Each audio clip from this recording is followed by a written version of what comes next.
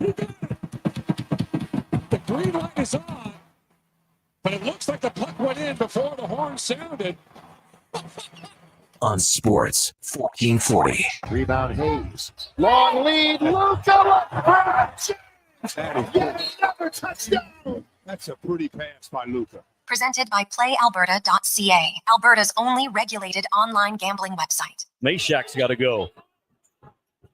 He will fire.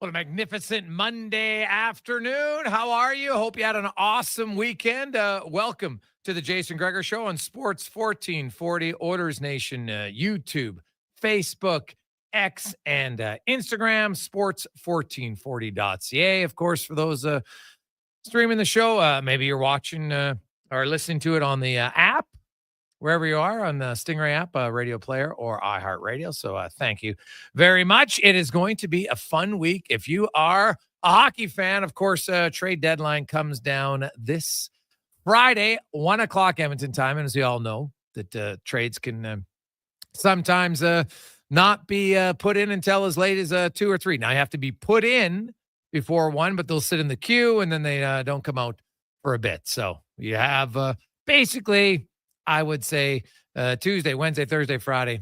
From today, we got exactly 4 days, and then we will know who's moved, who isn't moved, which teams we think have improved. Hey, maybe which teams made a right decision by not moving a player or not acquiring said player. And we'll break it all down. Should be great. Lots to talk about all week long. The Edmonton Oilers, of course, have yet to make a move, but they should be making a move, and multiple moves. When I look at it, when I look at this team and I see what's good about it, and they're a good team, right? Like the Oilers were a good team, as we said last week, who was playing poorly. And they found their game in Florida, played better. They lost.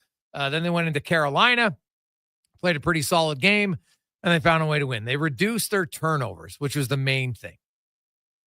And that's how you have to start. Now, you know what? The good news for the Edmonton Oilers is you can give me, I don't care what betting line Play Alberta had, but you have any line that Connor McDavid is not going to start producing like you're used to with Connor McDavid. You know, he said, hey man, he hasn't felt great. You expect McDavid, he'll come back and he'll be fine. Now he does have a point in the last 4 games, but by his standards, not where he wants to be. Now he came home, got to sleep in his bed, got to see his dog, hadn't seen his dog in 3 weeks. And anybody dog owner out there, you know, if you're close to your dog and they just kind of give you that, it's kind of hard to explain that relationship between a dog, and they give you endless love, unconditional. It doesn't matter. They're always super excited to see you. They make you feel better about yourself, right? They just do, because they're just like, you're the best. And, you know, not having that, I'm sure. Didn't see his dog. Obviously his wife, Lauren, was with him at the 4 Nations. So it's not like they were apart for 3 weeks, but there's just, you know, you come home, even if you have a great holiday, right? You go to Maui, or I don't care where you go to the East Coast. You're like, oh, this is a great holiday. When you come home, there's just something about you sleep better in your own bed. Just used to it. Who knows? Maybe he's got a stuffy. I have no idea. Got a special blanket, special pillows, whatever it is. Just sleep a little bit better in your home bed. And he, like a lot of the other players, they got home Saturday late. So you got that night, Sunday night, Monday night. He'll play on Tuesday. I think probably a little bit more pep in McDavid's step. Plus, it's March. McDavid in March is better than any other month for McDavid historically. But then you throw in his running mate, Leon Draisaitl's been even better. And Draisaitl continues to play excellent. He's come out of the break just like he went into the break, has been excellent for the Oilers. He scored in every game except last one. Then he had 2 assists in the win in Carolina. And Draisaitl, 90 points on the season. He is inching closer to another 50-goal campaign, another 50-assist campaign. 50-50 is not many guys do it. That's why, to me, Draisaitl is like a unicorn in the NHL. So you could say, well, geez, maybe I think Matthews is a little bit better goal scorer. Ovi's a better goal scorer. Okay, sure. But Draisaitl, it's not even close. Like the gap between them and Draisaitl as a goal scorer is minimal. The gap between them and Draisaitl as a passer is monumental. Matthews isn't close to Draisaitl in the passing department, nor is Ovechkin, right? Nor David Pastrnak. That's what makes Draisaitl so unique. He is right up there with the best passers in the game, and McDavid and McKinnon and Kucherov. He's right there. But then as a goal scorer, he's above all of them. And that's what makes him very unique. And I think right now, as we get to the final quarter of the regular season, he enters the final quarter, for me anyway, as the favorite to win the Hart. He's got a pretty good lead to win the Maurice Richard Trophy. He's right in the mix for the Art Ross, 1 point back of McKinnon with the game in hand. So lots to play for him down the stretch as well. Not to mention first place in the Pacific Division, where the Edmonton Oilers are currently 4 points back of Vegas. They do have one more meeting against Vegas. They got a slightly easier schedule in Vegas down the stretch, so we'll see. Does that matter? Who knows? But if the Oilers find their game, I think it could be a good stretch drive in the race for Pacific and first place.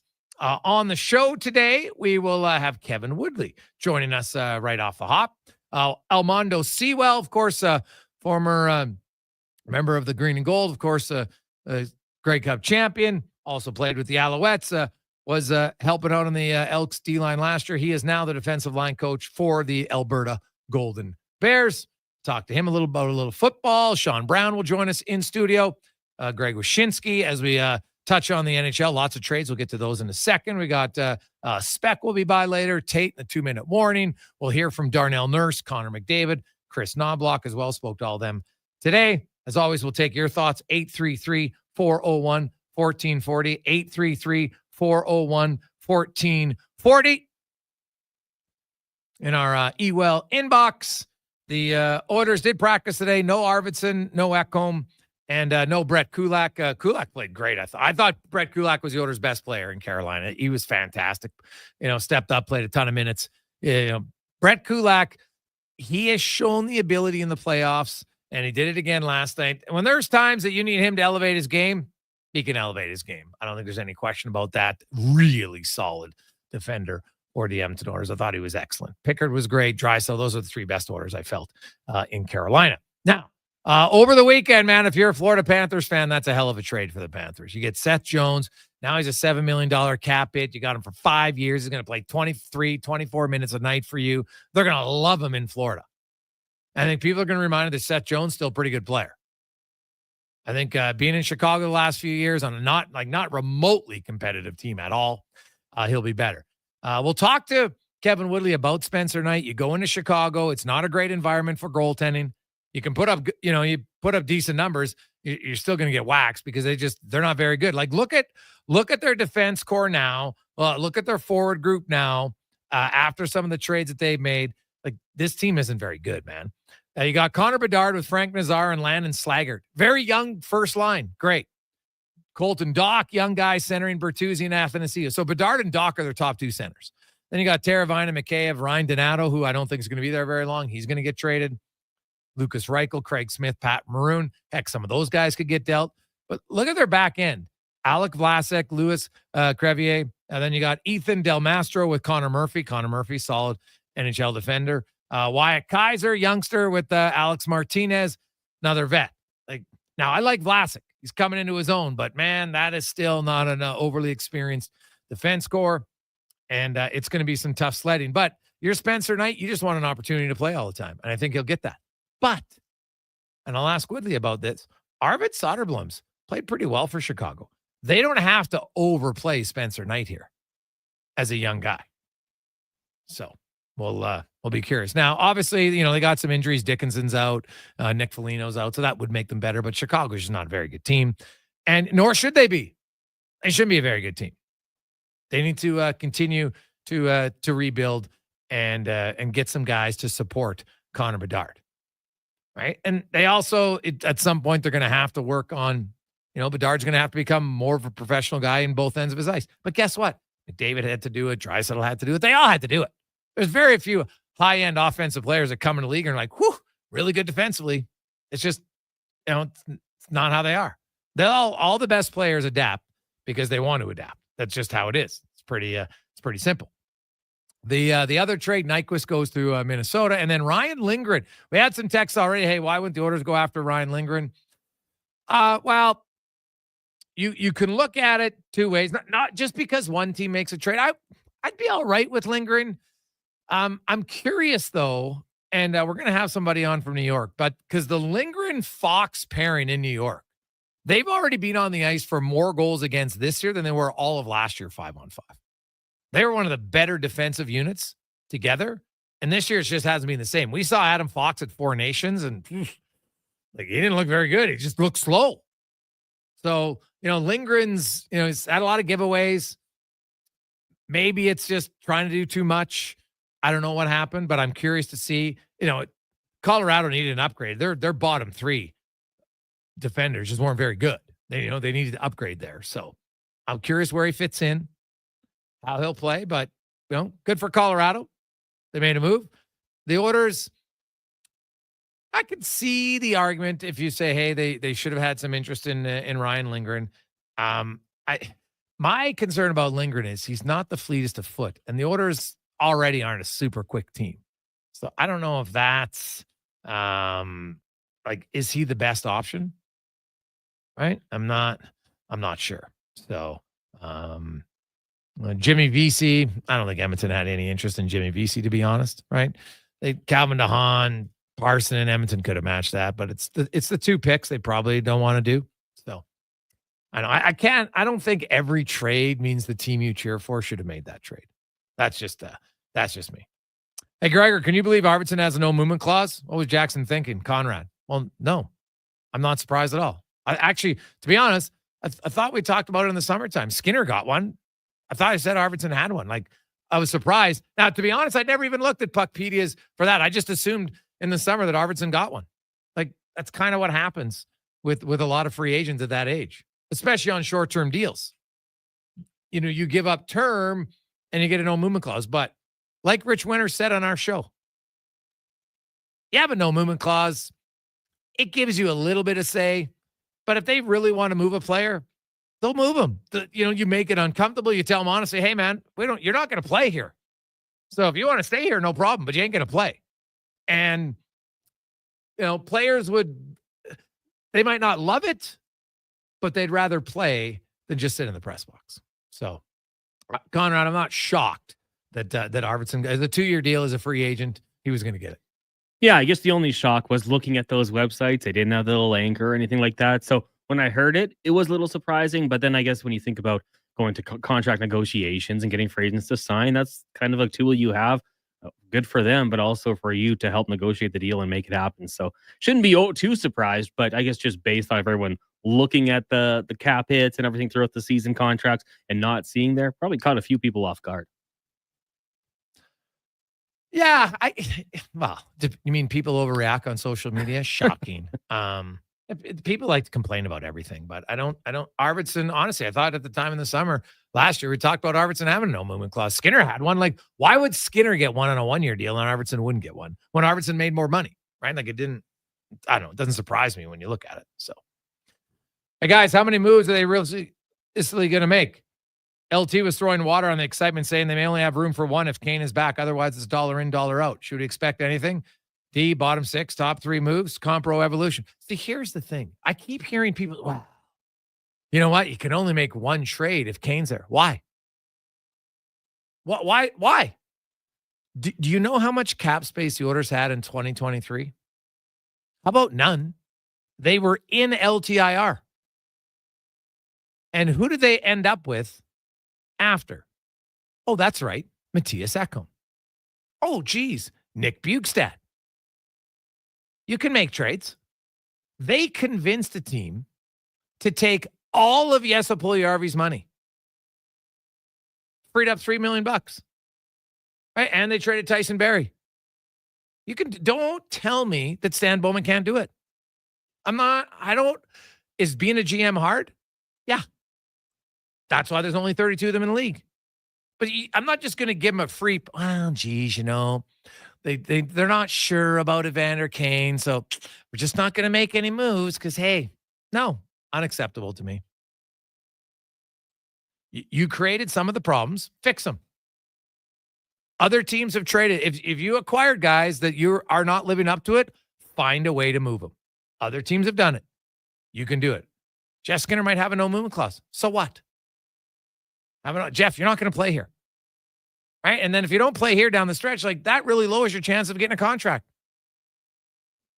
Just be truthful, right? Be truthful. So, hey, Greg's a motivated, healthy Kane. That's what the Oilers need to win the cup. We can't trade him if he's healthy from Stanley. Well, do we know how healthy he is? Number one. And hey, I agree that Evander Kane brings some elements to the team that the Oilers do not have. He brings an on-ice arrogance and physical swagger that they do not have. There's no question about that. I don't know how he's going to play coming off significant surgeries, double hernia surgeries, torn abductor muscles. He had a lot of stuff repaired. His knee had something in it, nothing structural there, but I don't know if it's a bone spur. I don't know exactly what it was, but he's had some, significant work done. So can he come off of LTIR and be impactful right away? God, it would be great. But it's not going to be easy. I'll just say that. So, but he does bring an element that they lack. There's no question about it. I've talked about it. I wrote about it. It's coming out at Oilers Nation today. Like the Oilers' lack of physicality is a big concern to me. Because when I started to dig into the number, I didn't realize I knew the Oilers were last in hits. So then I stuck into it. But they're 40% lower. Because they were very consistent. They were basically at 22.6 hits per 60 at 5-on-5 in 22, 23, and 24. And you know where they were in the standings? 15th, 16th, and 15th. So right middle of the pack. They've never been an overly aggressive team. They don't chip and chase. That's not their identity. And that's okay. But they were always still middle of the pack. They're 32nd this year. And not really close to anybody else. So even if I say, geez, put in Evander Kane at the rate he hit last year, guess what? Now they'd be 31st and still a long ways off, even 30th place. And every player except Darnell Nurse has seen a significant reduction in their hits per 60 this year. Draisaitl, Nugent Hopkins, McDavid, Connor Brown, Matthias Janmark, Adam Henrique, Brett Kulak, Matthias Ekholm, Evan Bouchard, all the returning guys, all of them. So it's across the board. So the good news is they can all improve. Now, I'm not expecting Draisaitl or McDavid to hit a lot of guys. I don't need them to. But when you go from a 40 or a 50% drop off from what you've done consistently year after year, it's still a drop. And then when everybody does it, man, it adds up pretty quick to being right now the least physical team in the NHL. And please don't text in and tell, well, Gregor, if you have possession, you don't need to hit. Oh, really? Okay. Do you know the Detroit Red Wings, they're 29th in hits. Do you know where they are in possession? Oh, that's right. 29th. The Florida Panthers. And by the way, Edmonton's third in possession, 5-on-5. Florida is second. You know where they are in hits? Number one. You can do both, or you can do neither and still suck at it. You can not have possession and not hit. You can have possession and hit, or you can be average hitters like the Oilers were for the last few years. Like, think about it. The Oilers' possession numbers this year are slightly lower than they were last year, but their hits are down 40%. So how can you argue that, well, when you have the puck, you don't have to hit? The Oilers are, in fact, 40% lower despite possessing the puck a little bit less than they did last year. Right? Doesn't make sense. Shouldn't they be up in hits then? Because their possessions are down, according to that theory? Doesn't work. So there we go. We'll take a quick break. We'll return. Kevin Woodley will join us. Lots more. 833-401-1440. 833-401-1440 in our E-Well inbox. I'm Colin Livingston, president of Cantork. Since 2016, we've been at the forefront of hydraulic torque wrenches in Canada. I'm delighted to share our latest venture, in-house production for quicker turnaround, superior quality, and heightened versatility. Experience excellence at Cantork.com. Mr. Ruther checks off his bucket list. Skydiving is tops on my list. I want to go to Bali. What's at the top of your bucket list, Mr. Rooter? Definitely the Rubbermaid H2864R. It has 14 quarts of capacity with a spill-free pour spout and a corrosion-resistant handle. Wow, what a bucket. You know that a bucket list isn't a list of nice buckets, right? I do. That's how good this bucket is. For a plumber with buckets of plumbing passion, call Mr. Rooter. Happy St. Patrick's Day. Edmonton's biggest St. Patty's Day party is at On the Rock. Party at OTR March 14th to 17th as we celebrate St. Patty's Day the way it needs to be celebrated. The luck of the Irish, for the Irish. 96 hours of green beer. 5,760 minutes of mayhem, including live entertainment. Irish dancers. And all the festive Irish food you can handle. Celebrate St. Patrick's Day at On the Rocks. On the Rocks. Your Kiss Me, I'm Irish headquarters. Only if you're into that sort of thing. Jasper Ave and 118th. I'm Rick Showers from No Bull RV, and over the years, I've noticed something. New RV stores tend to treat the used RV customer as kind of a second-class citizen, not as important as the customer buying new. Heck, that even extends to the way they treat the used RV staff, and I ought to know. You learn the business in the used department at a new RV store, right, Rick? That's right, Bob, but I always loved used RVs. They're all one of a kind. I drove a used car as well. Used is always a better value than new. Come to think of it, I drive a used truck now. Sounds like buying used means getting the most value for every dollar spent. That's it exactly, Bob. A new RV is worth a lot less the second you roll it off the lot. Our customers benefit from that correction in value, which makes them smarter. So we treat you like a VIP because every customer and every staff member knows our used RVs are better than new. And that's No Bull. NoBullRV.ca. Attention drivers, it's the midwinter tire clearance sale at Fountain Tire. Right now, you can save up to 20% off all in-stock winter tires. That's right, premium brands, unbeatable safety, and incredible savings. But don't wait, this sale ends March 8th. And once they're gone, they're gone. Contact your local Fountain Tire for complete details. 90 days? You're telling me I can buy a 2024 or 2025 Buick or GMC from Wolf GMC Buick and make no payments for 90 days? Whoa, and you're telling me there's more? It's the final days of GMC's employee pricing on remaining 2024 Sierra HDs and Yukons? Clearly now is the time to buy a new vehicle. I'm heading to Wolf GMC Buick, corner of 184th Street and Stony Plain Road. It's mere seconds east of the Anthony Henday. Wolf GMC Buick. We're making it easy. People are always curious about what GS Construction does. They know it's something to do with construction because it's in our name. But our work at GS Construction isn't just about the projects we do. It's about people. This season, you'll see GS Construction improving underground infrastructure in the places we call home. So we're looking for crew members to work with motivated and friendly team members. Sound like you? If you want to join a team that cares about the community, your community, visit gsconstruction.ca and apply today. They are nice, tasting just so right. You can order oodle noodle at oodlenoodle.ca, delivering you the news almost right away. Remember, you can order oodle noodle at oodlenoodle.ca. So stay on your couch all day and order oodlenoodle.ca. Oodle noodle. At Leading Edge Physiotherapy, we believe in the wisdom of Patch Adams. Treat a disease, you win, you lose. Treat a person, I guarantee you'll win no matter what the outcome. We don't treat conditions, we treat people. From personalized treatment plans to compassionate care, we're committed to helping you achieve your goals. That's why hands-on techniques, unique technologies, and a commitment to hiring amazing people mixed with friendly, fun neighborhood environments. And ta-da! No, it's not magic. It's about being human. Sometimes being human hurts, but life shouldn't hurt. LeadingEdgePhysio.com. Tonight.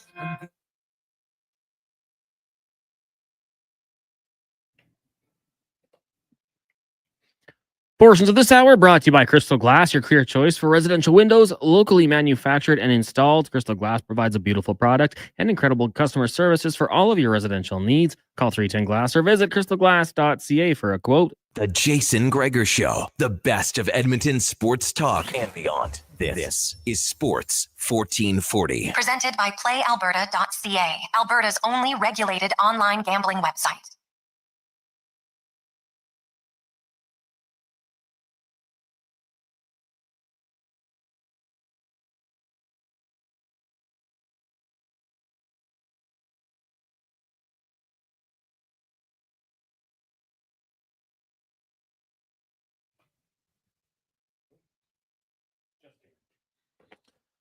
2:23. Welcome back, Jason Gregor. Connor Halley with you. Sports 1440. Declan Kruger running things at the Oilers Nation YouTube, Facebook, and X. So thanks for listening. Thanks for watching. Hope you had a great weekend. All of the teams, I know that the playoffs are on. Hey, playoffs are on in a lot of leagues. The Jungle, Junior B's been going on for a while, but lots of the Edmonton minor hockey leagues and HSL and everybody else are going through their playoffs. Exciting time. So hopefully you had fun. Remember, parents, no yelling at the officials. Stay relaxed. Serenity now. Frank Costanza, serenity now. Let's go around the NHL, brought to you by McDonald's. And many of you saw it on Friday. It's the McDavid location on Calgary Trail, which means they are extending the Big Mac David for another week. And you can check those out. Also, hopefully you enjoyed the 90-cent fries. Over the weekend, Connor McDavid talked about the McDavids, which happened one in Edmonton and one back home in his hometown. And he said, man, my buddies, like a lot of them when we grew up there, they actually worked at that McDonald's, so they thought it was fantastic. So I guess they had quite the text chain going with some of his buddies who all worked there. And I'm sure there was some fun pictures taken around that. So stop in, see it. McDavid's at McDonald's on Calgary Trail. As we welcome in from In Goal Magazine and NHL.com, Kevin Woodley joins us as he always does on Monday. Woodley, how you doing, my man? I'm good. I figure I got a t-shirt that I should have worn for this hit, not just to remind you that their playoffs start as well, but it's also a good reminder for the parents as the minor hockey playoffs start. And the t-shirt simply says, all roads lead to beer league. Oh, that's actually pretty funny. Hey, we had to get you on a little bit earlier today because big trade in the weekend. Spencer Knight has been, you know what, like when Florida signed him a few years ago, they thought probably he was going to be the guy because maybe Bobrovsky had a few tough years. And another example of, guess what, man, goaltending's hard, even for the best guys, to be consistent all the time. And he's found his game. And, Knight had to, step away from the game for a bit, but now he's back and playing well. What do you make of this trade for him? And what should be realistic expectations for Spencer Knight in Chicago? Honestly, I think it's realistic with some patience that he grows into being a really high-end number one goaltender. I don't know how high that ceiling is, but the reality is, like on a sort of per shot basis this season, and this was true of Anthony Stolarz last year. So, and obviously Bob's got a Stanley Cup since then, but he's actually outperformed Bob during the regular season. And again, none of that matters because we see how Bob elevates in the playoffs, and that's obviously what matters to the Panthers and what they're counting on again. But in terms of performance this year, in a smaller sample, Spencer Knight has more than held his own. And he's kind of shown when he's, after getting through what took him away from the game, like he's got that pedigree and he's capable of playing up to it. Now, listen, I'm a Spencer Knight fan. I got to know him. His draft was here in Vancouver. We spent an hour with him on the In Goal Radio podcast. Heading into the draft, we spent some time with him in Vancouver.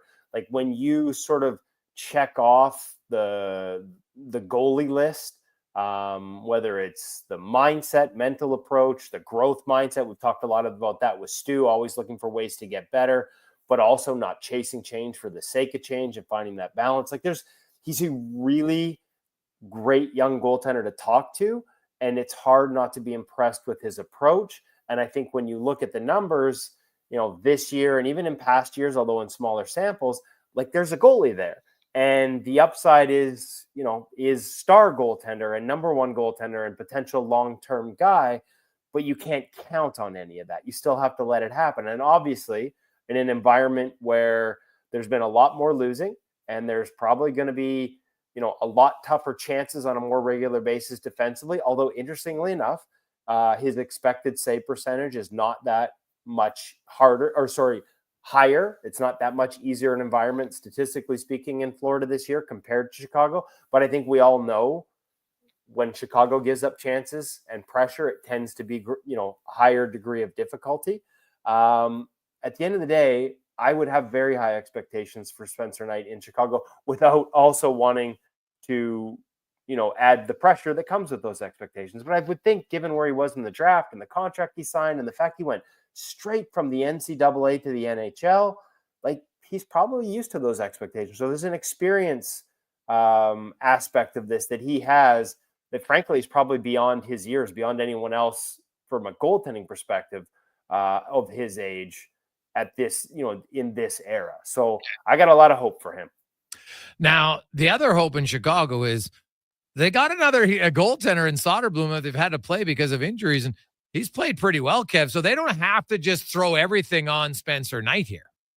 No, and that's the thing. Like, Arvid Soderblom was not supposed to be part of the plans this year. This was supposed to be Peter Mrazek and Laurent Brossoit, and Soderblom is the number 3. Well, because of the injuries to Brossoit, and I haven't been able to get any type of firm indication about when he's coming back, because don't forget, he's got another year on his contract. Yeah. Soderblom has come in and outperformed everyone. Again, it's not an easy environment, but he's shown, and I talked to him about his game and the adjustments he made in it, and they echo a trend I see around the league. Like, definitely playing with less depth. He's playing a more controlled, more structured game, well contained within his crease this year, and he really feels like it's made a huge difference for him. It took him a while to sort of buy into it. He worked on it in the summer, and it's a major part of how well he's playing. So, like, their future and goal looks really bright. The question is short term. What do you do with Peter Mrazek? Can you find someone who's, interested in his services, whether it's now or in the summer? And what ultimately becomes of Laurent Brossoit? And I sent some texts out sort of heading into the show, and I just haven't been able to get any answers, Jason, about where he is at health-wise.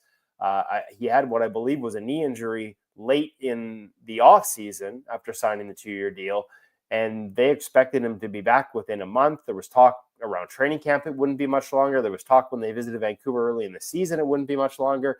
It's March now, and as far as I know, there's no imminent return coming. So that's a bit of a question mark. But then again, there's a guy that was highly touted in the offseason, one of the premium 1B guys in the UFA market. So if he can show that he's healthy again, whether it's offseason or late this season heading into next season, and you're determined to go with Soderblom and Spencer Knight, you'd probably be able to find a market to move on that deal. Yeah, well, Mrazek is an interesting one. Now, they can't retain any salary, so I think if they're going to trade him, maybe it comes in the summertime, unless you find a third-party broker to do it at this point. Right. That's the only way you could do it. And like a third-party broker would say, well, I'll take Mrazek at half, but to pay him half not to have him, like I'm trying to think when there's a third-party broker that's at $2 million, right? Like that's usually they're trying to break down the $2 million to another one, and they're taking on $1 million. So I'm not sure. The other part of this, when we do that checklist we've talked about in the past, like as we've sort of looked at goalie trades, there are certain attributes that make you think a guy's going to be able to manage it and not. And Mrazek's played for multiple teams, so he checks that box.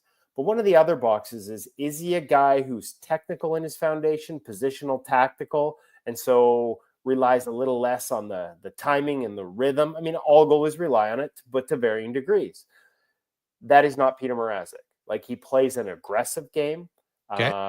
And therefore, from a style standpoint, and I mean, there are no absolutes, including this analysis, but typically the guys that play his style of game need a little more time to adjust to a new team and how to sort of manage the timing of their retreats, because they play with a little backwards flow, that aggression, when they can get away with it within the system and within the tendencies of the guys in front of them, they tend to need a bigger adjustment window. So when you combine the fact that statistically it's a down year for Peter Mrazek, he's been traded before, but not in a while, and it's probably going to take him longer than most goalies to adjust to a new team. I'm with you. Like that's one that I know a lot of people are going to instantly assume he's getting moved at the deadline, and maybe he does. But there are more check marks against him being a quick adjustment to a new team than there are for. It doesn't mean it can't happen. But if I was looking at independently from the outside, I'd have my questions about whether he's a guy that can flip that switch in 10 to 12 games and be super comfortable behind a new team and new teammates. Kevin Woodley from In Goal Magazine and NHL.com. Now, we talk about goaltender trades, and I don't even know, I haven't heard his name at all. But if a team was looking for a backup and the Rangers are trading off everybody, what about Jonathan Quick? Yeah, I don't think that's a move they make. Now, I could be wrong because Dylan Garon looks like he's ready. You could argue maybe he was ready for an opportunity this year based on the way he's progressed in the American Hockey League. And maybe they need to make that decision and give him that opportunity next season. And so maybe there is no one more for Jonathan Quick. But just the nature of them bringing him in, the way it happened, playing for his hometown team growing up, the amount of respect that he carries. The performance has slipped after an incredible start to the season, as with a lot of things with the Rangers. Yeah. But I just, there's certain guys that have just earned the right not to have to move if they don't want to. And obviously we saw that the Rangers, if they want to, like, look at the Trouba situation, and they went to great lengths to make him uncomfortable enough to move. So who knows? Maybe they're willing to do, doesn't matter what Jonathan Quick wants. But my hunch is that they probably wouldn't move him unless he asked. And everything I understand about what he loves about that situation would be that he wouldn't ask and wouldn't want to. Kevin, you look at some, the other teams like Binnington. I don't think, like, St. Louis is 1 point out of the playoffs. I don't see them moving him. Utah, I've never thought was ever going to move Edgemelka. It didn't make any sense to me why they would do it. They're a team that feels like they're on the rise, and he's bounced back after kind of one-off year, and they like him, and doesn't make any sense. They're in the playoff hunt. So that leaves John Gibson. When you look at his style and you look at everything in fit, and then you look at teams out there, do you see a good fit for John Gibson when you consider salary cap and everything else, where a team should take a swing at him? I think this might be a summer move coming off what has been a bounce back season for him.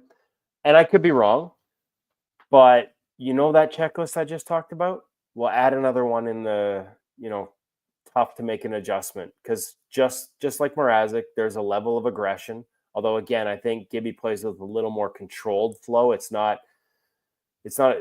different type of aggression. I'm trying to think of the right word for it. It's a little softer. It's a little less sort of, stabby, for lack of a better term. Like, there's sort of a violence almost to the way through Mrazek, so aggressive at times. And he has to recover his position, and he's got to do it with big explosive and quick pushes. And Gibson's got a little bit more flow. But again, on that sliding scale, his style leads to a little more reliance on rhythm and timing. And the other box that gets checked against him is he's never done it before.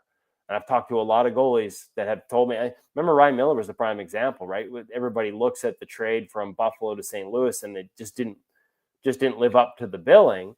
And within 2 years after that trade, he told me, I wish I could do it again, because now I'd know what to expect. And I'd be, I've changed some things in my game, including some of those flow elements that he had in Buffalo. And he felt like after a couple of years in Vancouver, he could absolutely go switch teams at the deadline and have success much quicker. Gibson's never had to do that, never played for a different team. And so I think you add style to that sort of box checked off of hasn't been traded before, hasn't switched teams in season, let alone or like between seasons, let alone in season. Is there a fit around the league? I'm like, there are some teams that could, if they took a risk, they might end up getting a really nice run out of John Gibson. Like I said, I want to see him on a good team. I think he'd probably surprise some people, but I think it's a process that might take a little time. And again, that's the problem with the deadline. There ain't much left by the time you move. Quickly, Calvin Pickard's going to start his second. Well, I'm pretty certain he's going to start tomorrow against Anaheim. I think it makes sense on a lot of levels. He played a very good game in Carolina, so you want to reward him with that. Give Skinner a few extra days of practice, and also, a subtle little message like, hey, we want you to get a little bit better. And the other thing is the other time Pickard did play 2 in a row in Edmonton, the only time he's done it was in the playoffs. And after that, Stuart Skinner, 15 games after that down the stretch, got him all the way to Game 7 of the Stanley Cup Final. He only allowed 2 goals in 11 of those 15, 2 goals or less in 11 of those 15 games. There's lots of reasons why I think this decision makes sense for the Oilers. And it's one where, Skinner's got to get better. And I want to ask you, Kev, because there's lots of talk about the goal in Florida by Nate Schmidt that, ended up making a 3-2 and ends up being a 4-3 game. The Oilers make some horrific defensive plays. Anyway, Schmidt comes in, releases that right inside the circle, kind of above the hash marks. What did you see on that play? What do you make of that goal? it goes down as a low danger chance, right? Like at the end of the day, even with clear sight analytics, even though it's in the slot, it goes down as a low danger chance. But I think there's factors there. It doesn't count whether a guy hits his spot or not. And posting in, like, it's just the shot in general from that area off that type of play with that time and space gets marked down as low danger. But you know, some guys might pump that into the pads. Some guys might even shoot it into the pads trying to get a rebound. Some guys might hit the goalie in the logo. It doesn't account for guys hitting their spots. And I thought that was an instance where there were two factors. Schmidt hit his spot, and I thought there was a stick that waved in front of it. And this is what he has to make sure he battles through. Is not sort of coming up and off the puck, being distracted by sticks in lanes and bodies in lanes. In that case, it was just a stick right upon the release. And it almost looked there with just a little bit of hesitation. Sometimes you're going to get beat. It's one of those ones that I have a really tough time judging because it looks really easy from the couch and you can look up the numbers and say it's a low danger. But, you know, as a goalie, you know, there are times where a guy just hits his spot and I guess I put it this way. It's the difference between a could have and a should have. And sometimes when a guy hits his spot, you still want it, like still think you could have.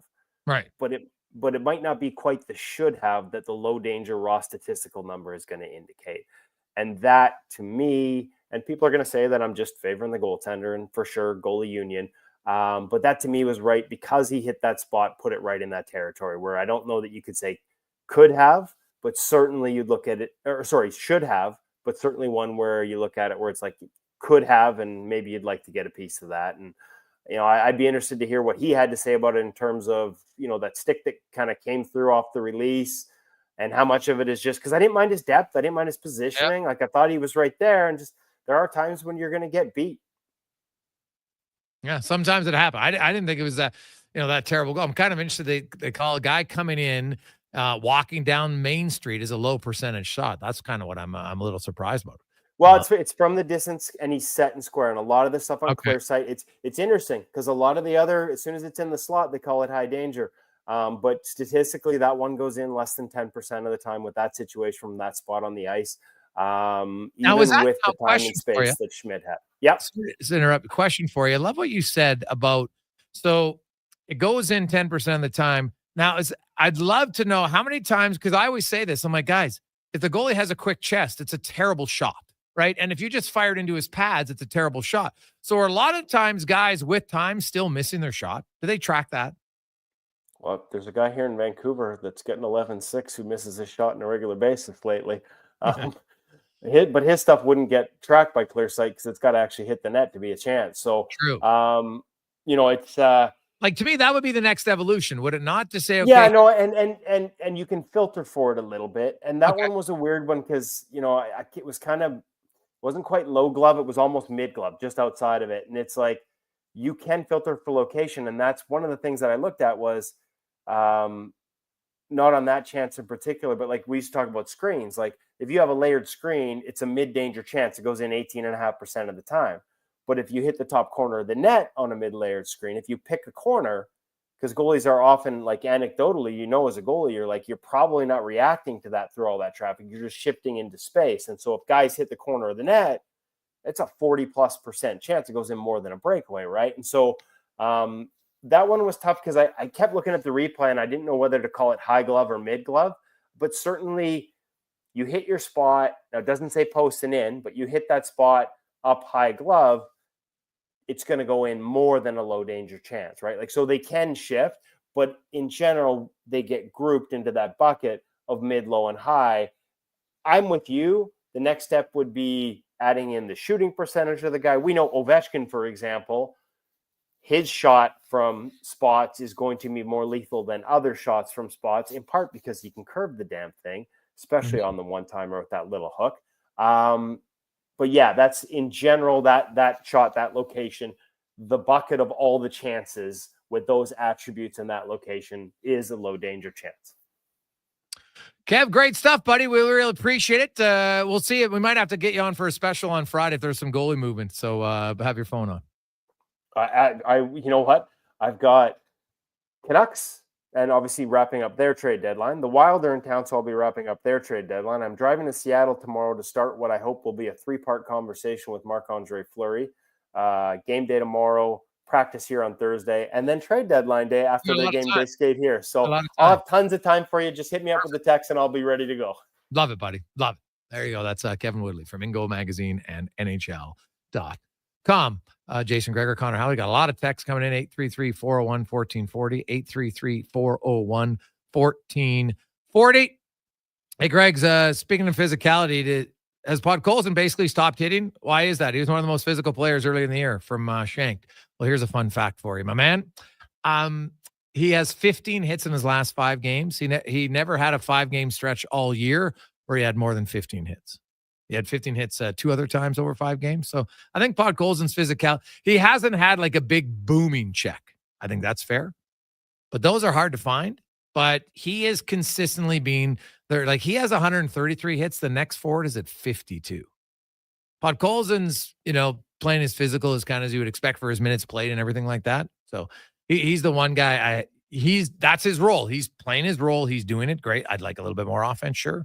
But yeah, he's the one guy. His hits really, I went through his whole game and he's been pretty consistent overall. As far like he's never had a stretch where all of a sudden he had 2 hits in 5 games or even 5 hits in 5 games. He's been pretty consistent all year long in that regard. We'll return a guy who liked to hit and hit hard. He'll join us next on the Gregor Show, presented by PlayAlberta.ca. It's the season for love, and you're about to fall hard for the vehicle of your dreams. Presenting the outstanding 2025 XC90 from Volvo Cars Edmonton. Right now, you can lease your 2025 XC90 plug-in hybrid from 1.49% and save $4,600. Or finance a 2025 XC60 from 1.49% and save $1,500. All while being deeply infatuated by the newly upgraded, highly attractive body and wheel design. Volvo Cars Edmonton. VolvoCarsEdmonton.com. 1205 101 Street Southwest. You've got a go-to coffee spot, a trusted barber, even a lucky game day jersey. But when it's about looking your absolute best, there's only one name you need. Mr. Dirk. Family run since 1939, we're experts in crafting impeccable tailor-made suits and offering a wide variety of everyday styles. Pair that with personalized one-on-one fittings and the convenience of on-site tailoring. Mr. Dirk elevates your style game. Visit our Edmonton store or explore MrDirk.com. Score big on style with Mr. Dirk. Play Alberta has hundreds of casino games right at your fingertip. Join thousands discovering why Fortune Coin is one of Alberta's most popular games. Fill your reels with golden coins, multiply your prizes up to 6 times, and turn good spins into legendary ones. Land the Fortune Coin symbol to win cash, trigger the jackpot, launch the free spins bonus, and watch as the dragon takes over your screen. New players get 100 free spins only on PlayAlberta.ca. Claim your offer today. Actions speak louder than words. Japa Machinery Group puts your construction plan into action with XCMG construction machinery you need. Available for rental or sale. Learn more at japamachinery.com. Gonna make you hungry. Booster Juice just dropped new guacamole and black bean grilled fresh options. What the what? Yeah, a guacamole black bean wrap, guacamole chicken panini, and an egg and chipotle black bean wrap. What a trio! Holy guacamole! Bye-bye, boring as bread sandwiches. Guac, yeah! New flavors, new cravings. Avocado up to wraps and paninis from Booster Juice. Canadian-born blending since 1999. Download the Booster Rewards app and order one today.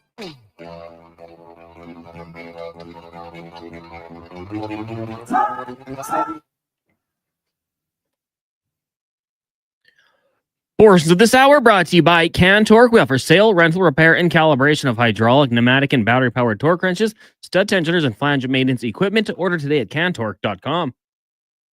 He's Alberta's sports authority and lead touchdown winner of his family's backyard flag football games. The Jason Gregor Show on Sports 1440. Presented by PlayAlberta.ca, Alberta's only regulated online gambling website.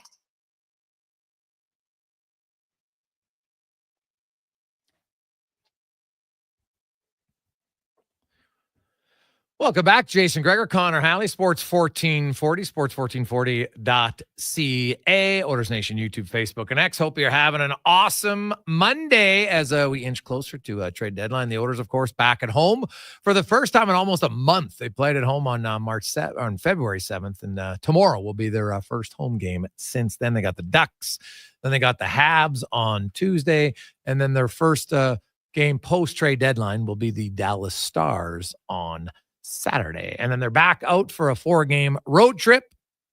And then they have an extended homestand after that to end the month. Let's talk a little football now. So we go to our football report brought to you by Legacy Heating and Cooling. Home to no payments, no interest for 1 year on your furnace. Stay warm all winter. LegacyHeating.ca. We are joined now by a 2-time Grey Cup champion, is a 6-time CFL All-Star, and he is now the defensive line coach for the U of A Golden Bears. Elmondo Sewell joins us. Elmondo, how you doing, my man? I'm doing good, buddy. How's it going? Hey, it's good. It's good. Have you been lifting lately? Not late. I took a little break off. I'm about to start up again soon. So now when you take a break, like how long do you take a break? I haven't touched a weight in about a year now, man. Really? Just give my body some time to heal back a little bit.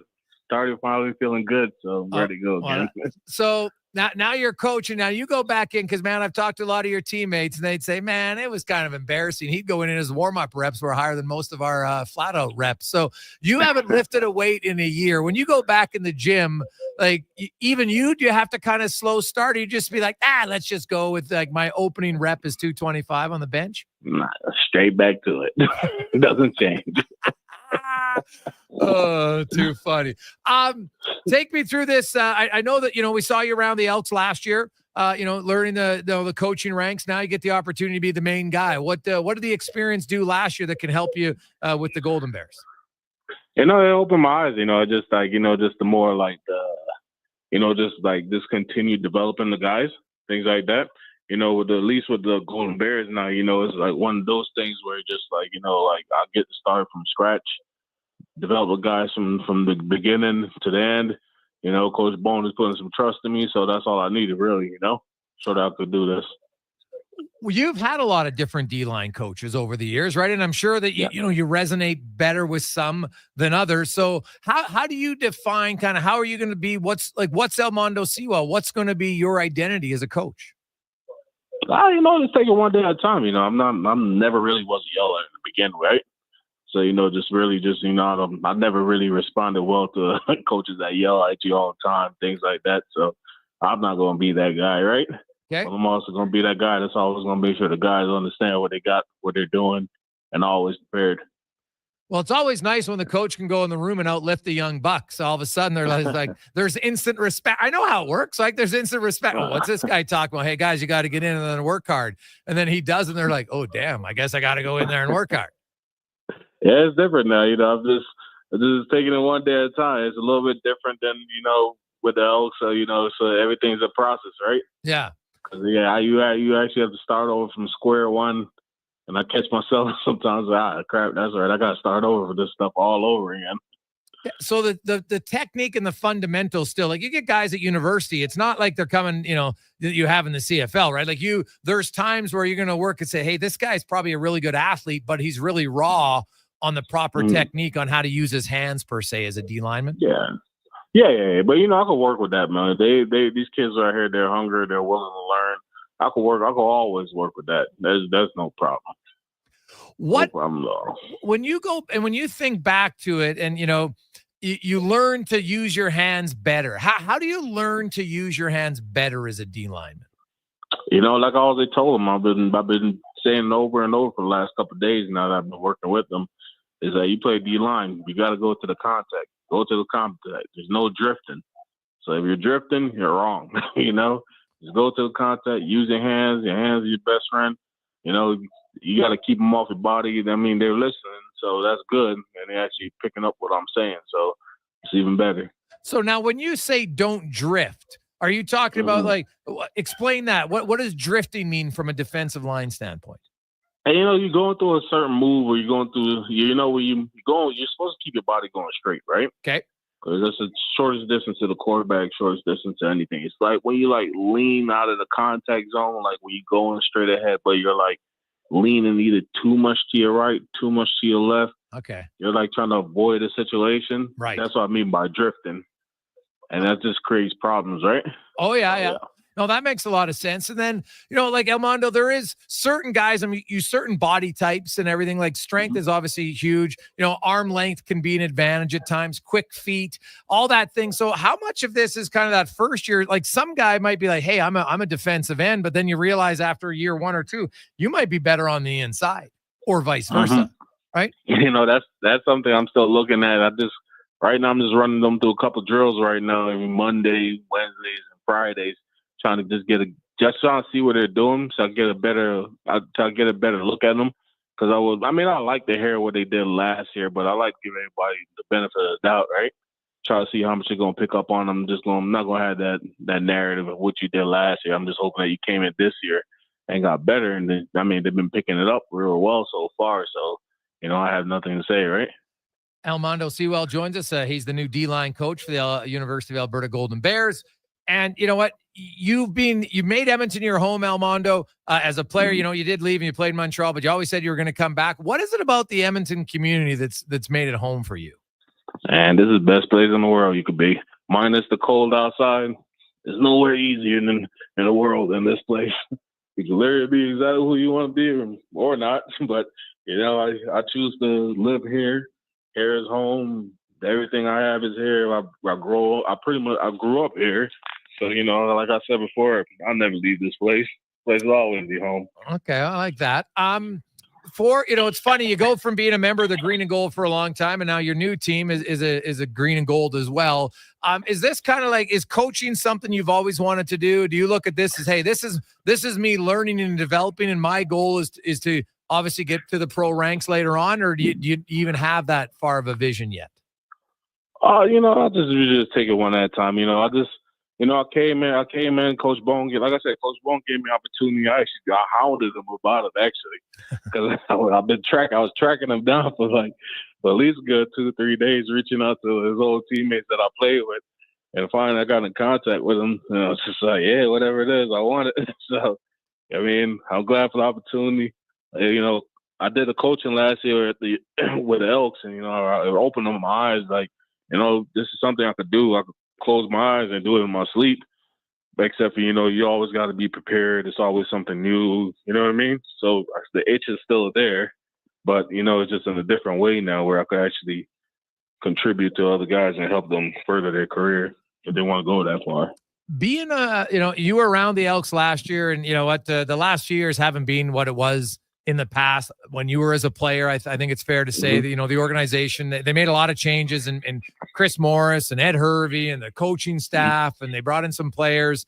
You look at the University of Alberta, and, Chris Morris built a foundation where they became a lot better, but now they want to win. How do you help them become better on the field?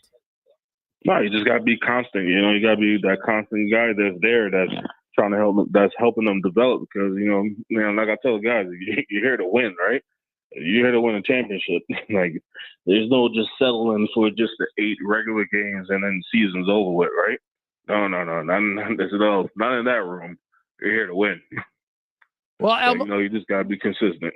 But got to be consistent. Now, you mentioned that you haven't been in the weight room yet. When are you planning? And when you go back in the weight room, are you going in with your young team? I'll go back in there. I'll probably go start before then, but I'm gonna end up going in there eventually. Do you miss working out? I do. I just miss not having so much pain on my body. I don't miss that. So, I'm feeling good now though. So I think it's time to wake up now. I don't want to be lazy. So having that much time off, because when you're playing, you get a little bit of time off, but then you're training all the time. You're not playing.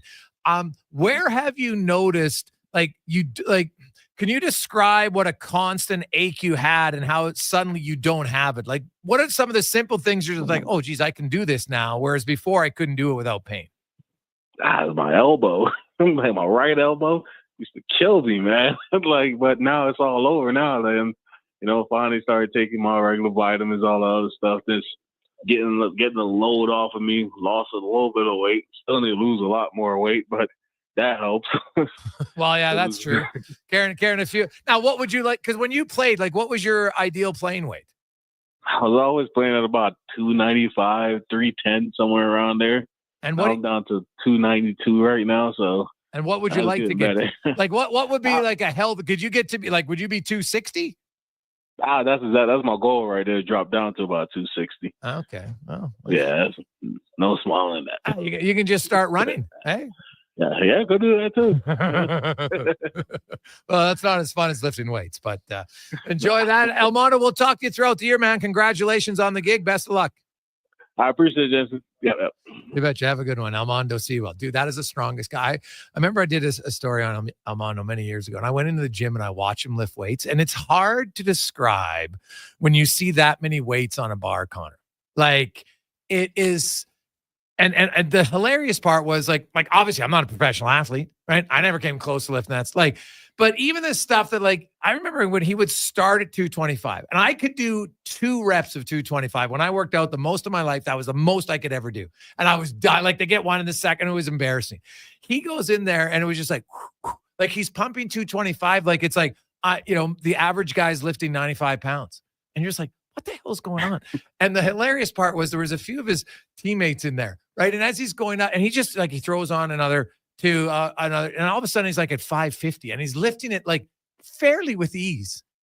And I'm talking to the guys, I'm like, well, what do you? And the guy's like, dude, I can't even come close to that. And like these guys were big, strong, like in their 20s, 30s. Like he was just freakishly strong, like freakishly. I think his highest bench might have been 700 pounds. Like it was, or I know I have it saved somewhere because he was doing between like bench and squatting and deadlifting, just lifting a massive amount of weight. Like one of them was 700, one is 6, and one was like 550. And you're just like, pardon?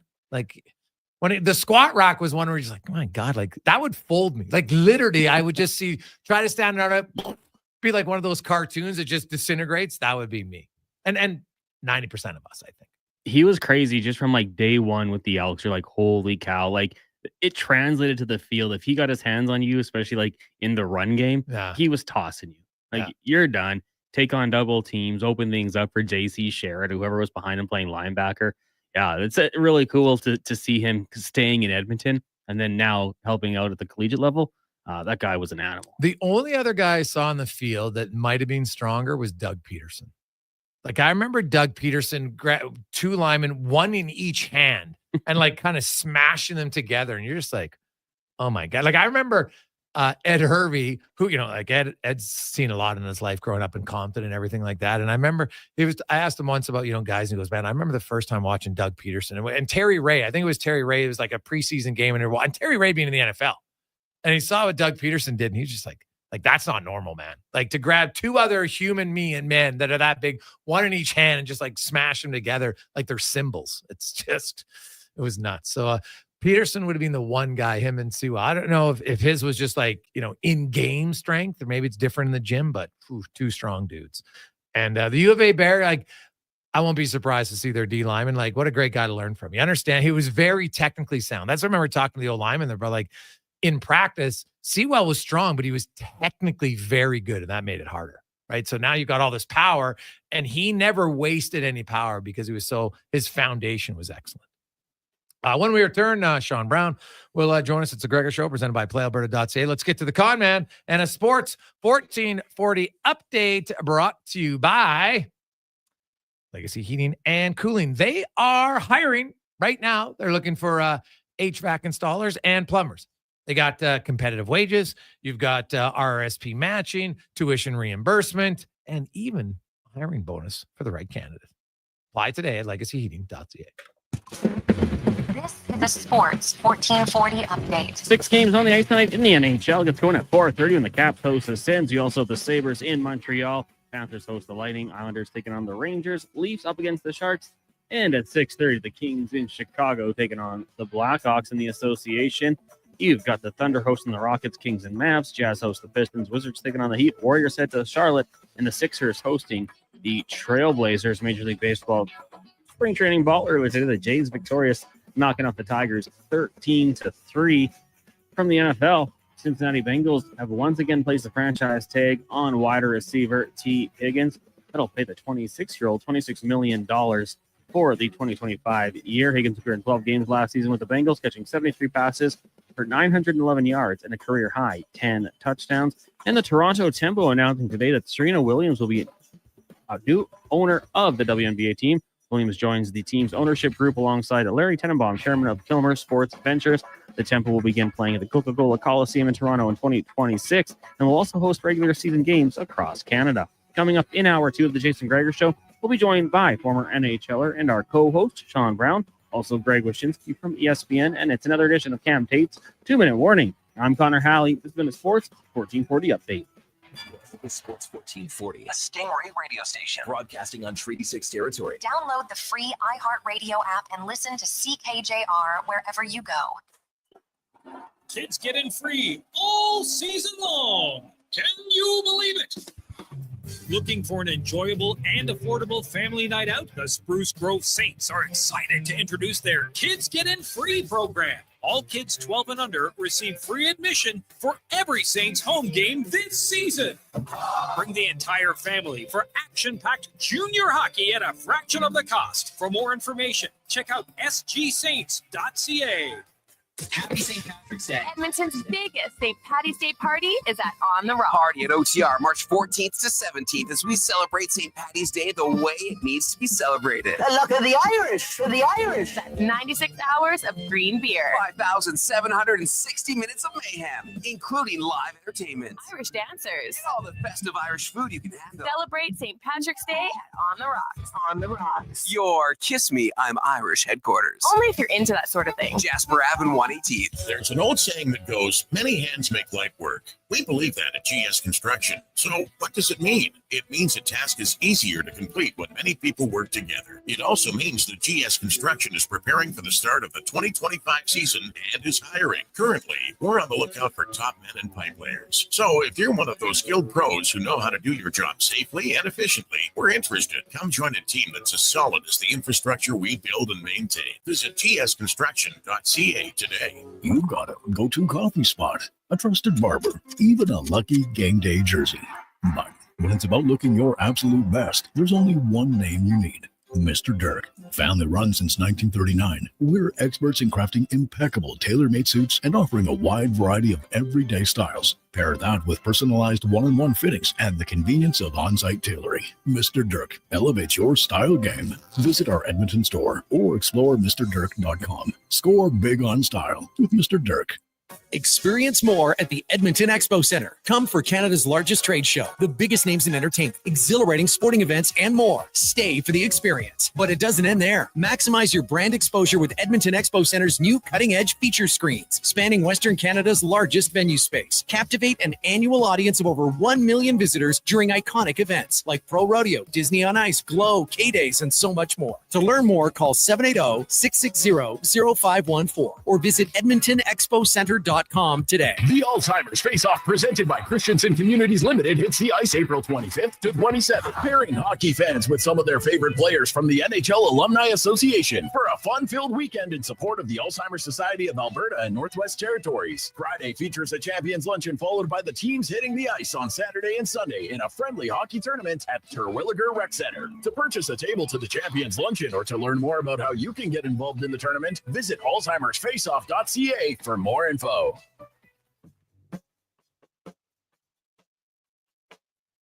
Portions of this hour brought to you by Japa Machinery. Japa is digging deep on their 50-year history of supporting Alberta's construction industry with their line of special edition blackout excavators. Visit japamachinery.com for all the details. Hat-tricks, touchdowns, and home runs. Get it all with the Jason Gregor Show on Sports 1440. Presented by PlayAlberta.ca, Alberta's only regulated online gambling website.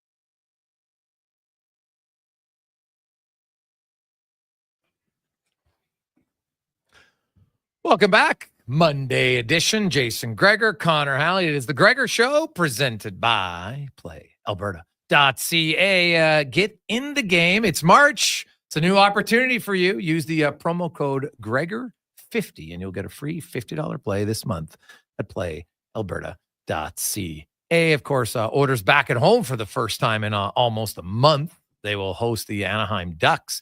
Hey, don't sleep on the Quackers. The Ducks have been pretty competitive as of late. Same with the Montreal Canadiens, who come to town on Thursday, and then the Dallas Stars are here on Saturday. And then the Oilers will jet back out for a 4-game road trip, the New York trip that has the Rangers and the Islanders and the Devils on that trip. And then the Oilers, they finish the month with, I think, 5 of 6 or 6 of 7 at home. So they'll get a little stretch here where they're at home a little bit more as we welcome in studio former NHLer, first-round draft pick, former head coach and GM in the AJHL, Sean Brown, joins us. Brownie, how you doing, my man? Good. It's beautiful. What a day. I usually listen to you guys a little bit before I come in, but a day like this, I was kind of outside puttering around, which I love to do. We got the new camera for you, but wow. It's, how good do I look? Well, you look a little darker. It looks like your sun. The sun's out. Yeah, the sun's out. Yeah, it's not you, though. It's just I think we'll have to adjust the lighting a little bit there. So who knows, though? You know what? Most of us always look a little bit better, a little bit darker complexion. Okay, well, that's like the old ugly lights back in the day when they came on, everyone's hiding. Remember those days? Oh, dude, yes. Yeah, you've seen it. Whew, all of a sudden. It's like a Two-Face in the old Seinfeld episode. Oh, God. Right? Oh, wake up, chew your arm off. Thankfully, I've never had to do that, but I've heard people that have. Heck, there was a while where the Oilers were waking up wanting to chew off their arm watching the video because they haven't played very well. The Florida game showed signs of it, and then Carolina, I thought a pretty solid game. But I want to ask you about this, Brownie, because I know the way you played. And I crunched the numbers over the weekend. And I think it's an issue. And today I asked the captain, I asked Darnell Nurse, I asked the head coach. I'll get their thoughts on it. But the Edmonton Oilers are dead last in the NHL in hits. They are dead last in hits per 60 at 5-on-5. No surprise. And they are down 40% from last year. Now they've never their identity when they've been a winning team. They're they don't chip and chase. They don't hit you a lot, right? But they were always 15th or 16th, right in the middle of the pack. Physical enough, right? And they were 1 or 2 hits a game from being top 10 team. They weren't far out of it. They were at 22.5 base, 22.6, 22.6, 22.3 for 3 years in a row. That's pretty consistent. They're down 40% this year to 13.6. Every skater on the team is down 30% except Darnell Nurse. He's pretty much even. Now, Ty Emberson has kind of replaced Vinny Desharnais' hits from last year, but the other guys who have replaced CC, no. Obviously, no one's replacing Evander Kane. Podkolzin's a little bit higher than he's kind of the same as what Holloway was, actually, because Holloway only played 35 games for the Oilers, but his hits were similar. But anybody who's a returning player is down quite a bit. We have some people saying, well, maybe they're saving it for the playoffs, and maybe you can, although Florida's led the league in hits the last 2 years. They made it to the Stanley Cup final both times. So I don't know if you save it or not, but what do you make of it? Is it a concern for you? Yeah, that's interesting stats there. I mean, I would say, it's a concern for sure because, to play 82 games a regular season with that type of intensity and to finish your check that's a big ask, and it's very unfair, and it's never going to happen. I think you have to, kind of pick your spots and I think the nice thing is when you have it throughout your lineup, not one guy's asked to do, the bulk of the heavy lifting. I don't know. Does it surprise you? Probably not. I mean, they're not overly hard to play against, and one of the reasons why they're probably in the hunt to try and get a Sam Bennett or somebody of that skill set is because, it's lacking throughout their lineup. We've talked about it before where, Connor McDavid is not only the best player, but he's asked to be the best player. And often at times when they're struggling, he's the kind of guy physically kind of working, doing that along with his skill. And I think that's a big ask from a guy like him. It's nice, but this is where, if you look through their lineup, this is where guys like Ecky's a big body, Kulak, Janmark, Podkolzin, Kapanen. There's guys that can do it. There's guys that need to do it. It's going to be asked of them when they get into the playoffs, because like you said, when they played against Florida, that was the biggest, the biggest thing that kind of stuck out in my eyes was just how relentless and hard they were to play against. I mean, and the reckless big hit that used to be in the game years ago, it's not that game anymore, right? But it's your ability to get on the forecheck with a good stick and still, finish it. And regardless of your size and ability, it's a mindset. I think that, if they're lucky enough to go out there and get, a guy that can, a Braden Shen, or those types of players, they quite often drag other guys that, into the fight.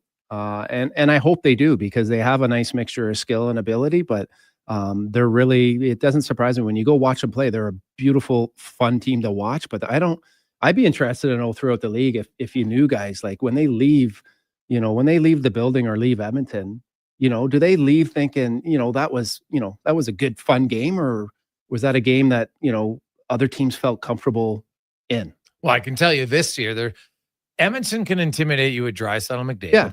No question. Yeah. They can make it uncomfortable for you in a different way. But there's the Edmonton Oilers, and like I said, they don't have to be Florida. Florida has a different identity, and it works. They have the type of players, so it's a combination. You have the players, and then you have a commitment. That's what they do. That's how they win. They chip and chase. They're very good at it, and they hem teams in. That's not Edmonton's game. It's not going to be their game. I'm fine with that. But they were a team that went to the Stanley Cup final last year being 15th. You can't just have no element of it. I think winning teams have different dimensions and different layers. What's our best asset? Okay, this one, check. But it doesn't mean, we have zero physical ability and we're okay. There's no team that wins that way. You need to have some of it, and part of it's on the group. Part of it's going to be on management to try to add some players who have it come naturally to them. If Kane comes back in the lineup, that will help, no question.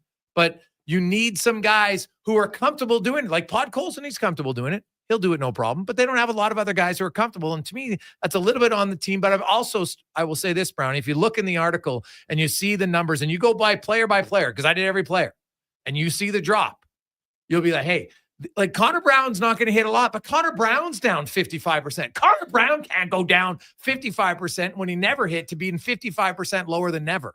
That's not good. I think you nailed it, though. It's guys, are you comfortable doing that? Is that, you said Podkolzin, like, there was a time where, it was really a part of his game, that relentlessness. And, that's why he was playing with Draisaitl and having success, is because, that part of his game was exactly what Draisaitl needed. And someone has to have that ability to get in on the forecheck and to be heavy. I mean, he was a little inconsistent with it. His game obviously dropped a little bit because of it. But when you look at that lineup, like, who honestly has that makeup, right? Like, Darnell Nurse has come, I don't know. I mean, the standard has, I think, dropped over the years. I think he has another, he'll get to another level when we get into the playoffs. But I would say, naturally that was something that he had in his game.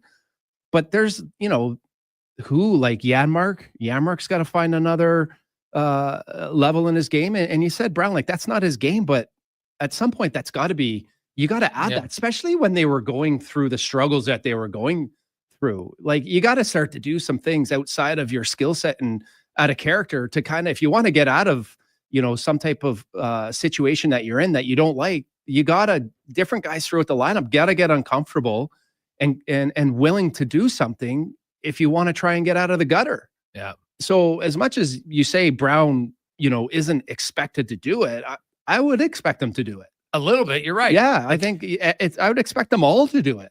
But I think if you have some of the names that I brought up earlier, where it's more natural, and they're very comfortable doing it, and they're comfortable with what comes as a result of that, right? Because to play that way, somebody's probably going to come knocking on the door, right? And at times you're going to want to have to answer it, right? So you want a couple guys that not only feel comfortable doing it, but comfortable with the reaction to it, right? Because that grows everyone in your lineup. Right. Because now other guys are like, oh, okay, there's nothing worse than the guy that goes out there and creates a mess and expects someone else to go out there and clean it up.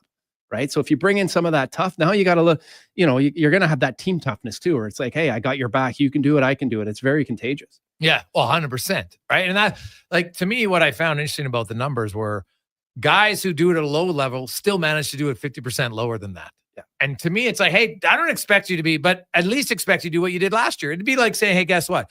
You scored 10 goals last year. Now it's okay that you score 4. No one would think that was okay. They'd be like, geez, this guy's having a brutal year. Yeah. But that's what they're all doing in this one factor of the game. And it's one element of the game. And winning teams have different. If you want to play physical, you know what? We can match it. We're not going to run you out of the building, but we're not going to get run out of the building. That makes sense? 100%. I mean, you need that. Like I said, I mean, they got 2 of the best players in the world and they got some skill throughout their lineup. If they can get some guys in there that can play and comfortable, playing hard. I mean, look at the whole reason, they're in the situation they were in when they were struggling is, they weren't checking, they weren't competing. There was no uncomfortableness to anybody's game. I mean, in the past, what typically happened for the Oilers to get out of any type of slump, it was basically McDavid and Draisaitl just finding their game, right? The thing that concerns me was, the role players and the guys, the surrounding cast, right? What did they do that was so uncomfortable throughout the season that would get them in a position to get out of any type of situation, right? And I look at those guys because I know what it's like to be in that situation. This is your time, right? McDavid and them, right? For the most part, they're definitely not, they're not the issue, right? They're going to have their ups and downs, but they're definitely not the issue, right? There was just some other guys throughout the lineup, some supporting cast guys that I just kept waiting to be like, hey, this is your moment. This is your time to kind of seize the opportunity, to do something, to rally the troops and get going. Yeah. Yeah. You need it sometimes, right? Like I've said, right now, the Edmonton owners have no one on their team who can change the momentum with any sort of physical play. McDavid and Draisaitl can change the momentum in a heartbeat because they just have a dominant shift and they have some guys can do it, but you have to have different elements at different times of the game. Like a big hit, Brady, you played, all of a sudden it wakes up your whole bench. Yeah. I mean, remember the time it seemed like to me, Ryan Nugent-Hopkins and I mean, I might come across as I'm criticizing and who am I to do that? But there was always a time where it seemed like, he would get in like one fight a year, right? Where it was maybe sticking up for himself or sticking up for a teammate. When guys like that, Janmark did it last year. He got in a great fight. I forget who it was again. But when guys do that, it's different than when a guy like, Corey Perry or a guy that's expected to do it. Yeah. When those role guys do it, it sends a rippling effect and message throughout your lineup, right? It's galvanizing. There's no better way to team bond, right? And when the guy comes out of the penalty box, you're tapping the boards, you're in the dressing room in between periods, giving attaboy, like where I just for a team and I know they love each other and I'm sure they all get along absolutely, right? But where you really see it is when things are really tough. Yeah. Very true. Jason Gregor, Sean Brown with you, Sports 1440, Oilers Nation, YouTube, Facebook. And X will come back. We got lots of hockey talk, some trade talk to get to. The Gregor Show presented by PlayAlberta.ca. At Fountain Tire, right now, you can save up to 20% off all in-stock winter tires. That's right, premium brands, unbeatable safety, and incredible savings. But don't wait, this sale ends March 8th. And once they're gone, they're gone. Contact your local Fountain Tire for complete details. At Papa John's, we're not just in the business of making better pizza. We're in the business of making everything better. Ambitious? Perhaps. Delicious? You better believe it. Monday? Make it a pizza party. Sick of parenting? Get Papa John's on dinner duty. Date night? We've got the recipe for romance. With our never frozen dough and always fresh toppings, Papa John's is committed to making it all better. Get better today at papajohns.ca or visit any of our 50-plus locations across Alberta. Papa John's. Better ingredients, better pizza. It's the season for love, and you're about to fall hard for the vehicle of your dreams. Presenting the outstanding 2025 XC90 from Volvo Cars Edmonton. Right now, you can lease your 2025 XC90 plug-in hybrid from 1.49% and save $4,600. Or finance a 2025 XC60 from 1.49% and save $1,500. All while being deeply infatuated by the newly upgraded, highly attractive body and wheel design. Volvo Cars Edmonton. VolvoCarsEdmonton.com. 1205 101 Street Southwest. Legacy Heating and Cooling offers no payments and no interest for 1 year on your new furnace. So, when you wake up to no heat, Call Legacy. If you need it immediately with no overtime rates. Call Legacy. If you need it immediately and want to combo it with AC. Call Legacy. Call Legacy. No payments and no interest for 1 year on your new furnace. It could only be Legacy Heating and Cooling. Do it, do it, do it. Your vehicle is a big investment. Protect it at Hughes Car Wash. We use only clean, fresh water and the highest quality car wash soap. Hughes Car Wash, the car wash pros. Find us at HughesCarWash.com. In 1973, deep in the basement of an Edmonton family home, an elite team of specialized forces came together to form Action Electrical. Action Electrical Divisions, assemble. Projects team reporting. Service team reporting. Testing team reporting. Energy team reporting. Supercharged with skills in their electrical fields and grounded by strong family values. Facing an electrical menace? Call on the men and women of Action. Operating throughout Alberta at actionelectrical.net. This is going to make you hungry. Booster Juice just dropped new guacamole and black bean grilled fresh options. What the what? Yeah, a guacamole black bean wrap, guacamole chicken panini, and an egg and chipotle black bean wrap. What a trio! Holy guacamole! Bye-bye, boring as bread sandwiches. Guac, yeah! New flavors, new cravings. Avocado up to wraps and paninis from Booster Juice. Canadian-born, blending since 1999. Download the Booster Rewards app and order one today. Are you tired of waking up tired? Are you tossing and turning all night and stiff and sore the next morning? If your sleep is suffering, it's time to visit the Brick Mattress Store. Their sleep experts will help you find the right support for a restful night's sleep. Back sleeper, side sleeper, hot or cold, there is a perfect mattress for you. Plus, with next day delivery, your best night's sleep could be tomorrow. Check out the Brick Mattress Store locations in Spruce Grove, South Edmonton, St. Albert, and Leduc, and start waking up refreshed. Riverside Marine and Motorsports are back for the 2025 Edmonton Boat and Sportsman Show, March 21st and 23rd. Discover new 2025 models and exclusive offers like Yamaha finance rates and big rebates. Riverside Marine and Motorsports. What you do for fun is our business.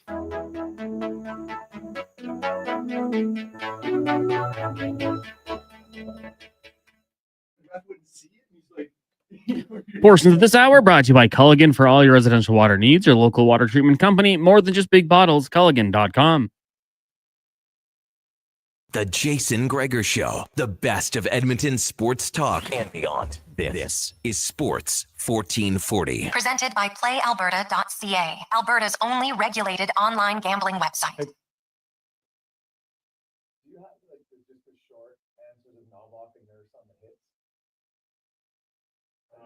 Nurse about being physical. Then even McDavid's too. I sent you all the clips. 327, Jason Gregor, Sean Brown, Connor Halley, Sports 1440, Oilers Nation, YouTube, Facebook, and X. Of course, it is trade deadline week. We already had some deals, huge one on the weekend involving the Florida Panthers. I love that deal for the Panthers, and I don't mind it for Chicago, but they're still a long ways away. Blackhawk fans, just dig in.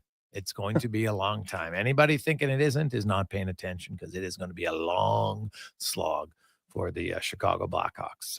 They didn't really start committing to the rebuild until they got Connor Bedard.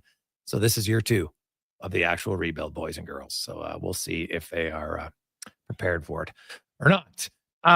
Let's get to our big guest of the day, brought to you by Silent Ice. It's the best time of the year, championship season in the JPHL. The players will chase the Prospects Cup. There's 105 teams in the HSL vying for a title, as well as the Female Super League Championships. Go to silentice.com to watch all the action, as Greg Wyshynski from ESPN joins us once again. Greg, how you doing? You know, I'm okay. I was at the Stadium Series on Saturday, so that was fun. Buddy, it looked unreal, man. Well, it was like what was fun about it the most was that I figured if they got 94,000 fans in that building, that it would have been a lot of Red Wings fans kind of filling the seats, you know. And I was generally shocked how many Blue Jackets fans exist. That was like one of my takeaways, and I mean that in a complimentary way. Like I'm excited for that market. Obviously, like the season they're having is one of the best stories in the league, and And I've often said that like all Columbus has to do is put together like 3 relevant seasons in a row, and then we're going to see that market really pop. But to like see the numbers they put up in that for that game, as far as attendance goes and as far as enthusiasm goes, was really eye opening. Now, you look at Columbus. That was a huge 3 days for them. They beat them on Thursday. They beat the Red Wings again on Saturday, and they are right in it, man.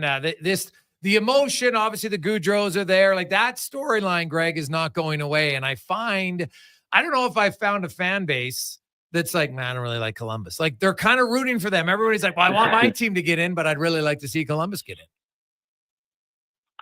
Well, I think that'll be Toronto probably by mid-April, right?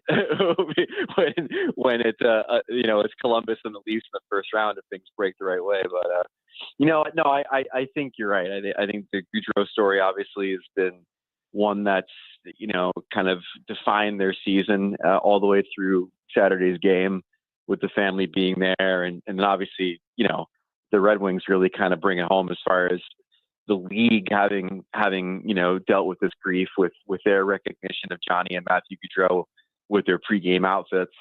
But it's a fascinating study in how people can overcome grief, over how an organization can overcome such a tragedy, and from a functional standpoint, losing an absolute star player in such a tragic way. I mean, there's so many different approaches to this incredible turnaround for the Blue Jackets. Oh, and by the way, on top of everything else, they're building the right way there. I mean, you look at Fantilli, Kent Johnson, Werenski's still in his prime. They're doing it the right way. I was joking with somebody on Saturday at the Stadium Series that if Jarmo Kekalainen was still the GM, it probably would have packaged all those guys together to get Elias Pettersson. But not so much with this group. They're being patient with them, and it's paying dividends. Greg, what is your thoughts? I mean, a couple of the GMs have already gotten busy before the trade deadline. You look at the Hughes brothers getting nicked up here, and with the market always changing, do you see any GMs, or do you see this to be a trend, or do you think there's going to be more trades getting closer to the deadline, or do you think some GMs will jump on it early? As it looks like most GMs and teams are looking for a lot of the same player, and there's not a whole lot out there. Yeah, well, I think this year was sort of an anomaly because of Four Nations. I really do think that we had 2 trade deadlines this year. The one that predated Four Nations, and then this Friday. I mean, obviously we saw the Rantanen deal, the JT Miller deal, some other trades before we had the break, and I think that was by design. So these things have become increasingly earlier and earlier with GMs trying to get ahead of the market, or just trying to get a player in. So if they're a pending free agent, they've got some time and to work with them or make them feel comfortable to try to re-sign them. So the timeline of this thing has generally shifted earlier and earlier. But you bring up the Hughes. There's a few teams that are facing kind of interesting injury situations. I mean, Jersey, we'll find out probably tomorrow the extent of Jack Hughes' injury when the Devils get back. They were off today. They were looking for a center anyway. I think probably that's become a bit more urgent if he's going to miss time, because he is by far the best thing about their team this season offensively. And then, you think about Boston and the Marchand injury, and, I think the winds are kind of blowing towards them keeping him anyway, but maybe that injury, kind of clinches it when there were some other teams. I had heard Vegas tangentially being one of them that were maybe interested in trying to work with Boston on finding a way to get him off that roster. Well, yeah, some of the deal, like Boston's a fascinating one for me to see what they do. Their window, I think, is slowly closing on that team. Brad Marchand got injured the other day. We're not sure how serious it is.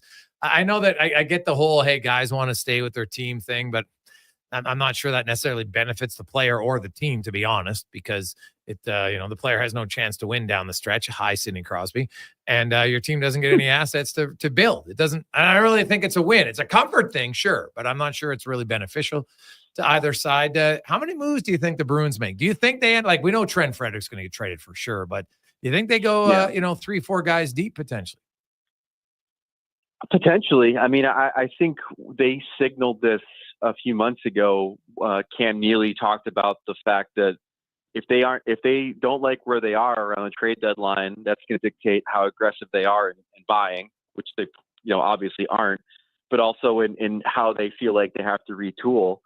And so, you're right about Frederick. I think Brandon Carlo is a name that's certainly out there as a possibility. There's a glut of that kind of defenseman who might be available at the deadline, which sort of mucks up the works, because I do think that there'll be some guys that can do around what he does that are going to be a little bit cheaper. But yeah, I think the Bruins are certainly one of those teams, and the Rangers might be one of them too, for all we know, that approach this deadline as a chance to retool, looking forward to the next thing. I will say though, that like, as much as their window could be closing, they do have a decent foundation on which to build. I mean, like, if you're going into your retool, rebuild, whatever, with Swayman locked up, with Charlie McAvoy as your top defenseman, and with David Pastrnak locked up long term as well, I mean, you're doing okay for yourself. It doesn't mean you have to tear the whole thing down unless you want to, and then all of a sudden you have those incredible assets that you could turn around for a rebuild. But I like that foundation that they have there. And being a place where people want to play, I think the Bruins are not going to have to tear this whole thing down to get competitive again. Is it that simple I mean, it's got to be hard for Kyle Dubas in Pittsburgh. We've seen the level that Crosby played at the Four Nations.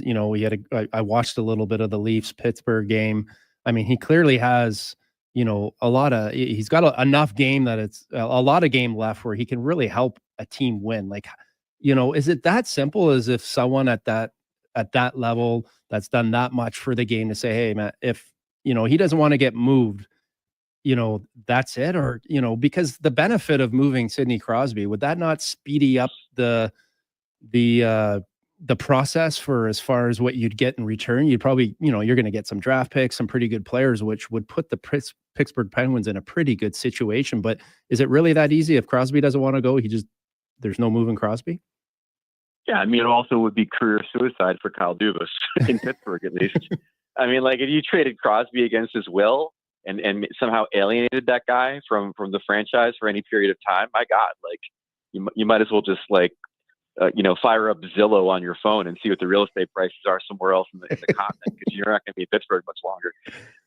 I happen to think that Crosby is going to be in Pittsburgh as long as Malkin's in Pittsburgh, and then if and when the time comes where Gino is no longer a Penguin, he retires or he's playing someplace else, then maybe there's a conversation to be had about Sid finishing his career elsewhere.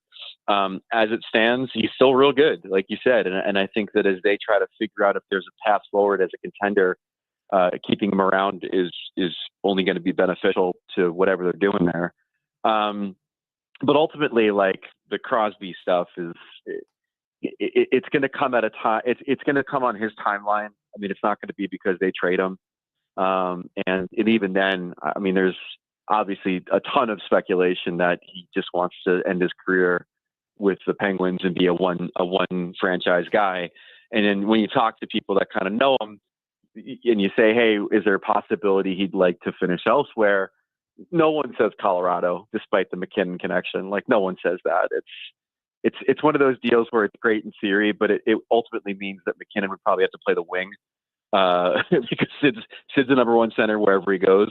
But one destination that people always say is Montreal, just because of his affinity for that market and that franchise. But again, like, that's way down the road and not even a conversation to be had at this deadline. Greg, which team do you think makes the biggest splash from today until Friday?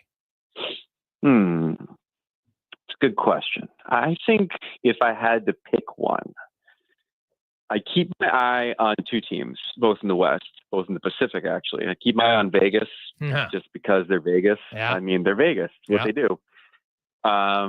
We don't know what they're up to. We know that they tend to not be quiet around this time of year, and that makes you nervous.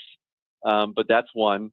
I think LA, because they know what their playoff fate might look like based on the standings, knows they probably have to be a bit better. And I do wonder if they are a team that gets really aggressive and takes a significant swing for, in particular, some scoring up front.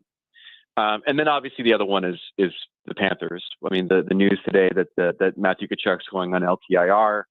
They're doing the Kelly McCrimmon special. They'll bring him back for game one of the playoffs.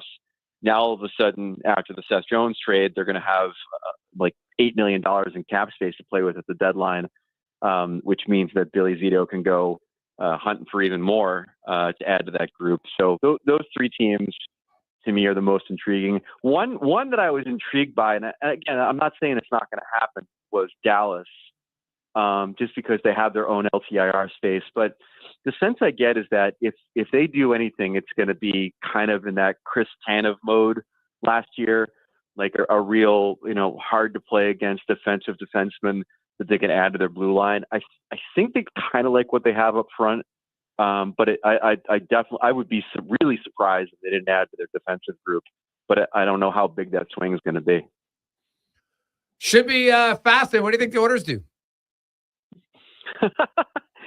Well, I'm fascinated by the Oilers in the sense of, like, I don't know. It seems like Evander Kane's kind of the linchpin to everything right now. If I'm being honest, I mean, from everything I've read, whether he comes back in season, whether he comes back in the playoffs, whether you can, find a ticker for him from within the parameters of his trade protection. It is kind of fascinating to see the situation play out and wonder what else they could have cooking if they do manage to gain some cap flexibility or maintain cap flexibility with Kane's contract. But, I don't know. They're an intriguing team in the sense of, it seems like some of the offseason stuff that they attempted last year hasn't necessarily panned out with Arvidsson and Skinner, for example. You look to add up front, where they go at the deadline is going to be really interesting. But more interesting than anything is, like, how much flexibility do they actually have at the deadline to do some of those things? Yeah, well, guess what? The Oilers had they were in LTIR 3 years, and Ken Holland still found ways to get Matthias Ekholm and Nick Bjugstad and Brett Kulak. So there you go. To me, they Stan Bowman, they got a good team. The lack of cap space, figure it out. That's your job. Like, it's a tough job. Hey, listen, man. But figure it out. And on top of that, let's not forget Stan Bowman is the OG LTIR guy. He pulled that stuff with Patrick Kane 1 year, and that was the first time any of these teams figured out that you could stash a guy on LTIR and bring him back for game one of the playoffs, and the NHL won't blink. So you got the innovator right now as the GM of the thing that they're attempting to do. Well, we'll see what happens. It is going to be fascinating to see. Vegas, of course, is always a wild card. The Oilers can make some. The LA Kings are another team to me, man. And, of course, the Rantanen situation in Carolina. My God, if he gets traded this week, there will be teams hunting for that. There will be. I still can't wrap my brain around the idea that they made that trade just to get a negotiating window with Rantanen. Yeah, I agree. They traded for Gensel last year because they wanted somebody to score that one goal they couldn't get in the playoffs. Then they go and acquire Rantanen, who's got the same sort of pedigree as being a playoff performer. I think things are fine there. He's not blown up in the same way, but no one could expect that to happen without having a Nathan McKinnon next to him. I don't know. I just think that for where Carolina is and for how wide open the East is, it makes just too much sense for them to take their best shot with him this year, no matter if he's going to sign long-term or not. Yeah, I'm with you. I'd be blown away if they do it, but people keep talking about it, so it'd be funny. So we'll see. Great stuff, my man. Always good to talk to you. Have an awesome day. Anytime. Thanks, boys. It's Greg Wyshynski from ESPN. Our big guest today, brought to you by Silent Ice Sports and Entertainment. 3:43, Jason Gregor. Sean Brown, we got the 2-minute warning with Cam Tate. We'll get to the oil report. We're going to hear from Knobloch and McDavid and Nurse. We continue our conversation about the orders. Priority number one is they got to acquire some players who bring a little bit of grit and sandpaper to this team. Now, they got to have skill too. But, hey, when I say grit, like Evander Kane has skill. He plays with grit. Sam Bennett, don't tell me that you can't have players who do it. I'm not talking about get a guy who just can run up and down the ice and hit and does nothing else. I'm even not sure there's a guy like that in the league, to be honest. But, it's somebody who's comfortable making the game uncomfortable for the opposition. Gregor, Brown, Connor Halley with you on The Gregor Show, presented by PlayAlberta.ca. Play Alberta has hundreds of casino games right at your fingertip. Join thousands discovering why Fortune Coin is one of Alberta's most popular games. Fill your reels with golden coins, multiply your prizes up to 6 times, and turn good spins into legendary ones. Land the Fortune Coin symbol to win cash, trigger the jackpot, launch the free spins bonus, and watch as the dragon takes over your screen. New players get 100 free spins only on playalberta.ca. Claim your offer today. Silent Rides is one of Alberta's premier bus charter companies with state-of-the-art motor coaches. We provide our customers with the safest and most reliable ground transportation.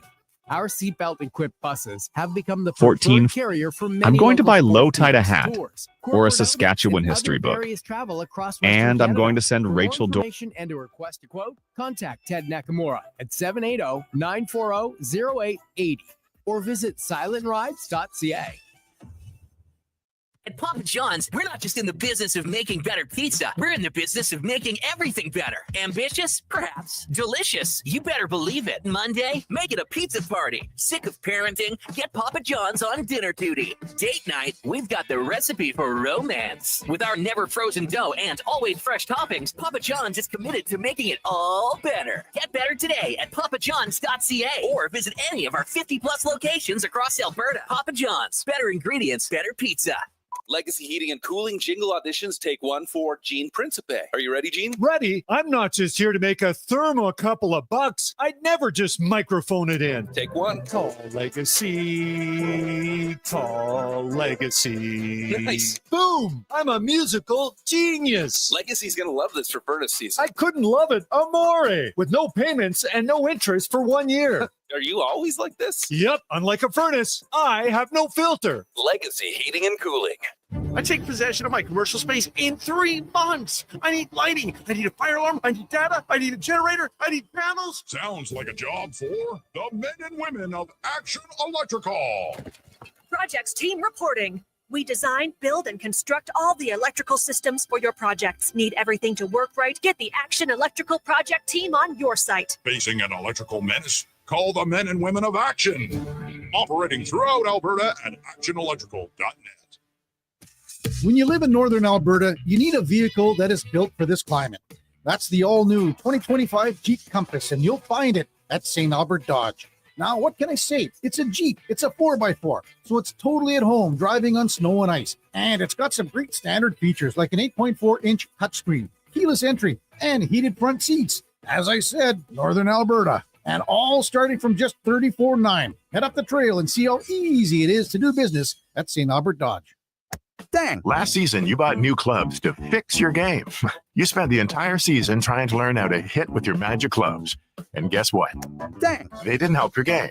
Now you're convinced it's your swing, but it really is your clubs. Even though you were told the ones you bought were the best ever made, if they were, you would have gotten better. Every day at Fitted Golf, we continue to prove the right clubs make all the difference in the world. From beginners to pros, Fitted Golf makes all the difference. Yes. FittedGolf.ca. A huge thank you for making Sports 1440 the most listened to sports radio station in Edmonton. From Gregor to Carius to Low Tide, we've got in-depth analysis on all your favorite sports. We are Sports 1440. From the casinos of Vegas to the bingo halls of Leduc, everybody wants a piece of Lady Luck. And what thanks do I get? It's like I don't even... There's no such thing as luck. If you gamble, use your game sense. Visit GameSenseAB.ca. It's the season for love, and you're about to fall hard for the vehicle of your dreams. Presenting the outstanding 2025 XC90 from Volvo Cars Edmonton. Right now, you can lease your 2025 XC90 plug-in hybrid from 1.49% and save $4,600. Or finance a 2025 XC60 from 1.49% and save $1,500. All while being deeply infatuated by the newly upgraded, highly attractive body and wheel design. Volvo Cars Edmonton. VolvoCarsEdmonton.com. 1205 101 Street Southwest.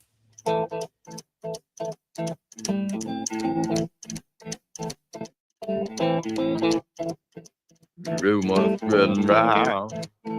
United Texas town. Portions of this hour brought to you by Papa John's. Feeding a crowd, get the triple plate. 3 large specialty or 5 topping pizzas for only $54 when you use promo code 3play at papajohns.ca. The Jason Gregor Show, the best of Edmonton sports talk and beyond. This is Sports 1440. Presented by PlayAlberta.ca, Alberta's only regulated online gambling website.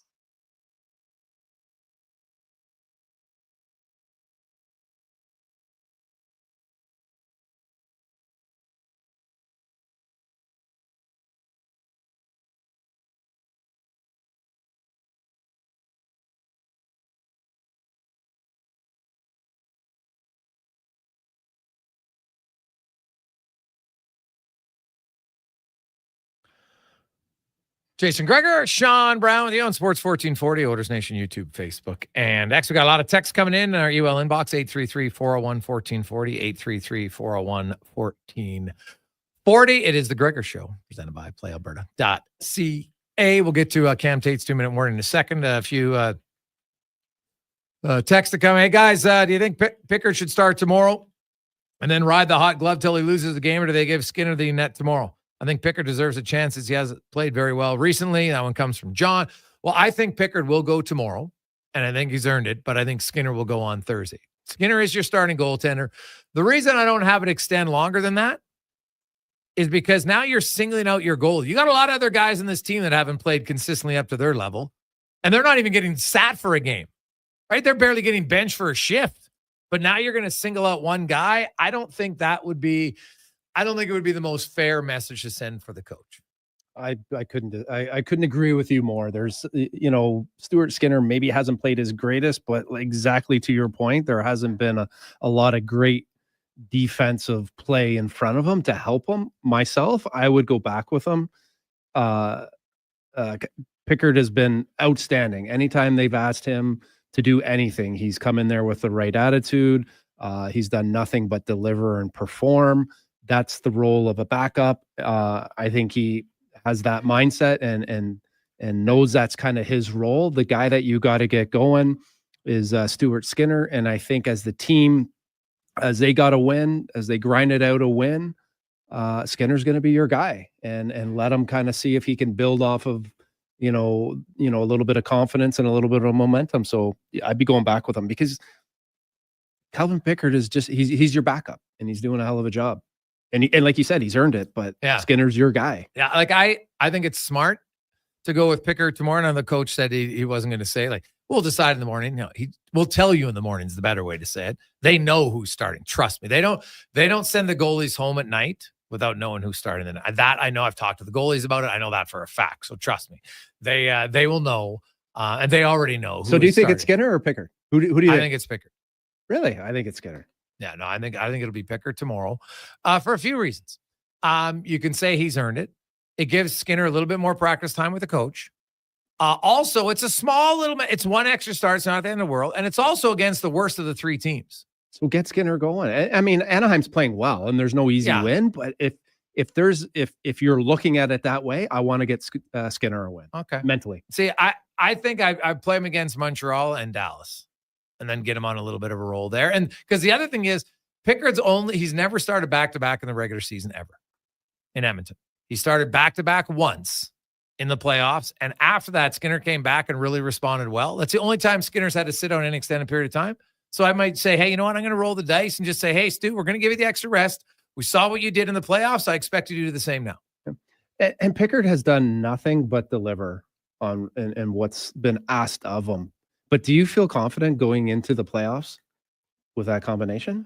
Or do you feel like Oh, they need Skinner to and pick up Pickard? a? Do they need No, to they're pick not up? picking up a goalie. Which goalie? Who's clearly better? No, I know. And he's done nothing but deliver. But there are some people, and that's often the concern that I hear for a guy that's done nothing but perform. Yeah, no, I'm not. Does the guy like Jari with his relationship with Dustin Schwartz, the cap going up? I know he makes a lot of money. No. Right? He's in the minors. Right? Does coming to Edmonton where he's familiar, he played, major junior hockey. I guess if you got all him that at 50% retained, right? Does Pittsburgh look to get rid of him? at Could that be- 50% retained, sure. But I don't think right now he's not going to have much value at all. Mhm. So, yeah, there's another guy that I'm fascinated to see what's going to do. The goaltending situation, man, like the same people that are clamoring right now, get Vejmelka, are like, he lost his starting job in Utah last year, right? It goes up and down. Like Stuart Skinner is not the only goalie who's going to struggle with inconsistencies. I don't care who it comes to Edmonton, right? It's like people always say, well, all these goalies leave after Dustin Schwartz and get better. I'm like, name one. There's not any. Mike Smith didn't go anywhere afterwards and had some of his best careers here. Koskinen was never an NHL goalie before he got to Edmonton. Never went anywhere else. Became a decent backup. Cam Talbot's career numbers, exact same as they were in Edmonton as they were everywhere else. So there's actually none that have left and got better. People say, oh, Anthony Stolarz. I'm like, he played 6 games in Edmonton. You obviously don't understand the goalie coach. If you think a goalie coach gets a guy for 6 games and he suddenly has teaching him so many things to change in 6 games, it's delusional. They didn't work on anything. You could even talk to Anthony Stolarz about it because that's not when you try to get a goalie to change his game. Like if you brought in a new goalie coach right now, he's not making any major changes. He can't. Because the goalie's used to playing some way all year. Now you're going to change his technique and hope that it gets ready for the playoffs? No chance. It's not happening. How much of a goalie, how different are they all playing? Well, some do play different for sure, right? And there are certain tweaks as far as what, some guys play a little bit more aggressive. Some guys play back in their goal line. Woodley's talked about it. And so, but Kevin Woodley already said, he goes, you can't take a goalie who's really aggressive and suddenly say, okay, don't be aggressive, and vice versa. It's not going to work. Yeah. Right? It's not going to work. Right? Like it's just like about a defense coach. So when a defenseman is Paul Coffey now a bad coach because Evan Bouchard's struggling this year? Absolutely not. No. Right. So the emphasis is on the player lots of the time. And you can only a goalie coach isn't going to make a B goalie an A+ goalie. It ain't happening. It's never happening.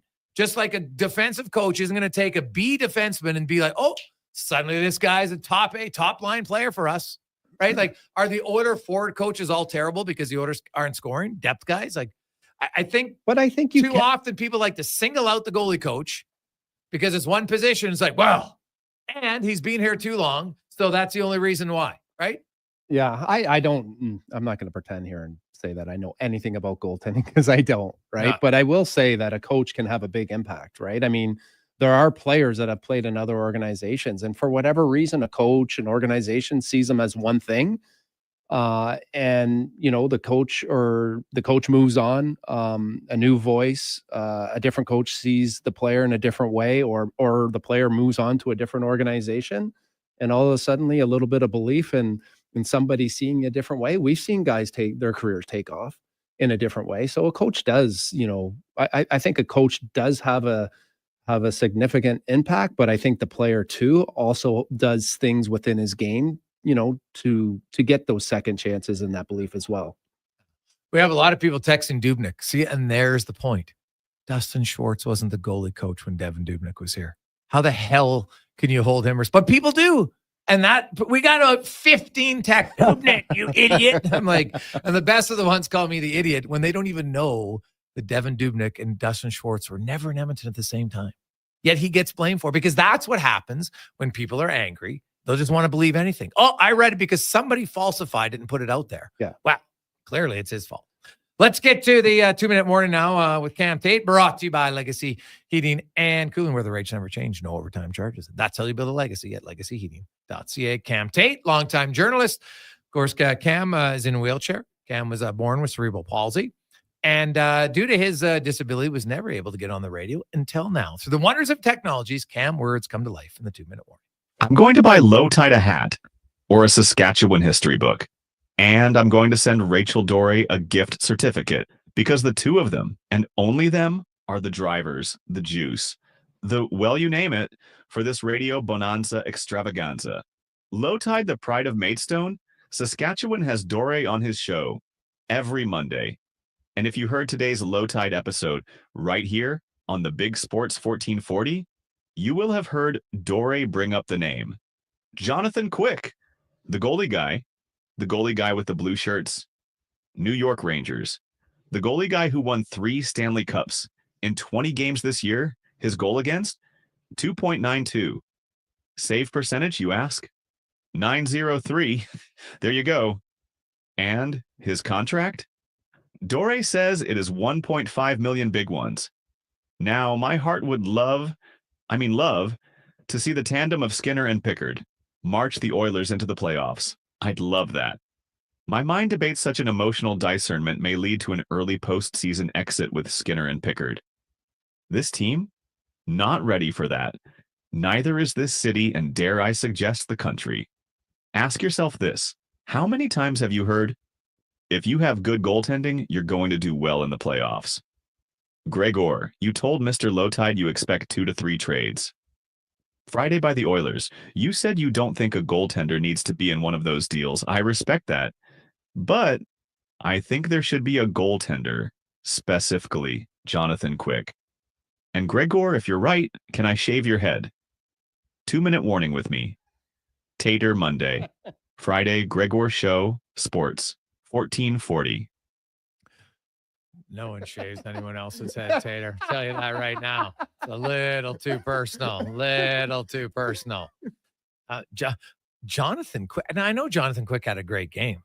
Like we had Kevin Woodley on, the goalie guy, and he was like, yeah, I don't see what does Calvin Pickard have to do to get the confidence?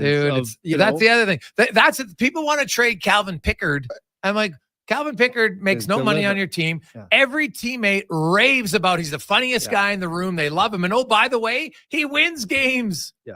He wins games. He has a decent save percentage and a decent goals against. Like, what more do you want? Like, do you want him to be a superstar as a backup? Like, compare Pickard's numbers just straight up to Jonathan Quick. And oh, by the way, the Rangers don't rank 26th in odd man rushes off the rush 5-on-5 or 24th in high danger chances off the rush. It's not like Edmonton's goalies are in this unbelievable safe environment the way that Edmonton has played lately. 100%. I mean, when they're the good teams, when you watch the NHL, if it's not, the Oilers, and you watch other teams and you watch the desperation and how much they take away ice and check and good sticks and body position and just the overall compete and the consistency in which they play, like that makes any goalie look good, right? When they're struggling, I mean, I don't know if there was a goalie that was going to look good for the Edmonton Oilers in the way they were playing 5-on-5 or just in general. So, I mean, I that's the one thing. It is tough because you look at, say Steven Stamkos, right? Like, he's not having a great year. Everything led to believe that was a good signing by Nashville, and he's won Stanley Cups. He's put up numbers. He's still got some years left. Like, there's just no guarantee. And it doesn't mean that Stamkos, because he's struggling this year, isn't going to have a great year next year. Jonathan Quick could be great based on everything he's done for the game. But at what point in time, do we have to say Pickard has done enough to give himself an opportunity? He's deserving of what, of being a backup goalie to Stuart Skinner. I mean, do you not think, Gregor, at some point during the playoffs, it's going to be similar to what it was last year, where he's going to go in, he's going to play outstanding, he's going to need a reset, Pickard's going to have to go in there? That seems to be kind of the norm, is it not? Where your backup goalie comes in and gives your team a little bit of a reset? Every now and then. Yeah, I think it happened. Now, Stuart Skinner needs to play a little bit more consistent. I don't make any argument on that. I think he does. I have but people thinking that Jonathan Quick is an upgrade right now on Calvin Pickard, I don't think is accurate at all. John Gibson, would it be an upgrade on Pickard? Sure, at 3 times the value, and he wants to be a starter. So now you got a conflict in your room that you don't have before. Like there's lots of things that go into having the right backup for your team. And when you just look at pure backup numbers, find goalies whose backup numbers are better than Calvin Pickard's as pure backups this year. There's not many. And a big part of it, as you said too, you're bringing in a personality, right? And guys, every post game interview, guys love playing in front of Calvin Pickard, right? Guys love him in the dressing room. He has the respect of the guys. You start bringing in, guys, and I don't know Jonathan Quick or anyone. There's always that dynamic of the dressing room that not only do you have to worry about the player, but you also have to worry about, is he going to fit in? Yeah. 403. Hey, Gregor, Dubnyk didn't work with Shorts, but didn't his game take off after working with Burke? Seems like his game improved after working with the new coach from Traded. Well, remember, we had Devin on the show, and Devin admitted that he was stubborn and didn't want to change early on. And when he changed, it actually wasn't with Arizona. It was actually with Korn, who told him, because he went through 2 different teams, then went to Arizona, right? Because he was in Nashville first, and they said, you got to make these changes. And he was very stubborn, didn't want to do it. Then he finally implemented the changes, and it worked out extremely well for him. But Devin on record said the biggest difference for him was finally accepting the change. It's like Andrew Cogliano. I'm a center. Anaheim acquired him. You're going to play wing. And I remember Cogs talked about it. He goes, man, I didn't realize it till afterwards. I was a better winger. It allowed me to forecheck quicker. I was rested more because I didn't have to battle as much down low. Like, it's hard sometimes to change. A lot of us hate change. But Devin Dubnyk had the skill set. And the funny part was his numbers in Edmonton, if you actually look at them, were pretty good. There was nothing wrong with it. I thought he got scapegoated way too much by Edmonton at the time in his own organization, to be honest. So if you look at Dubnyk's numbers, they're actually pretty decent. Behind a terrible team, they're pretty good. And then he had the great time in Minnesota, obviously had the good year in Arizona, but it started when he got sent home from Montreal, right? He just needed a break, but he admitted that he had to get it in his mind that, you know what, I'm going to have to change some parts of my game. And it took him, it wasn't instant. It took him like a year and a half to do it. And a lot of that is probably, every player, I think, at different times throughout his career kind of faces the reality that sometimes you do have to change and you get stuck in your ways. And it sounds like Dubnyk, like the timing is everything. And then it's coaching. Like that's, when you have a great coach or a goalie coach or a mentor or someone that, is communicating in a way and there's a respect, that you have for that individual, makes grasping it, understanding, and the willingness to change that much easier. Jason Gregor, Sean Brown, View Sports 1440. Let's get to the Con Man. Sports 1440 update brought to you by Fountain Tire. They ensure that 100% of their vehicles owned have properly aligned wheels. Wheel alignment extends the life of your tire, which lowers the carbon footprint of your vehicle, reduces emissions, and lowers your fuel consumption. Learn more at Fountain Tire's ESG initiatives at fountaintire.com. This is a Sports 1440 update. We're about 20 minutes away from puck drop out in Washington as the Caps host the Sens. Later tonight, got the Sabres and Canadians. Panthers battle the Lightning. Rangers, Islanders. Leafs host the Sharks. And the Kings taking on the Chicago Blackhawks in the association. You've got the Golden State Warriors heading to Charlotte to take on the Hornets. Sixers host the Blazers. Wizards meet the Heat. Grizz, Hawks. Rockets and OKC taking on the Thunder. Mavs host the Kings and the Pistons taking on the Jazz. Spring training baseball. Jays victorious earlier today, knocking off the Tigers 13-3. And at the Briar, the Jacobs rink for Alberta right now leads PEI 5-2 in the 6th. The Cincinnati Bengals, once again, franchise tagging wide receiver T. Higgins, a 26-year-old, will make $26 million next year. And the Toronto Tempo announcing on Monday that Serena Williams will be a new owner. She joins the team's ownership group alongside Larry Tenenbaum, a chairman of Kilmer Sports Ventures. The Tempo will get going in 2026. They'll also play some regular season games across Canada. Coming up in hour 3 of the Jason Gregor Show, we'll be asking 5 questions and taking another look around the NHL. I'm Connor Halley. This has been a Sports 1440 update. Sports 1440. Station. The KJR broadcasts from West Edmonton Mall and Wetaskiwin. Download the free Stingray music app and listen wherever you go. At Papa John's, we're not just in the business of making better pizza. We're in the business of making everything better. Ambitious? Perhaps. Delicious? You better believe it. Monday? Make it a pizza party. Sick of parenting? Get Papa John's on dinner duty. Date night? We've got the recipe for romance. With our never frozen dough and always fresh toppings, Papa John's is committed to making it all better. Get better today at papajohns.ca or visit any of our 50-plus locations across Alberta. Papa John's. Better ingredients, better pizza. Legacy Heating and Cooling offers when you wake up to no heat. Call Legacy. Call Legacy. If you need it immediately with no overtime rates. Call Legacy.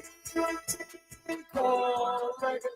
If you need it immediately and want to combo it with AC. Call Legacy. Call Legacy. No payments and no interest for 1 year on your new furnace. It could only be Legacy Heating and And next we got The locks are on a timer. They're going to get out. Sounds like a job for the men and women of Action Electrical.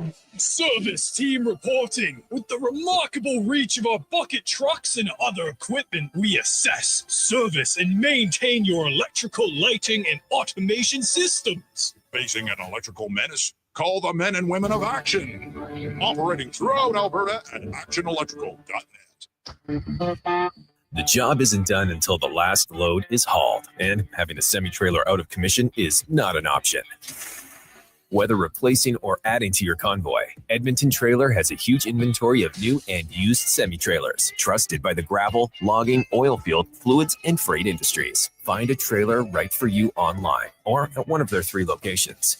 For sales, service, parts, rental, and finance, when you're in it for the long haul, Edmonton Trailer. Hey, sports fans, we've got a clear choice for you. At Crystal Glass, we provide customers with the perfect glass for any job. From home to auto and even commercial, installation or repairs, we're your team. Call 310 Glass or visit crystalglass.ca. Crystal Glass. Are you tired of waking up tired? Are you tossing and turning all night and stiff and sore the next morning? If your sleep is suffering, it's time to visit the Brick Mattress Store. Their sleep experts will help you find the right support for a restful night's sleep. Back sleeper, side sleeper, hot or cold, there is a perfect mattress for you. Plus, with next day delivery, your best night's sleep could be tomorrow. Check out the Brick Mattress Store locations in Spruce Grove, South Edmonton, St. Albert, Leduc, and start waking up refreshed.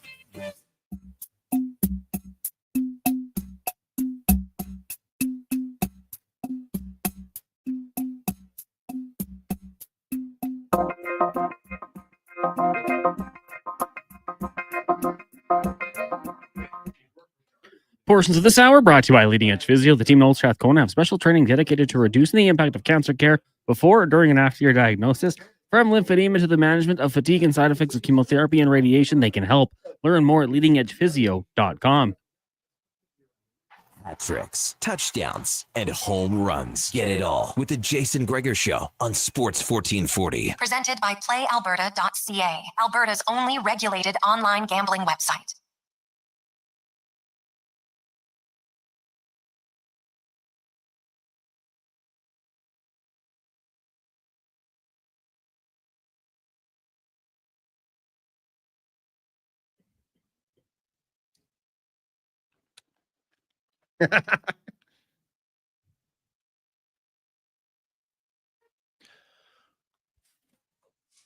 Just after 4 o'clock, Jason Gregor, Sean Brown, Connor Halley, Sports 1440, sports1440.ca, Oilers Nation, YouTube, Facebook, and X. Thanks as always for listening and watching the show. The Oilers, of course, will be back at home on tomorrow evening when they take on the Anaheim Ducks, and then you have the Montreal Canadiens in town on Thursday.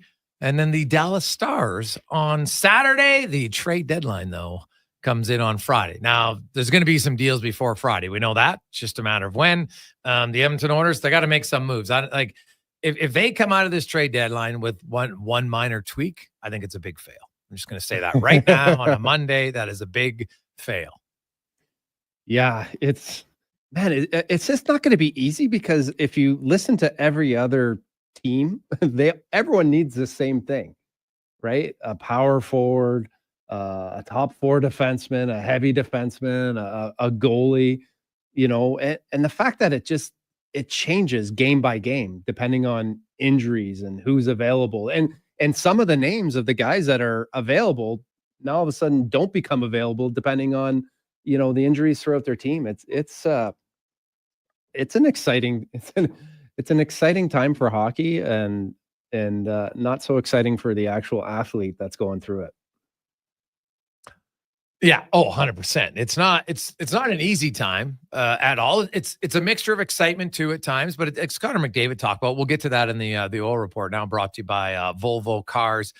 Edmonton, of course, they are Canada's number one Volvo dealership in new sales, and they have the March showroom event is on right now, the biggest sale of the year. Find out all the great deals at volvocarsedmonton.com. And let's hear from the captain of the Edmonton Oilers. First of all, just what McDavid thought about that, the importance of the Carolina win and maybe a turning point to get back on track. I mean, massive, obviously, just to get a win. Sometimes you just got to get a win to get out of that. As you said, there's games where you lose, but you feel like you started something. And I feel like in Florida, there was that game. But previous to the break, we were winning games and feel like we probably deserved worse. So it goes both ways. And, I thought we got what we deserved, with this last little bit. And it's our job to work our way out. He was also asked about, hey, they had a short offseason going to the Cup final. Then he had Four Nations. Is there any way at all to conserve energy down the stretch for him? That's a good question. Yeah, it's been a tough stretch, as you said. Been a grind. Grinding before the Four Nations, and obviously the Four Nations, and another long road trip. So, but I take care of myself. It's my job to be ready to play each and every night. I'll try to listen to my body, and if there's a day that I need, I'll take it. If not, just continue to work away. Now, today was a day he could have had off. The coach offered it to the guys at Four Nations. Ekholm and Arvidsson took it off. McDavid was like, no, he wants to be on the ice. And, it's a coach that, hey, he loves it. He wants to be out there. He did say he's feeling better. He admitted to me when I asked him, he said, man, it was, there's tired, whatever. You're coming from Four Nations, an emotional drain. Obviously, they celebrated as they should after they win the game. So, I think if there was one thing from the World Cup that might change the next time is if it ends on a Thursday, you might not have any games until a Sunday. I think I could see them having even one extra day for players that could make a difference for sure. I know it's condensed, but I think that in an ideal world, that would probably be the one thing the players like, hey, if we're going to do this, can we just have an extra day in between? And so now it's hard because you can't really schedule games knowing, who's going to make the team or not early in it. But you never, even if you wanted to play, okay, you know what, we'll play 2 games on Saturday just so we're completely not dark after playing on Thursday. You could pick out some teams that would have a good chance of not having anybody on the team. Yeah, absolutely. I mean, being away from home that long, and we've all been in this position, how nice did his bed feel hopping in last night? That's the thing. Honestly, I was talking about that in the first segment, man. Like you get home to your own bed, it's just different. Just hopping in there would be nice. I mean, when you talk about the moves and making deals, do the Oilers, they have to be careful and they have to be calculated on the moves that they make because they still have the 2 best players moving forward. So as much as, we got to win the Stanley Cup or want to win the Stanley Cup, we still have to position ourselves next year, right? Oh, yeah. To be a Stanley Cup contender. But I think if you look at, there's a blueprint. So one year, Ken Holland added Kulak and Kane. The next year, he added Ekholm and Bukestad. He didn't give up significant parts of their future. Their biggest loss came this past offseason. Stan Bowman wasn't here. Now, it technically was, I guess, because, he did offer, they made the decision. He was there to not match Holloway. So I guess I can't. He wasn't here when they signed Skinner and Arvidsson, though, which led to the whole Holloway thing. Let's be honest here. If you look at the chronological order here and the money and where it's going, had you just signed Holloway, then you're not signing one of Skinner or Arvidsson. It's a very different look for your team right now. Like he's single-handedly outscored those 2 combined, which makes it look brutal, but even worse than it looks right now. So, but Ken Holland didn't really sell the farm ever for the when he got, he gave up, a first-round pick, which was a late first-round pick to get Ekholm, right? And a guy who was drafted 32nd overall and Reed Schaefer, and, still many years away. But Ekholm's going to be here for 3-4 years for your team. And, Kesselring, I know he plays in Utah and be like, oh my God, they gave up on him. Well, he was never going to play ahead of Brett Kulak. Let's call a spade here. And if you look at Utah, now that their defense score is coming back, go look at Kesselring's minutes. They've gone down more significant, right? You can play a top 4 role, Brownie, on a bottom tier team, and rarely do you then transfer over automatically to being a guy who plays that on a cup contending team. It is different. Like, ask Jeff Skinner, right? Fair point. What it's like playing on bottom teams and then coming to a team where details and responsibility are, play an important factor. I mean, this is where I think your pro scouts, right? This is where, they're out there pounding the pavement, looking, you're going over your reports, because basically you're looking for, maybe an undervalued guy that's in a situation where, for whatever reason, he might be in the doghouse, not getting some minutes, and that's where I think I talked about it earlier, where a new coach, a new message, a new belief, all of a sudden, is there, I don't believe really, someone's skill really just dries up. It's just sometimes the situation for different reasons has dried up more. And you found yourself in a situation where you weren't maybe as valued, or someone else that, was in a situation, maybe outplayed you, but that's the guy that your pro scouting staff, I think right now is targeting. And who is that guy? I mean, that's why I think the deal with Chicago with Jones, I mean, Chicago retaining some of his salary and the salary going up, like Jones is kind of like that Ekholm, that big heavy, eats a lot of minutes. That's an amazing trade. And then with Tkachuk going down and that freeing up some more space, that a good team is now just going to get that much better, and it puts that much pressure on everyone else. The last one would talk to Connor McDavid about the physicality. We outlined it earlier, Brown, of the Oilers. For 3 years, from 22, 23, and 24, they finished 15th, 16th, and 15th in hits in the NHL at 5-on-5. Right in the middle of the pack.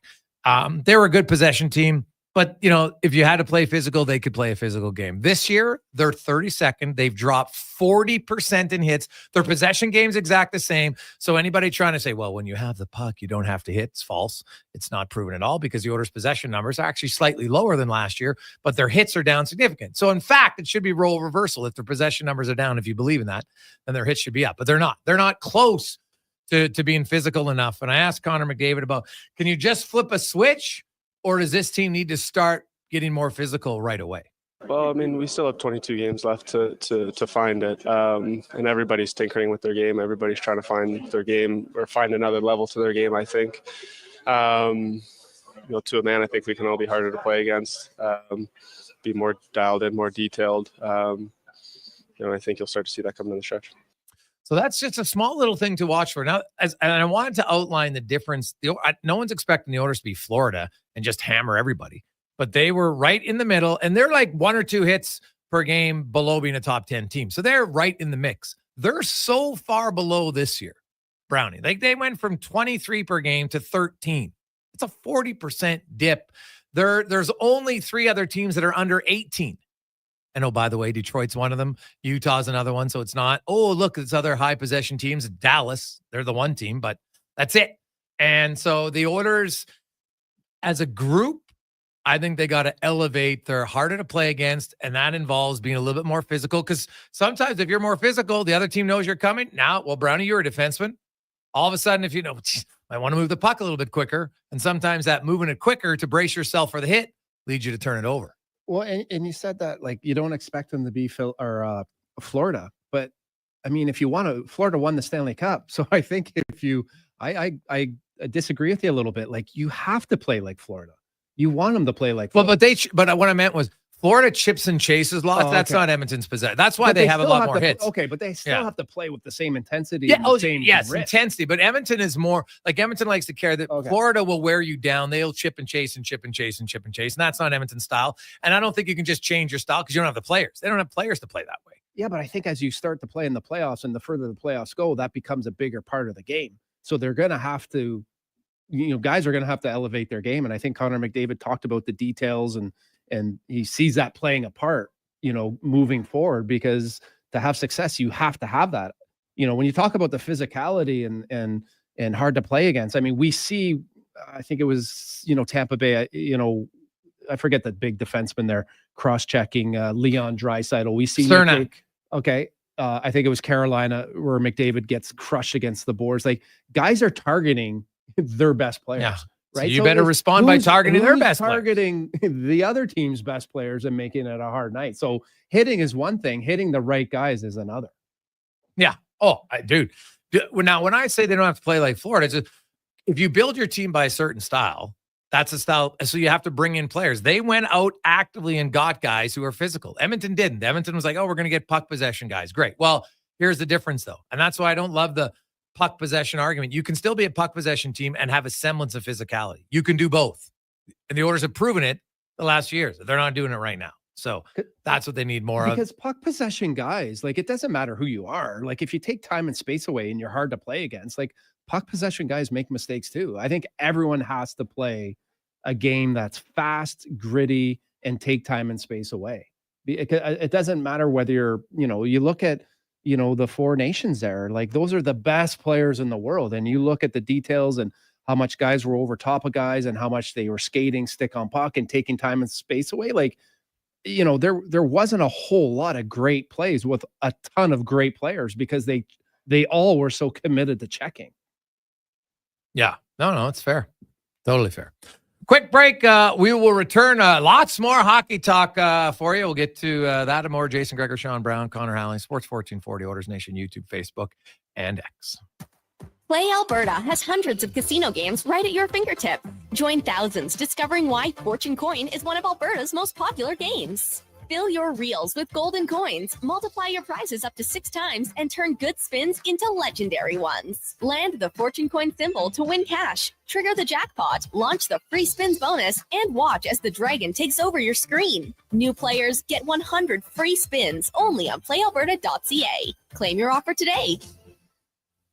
Well, get ready for a silly hockey fans. Your partner in power just skated onto the ice. EWEL.ca, the new e-commerce website for electrical wholesalers Edmonton, is ready for the power play 24/7, 365. UL skates to where the puck will be in 5 years. Now that's forward thinking. Killer selection, slamming products from the best brands, and legendary service. Don't sit on the bench. Get your account today at EWEL.ca and win that project. Plug into your partner in power. Get an EWEL.ca account today. The Alzheimer's Face-Off presented by Christensen Communities Limited hits the ice April 25th to 27th. Don't miss the Champions Luncheon on Friday, April 25th at the Edmonton Convention Center. Tables are on sale now. This year's event is hosted by accomplished sports journalist and author Scott Morrison and features the legendary locker room tales of Mike Keenan. Iron Mike grew from a highly respected NHL player to one of the most passionate coaches in hockey history. For more information or to purchase your Champions Luncheon table, visit alzheimersfaceoff.ca.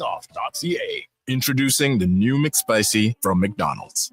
It looks like a regular chicken sandwich, but it's actually a spicy chicken sandwich. McSpicy. Consider yourself warned. Limited time only. Participate in McDonald's in Canada. Snow removal contractors and community leagues. The tools you need are available at the prices you want. Now at the Lawnmower Hospital. Save up to $1,300 and get a free Echo backpack blower. All of BCS's industry-leading belt-free snow sweepers are on sale. And you'll get the powerful Echo PB9010 backpack blower free with select models. Find out more at thelawnmowerhospital.com. The Lawnmower Hospital. The Alzheimer's Face-Off presented by Christensen Communities Limited hits the ice April 25th to 27th. Pairing hockey fans with some of their favorite players from the NHL Alumni Association for a fun-filled weekend in support of the Alzheimer's Society of Alberta and Northwest Territories. Friday features a Champions Luncheon followed by the teams hitting the ice on Saturday and Sunday in a friendly hockey tournament at Terwilliger Rec Center. To purchase a table to the Champions Luncheon or to learn more about how you can get involved in the tournament, visit alzheimersfaceoff.ca for more info. We carry multiple brands. Okay. Hi there, this is Riverside Motorsports, Yamaha, Suzuki, KTM, Polaris, Gas, Husqvarna, Tibbersled, Stasic, Talaria, Climb, Thor, Alpine Stars, 509, Troy Lee Designs, and more. Sales, how can I help you? Located on St. Albert Trail, rideriverside.com. Riverside Motorsports. What you do for fun is our business.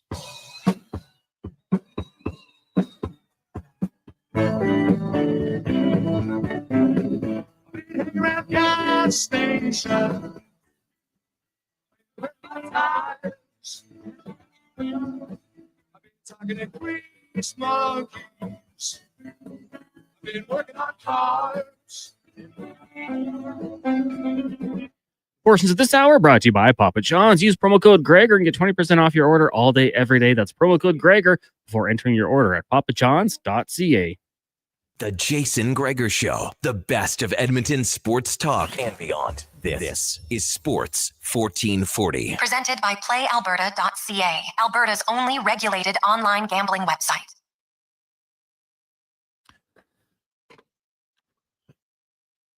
.428, Jason Gregor, Sean Brown, Connor Halley with you on Sports 1440, Oilers Nation, YouTube, Facebook, and X. Says it's time to go in the room, brought to you by Action Electrical. Did you know building owners, you can earn a refundable federal tax rebate up to 30% off of solar projects. Capital cost. Find out more.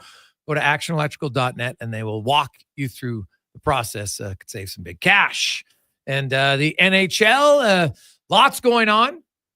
More than the usual games on a Monday night tonight, in fact. And the playoff races are heating up both in the East. Suddenly, the St. Louis Blues are 1 point out of the playoffs, for goodness sakes. It's crazy. The Montreal Canadiens, just when you think they're dead, they come back alive and win 4 in a row. Ryan Payton from Sirius XM joins us. And so, Ryan, if you had to put any wager on it, are there 2 teams you like for the 2 wildcard spots in the East? No, I can't believe you're starting with this. No. 2. Okay. So first of all, thanks for having me on the show. I've been looking at and I've been pulling for Columbus and Detroit. Columbus for a whole bunch of different reasons, not the least of which is the Johnny Gaudreau story. And I'm an original 6 guy, Jason, when it comes to original 6 teams. You get any team in from the original 6 and give me spring hockey with any of those teams, I'm good with that. I'm going to stick with that. I don't have any confidence in the Rangers. Don't have any confidence in Boston. I just think the Rangers should be further ahead than they are at this point. I think that's the consensus for most people, but I just don't see it happening. And I just love the fact that Columbus they're a really good team. This isn't just a great story out of training camp. They're a really good hockey team, and Werenski's having a great season. I think what they did at the outdoor game against Detroit, I think it was a fantastic hockey game. Certainly a lot of it was for Johnny, but if I was a betting guy, Jason, I would put my money on Columbus and Detroit. I know we have a lot of track left to go, but I'd stick with those 2. And I'm the kind of guy too that if I pick somebody, say 2-3 months ago, I stick with them. So that's what I'm going to go. I can't change. I know that's fair. That's totally fair. I like Columbus. And here's the funny team to look for. The New Jersey Devils are not out of the woods. The Columbus Blue Jackets are 4 points back them, and they have 2 games in hand. Yeah. It's, you said just before I came on with you about the Blues, for example, are in this thing again. Montreal is knocking on the door. And who would have thought that, right?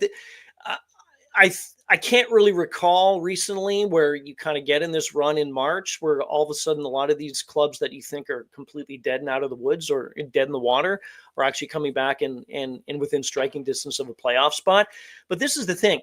If Columbus can somehow, and on the show too, the other day we had Donnie Waddell on, and he was talking about, if he was going to make some deals and make some trades to help increase the team. He was in on, from what we gather, the Gustav Nyquist deal didn't come through. So he was in on that. But he said, I'm only going to do something if it makes sense. To me, I wouldn't mess with the chemistry of this club because whatever is going on with the team, again, there's a lot of emotion with them. Yes. You just run with it. You really do. And you're right. If you can get up in the top 3 seeds in each division, I think that'll bode well for you going forward. So yeah, Columbus is close. I did not think this was going to happen. It probably doesn't help with New Jersey with Hughes going down, depending on, that injury and how long he's out. What are your thoughts on Alexander Ovechkin? I mean, he's just 11 goals away. Let's go, Sean. I know. I just, what? I didn't see, I didn't see it happening this year, but it looks like it might happen. I was secretly hoping, I'm not going to lie. I was hoping that's the record I want Gretzky to have forever. Yeah. It's going to happen. Do you see it happening this year? I do, and I've been hoping that it would. The last thing I want to have happen is, say we're a week left to go and he's 2 goals shy, and then it would be the sexy game if he was to get it on the last day of the season. That's against Pittsburgh, against Crosby, because they're always, they're going to be connected from day one. I think that would be great. But if he's 1 or 2 goals shy, then we have to wait. We have to wait months until he can get back at this thing in October. And let's not forget, too, that if it wasn't for the lockouts and COVID, he would have over 1,000 goals easy right now. Alex Ovechkin would, and plus the games that he's missed too. I think he's going to get it, and he is like a typical pure goal scorer in the game. He's a streaky guy. He'll go, as you guys know, 3-4 games again. I don't know, 6, 7, 8 goals, and then he'll be quiet for a couple. Then he'll get back on it. But I just think everything is going right for him. I think he'll get it. I want to see it happen. And you're right. I didn't think this was going to be a record that was going to be broken. There's a ton in sports that aren't going to be broken. I didn't think Gretzky's 894 was going to be touched. But if there's any guy to do it, I guess we should have all thought it would have been Ovi. Yeah, it's been a remarkable run by him, no question. And it'll be it's something to watch for down the stretch. Now, his team, the Washington Capitals, I look at they are a very good team, but they have a clear need. They need a third line center. And Jake Evans, Montreal, now I don't know, they're kind of back in it again. But I look at Washington, and I think that's the one glaring piece they're missing is a third line center. We had talked to a Capitals beat writer about a month or so ago, and we spent about 5 minutes talking about Spencer Carberry, their head coach. And I asked her, I said, look, when you're this good, when you've been this good from the get-go this season, does he tinker with the lines, or does he just stick with 1 through 4? And I think they were coming off a 7-1 win or something, say on the Thursday, and then they were playing on the Saturday when we had her on the show. And he said, or she said, that at practice on the Friday, he changed up all the lines. And I thought, that is fantastic. You just came off a huge win against whoever they played, I can't remember, and you guys are cruising the league, but yet you're always trying to make things better. I'm with you with this. If there's one weakness with the club, it is that third line guy that they need. But at the same time, Jason, I'm looking at this team and thinking, you've come this far. It's easy to be armchair GMs, like a lot of us are these days as we head up toward the deadline. I just wouldn't. I wouldn't tinker with anything. I really wouldn't, because to me, you've gotten through 60 some odd games already. I forget how many games they have left to go. And yes, you may be a little bit weak on that third line, but at the same time, you've got a coach who switches up the lines a lot, and he won't be afraid to do so. If there's a period that the first or second line doesn't look so good, he'll bring some guy up from the third, put some guy from the second down to the third. So I think that's the blueprint for success for the Capitals. I wouldn't make any move, to be honest with you, but you're right. If there is a bit of a weakness, it is on that third line. Ryan, you look at Sidney Crosby and what he did at the Four Nations Cup, how he played against Toronto. He clearly has enough in him to go, to help a team. I mean, it's hard to believe that if he doesn't get moved from Pittsburgh, his next meaningful game could be the Olympics. Like, how do you feel? Like, I feel like I want to see Sidney Crosby in the playoffs and playing meaningful games. What are your thoughts on someone like that being moved, or is it like, hey, you know what, you've done so much for the game, and if you don't want to be moved, we're going to keep you here in Pittsburgh? Like, where do you come out on this? We all know when Gretzky was dealt right from Edmonton to the Kings way back when. If Gretzky could be traded, anybody could be traded, and that was a long time ago. There's a lot of guys that have come and gone in the league that you look at and think, I cannot picture them in any other uniform than the one that they're in. I can't picture Sidney Crosby. I can't picture that 87 in another uniform. You mentioned about you want to see Crosby in the postseason because, yes, the NHL is better when Sidney Crosby is playing. That's like the Four Nations where there was discussion that he may not play for Canada. I thought, oh, man, I wanted to see him going up against three great nations of their top stars, and then he ended up playing, and he was fantastic. I think that is not a question that he's going to be moved. I don't think he's going to be moved at all. And I think there's a loyalty. I mean, Crosby's done everything, Sean. He's won cups, he's won gold, he's won this, he's won that, he's won scoring races, he's done everything you need to do or you hope to do in the NHL. I think the loyalty is so strong for him in Pittsburgh. And I think, say Kyle Dubas went to him and said, Sid, look, got a new extent contract, big contracts coming to an end and what have you. Would you like to, we're offering you the chance to go somewhere else to try to win. I'm not convinced with this answer, but I do believe that he would say no. I do believe that he would say, that's great, that's fine. I'm here with Pitt, and I want to end my career with the Pittsburgh Penguins. But that's not to say I'd love to see him play in April, because I would, like you. Yeah, I think a lot of people want to see it happening. I don't think it's going to happen. The Seattle Kraken and Ron Francis. I never liked their strategy from day one in the expansion draft. I thought it was way too safe And I think that's kind of what it's lived up to. They got decent players. They had the perfect storm season where everybody on the team had a career year. All their fourth line guys were scoring at unbelievable rates. And, now they've come crashing down to earth again. They've got a lot of guys, like Jamie Alexiak, guys who have 1 year plus, right? Like not just a free agent, although Tanev's a free agent. I think he's going to get moved. But how busy do you think Ron Francis, who historically seems to be like a big thinker, do you think he's an actor this week? It's a good question. You mentioned when the Kraken had that, no expansion team is going to come into the league like the Vegas Golden Knights did. I mean, they came in with a great club and they've been at or near the top since they came into the league. So when Seattle did, nobody expected them to play well in the first year, and they didn't. But then they turned it around. I remember Dave Haxtell was doing a great job in Seattle. And you mentioned about how many players on the team were scoring. I think they had, I don't know, like 20-something odd guys with at least 10 points, something like that. I could be wrong, but the scoring was spread out over the course of the roster when the season was done. Ron Francis knows what he's doing. I'm going to say this, if he's going to stick with the mentality of, well, I'm just going to sign players to small length contracts, not big ones. I may get a few guys on board and we can build around them. And then if nothing happens before the deadline, such as the success with the team, then maybe I'll trade some.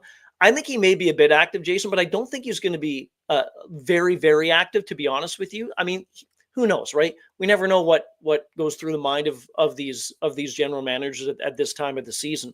But for Ron Francis and his mentality of how he's going to approach the deadline, and not only that, how he approaches free agency, how he approaches the offseason, I think he may stand pat a little bit more this time around than he would have before. Because look, Seattle's not going to make it. That they have 56 points and they're well back unless something terrible happens to every team in front of them, which is not going to happen. But I'd be surprised if there's a lot of movement from Francis's camp from now till Friday in the deadline. What are your thoughts on Vancouver? I mean, they seem to be in a little bit of a pickle, right? You got Demko out. You potentially have Quinn Hughes, depending on, with his injury and how long he's going to be out. If he continues to play and they get into the playoffs, how much, where's his body and where's he going to be at? Vancouver is a team that, is fighting with Calgary into the playoff spot. Where do you see them in the trade deadline here? It's basically every team right outside of the first wild card battling for that final spot, because I think there's a 7-point gap, if I'm not mistaken, something like that, between Colorado and Calgary at this point. I've not been a huge believer in Vancouver. I know, and everybody knows that they had such issues with JT Miller and Elias Pettersson. And look, the two of them, went face to face a number of times and basically said, yeah, I don't like you. You don't like me. Let's try to figure this thing out and see what we can do over the course of the season. So it's been a huge distraction. I think what Vancouver needs to do is, they're not out of this thing yet, but they need a lot of things to go right. And the Demko thing, as you mentioned, Sean, that's a huge thing. Every time you have your number one guy who's not 100%, maybe 90% either, you're not going to win in the NHL. You're just not going to do it. And that's with all due respect to all the backups that would play in Vancouver. But I've not been confident with the way that they've been playing. And I think for them, it's going to be a bold move. There was a big one too when they traded JT Miller to the Rangers. I think they really have to get rid of Elias Pettersson. I really do. I just think even with JT Miller gone, I don't see his heart in Vancouver. He makes a ton of money. I never fault anybody for signing a contract. The three of us, if we were offered that type of deal, we'd say, where do we sign? Give me the pen. Let's go. It's the owners who do that. It's never the player's fault. But when you have that price tag attached to you, the pressure increases. And I just don't think he can handle it right now. So if you're able to do that, maybe that's what Vancouver needs. Maybe they need that shakeup, because I don't think the JT Miller thing was really a shakeup, because a lot of people thought that was going to come a lot sooner than it did, but it ended up happening. So I'm not confident in Vancouver. If you don't have your number one who's playing like number one and who's healthy, you're not going to win. And you're right, Quinn Hughes, the other injuries on the club. And Calgary is a team to watch. There's other teams too. You mentioned St. Louis, Jason, off the top of the show. They're 1 point back as well. I see more of the momentum with those teams than I do with Vancouver. Man, Vancouver's an absolute mess right now. It's been a mess all season. Like the thing about Vancouver that blows my mind is Brock Besser last year has all the data numbers that says on the power play he was great at screening the goalie. He was excellent at it on shots where he was screening the goalie. That like 12 or 13 doesn't get points on. Yeah. So Bresser comes in. Number one, they took away his center. He's not a great skater. He needs a guy who's more of a puck distributor, playmaker like Miller. But then they take him off the power play, and they're like, "Yeah, why isn't the guy scoring at the same level?" It's like, what? Why isn't it working? What are you doing? And guess where? Their power play isn't scoring near the same. Like, so even though he wasn't always the one getting points, his role screening the goalie, he was very good at it. And now he's not there. Like, it's mind-boggling what they do. Yeah. So do you put obviously you're putting the blame on the coaching staff, right? With what you're saying with that, because I mean, if it ain't broke, don't fix it. So why then do you take someone off, like you just said, and try to think that it's going to work, because it's not going to work? He's at his best. He's a good player, but he's at his best, as you said, when he stands in front of that net. Oh yeah. The last team that I look at is the LA Kings, and they've got some cap space. I think they got a pretty good team. They got some assets if they want. What do you think the Kings do? Do you think it's anything? Do they just tweak, or do they make a major move? I think you just got to tweak it. And I could be the boring one in this discussion, because I'm like that with these teams, either on the cusp, maybe not the ones so much on the cusp, but the ones in a playoff spot and the ones who have been playing well. Let's not forget too, LA has a ton of home games left, right? They played a bunch of away games, and they have a bunch of home games too left to go before they hit the 41 mark at home. Jim Hiller has done a great job in LA. I think he's up for Coach of the Year. I think it's Spencer Carberry's to lose, but there's a whole bunch of coaches right now that certainly will get the votes when that award is handed out at the end of the season. I love the makeup of the Kings. I love the style that they play. I know under Todd McClellan, and they had that 1-3-1 kind of system, which was rather boring to a man on the team. They didn't like it. That's fine, but it was effective. I just think you don't need to make a major splash.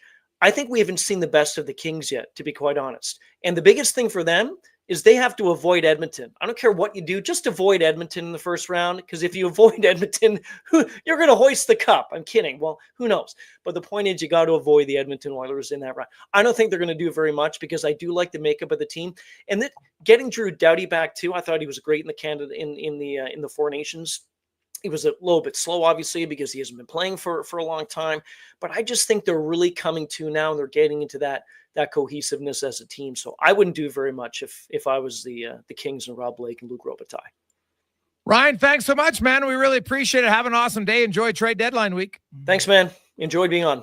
There you go. That's Ryan Payton from Sirius XM. It is fascinating. I like getting everybody's different opinion on what teams are going to do. And, some of the best trades are just little tweaks, right? Like Stan Bowman, one of his best trade deadline deals was the Michael Handzus trade, where he got San Jose was actually a playoff team. And they were like, no, they traded Handzus to Chicago for a 4th rounder. Handzus ended up being like their second line center in 2013 down the stretch into the playoffs, and was really solid. Gave up nothing for him. Now, they had superstars. They had Kane, they had Taves, and they had Sherbrooke and Keith and all that. But that was a huge addition to your team for very little. Yeah. And you know what? There was Lou Lamoriello was a guy that I thought was a genius as far as bringing in guys that were kind of at the crossroads of their career. Who was in Detroit? Whoever picked up Dan Cleary was those are the types of examples of guys that were high picks, skilled guys, for whatever reason, just had a little bit of a tough time gaining some traction. Cleary goes to Detroit, right? Good pickup, wins the Stanley Cup, right? Where are those guys? They're hard to find, but they're out there. It's such an exciting time. Like you said, everyone's kind of got some insight and input on what they think is actually going to happen. I'd love to be a fly on the wall and listen to some of those conversations. You talked about Seattle there. Shane Wright is an interesting story, right? Where a guy, great develop. Hey, Dan Balsman's got to get a lot of credit for that, right? Yeah. For what he did with them in the minors and the patience. And, once again, you talk about somebody believing in you. Don't rush players to the NHL, Brownie, when they're teenagers. Absolutely. So I don't care who the player is. Yeah. So that's a great story for him. Being such a highly touted guy that's, has found his game. Good for him. Good for Dan Balsma for recognizing that. Quick break. We'll come back. 5 questions on the Gregor Show, presented by PlayAlberta.ca. Island Ice Sports and Entertainment is an innovative market leader across Western Canada, with sports and entertainment properties including the Spruce Grove Saints, the Junior Prospects Hockey League, Silent Rides Charter Company, the Hockey Super League, and the newly launched Female Super League. Silent Ice also owns the Western Hockey League Seattle Thunderbirds and operates the Morinville AAA Arena. The Silent Ice Center, a new state-of-the-art entertainment facility, is open in Nisku, which features 2 sheets of ice, including a 1,600-seat arena and a restaurant with a viewing area. Dang. Last season, you bought new clubs to fix your game. You spent the entire season trying to learn how to hit with your magic clubs. And guess what? Dang. They didn't help your game. Now you're convinced it's your swing, but it really is your clubs.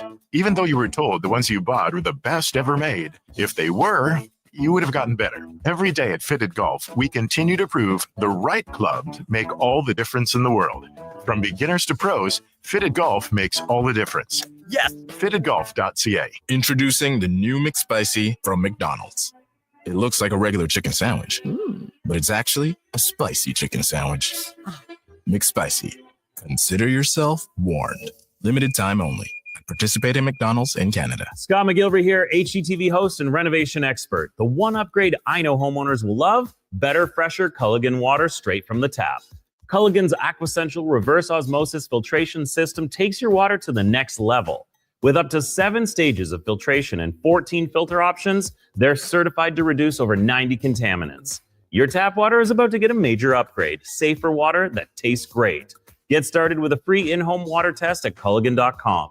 Culligan, water you love. Whether you're a craft beer connoisseur or more of a wine aficionado, there's always something new to discover at Sherbrooke Liquor, a unique, family-owned, independent liquor store. The selection, incredible. The non-alcohol section is also very impressive. Sherbrooke Liquor, expert, knowledgeable staff with a passion for unique finds. More than just a liquor store, we're a community. Alberta's best, the one and only Sherbrooke Liquor. Wine, spirits, and oodles of beer. Visit SherbrookeLiquor.com.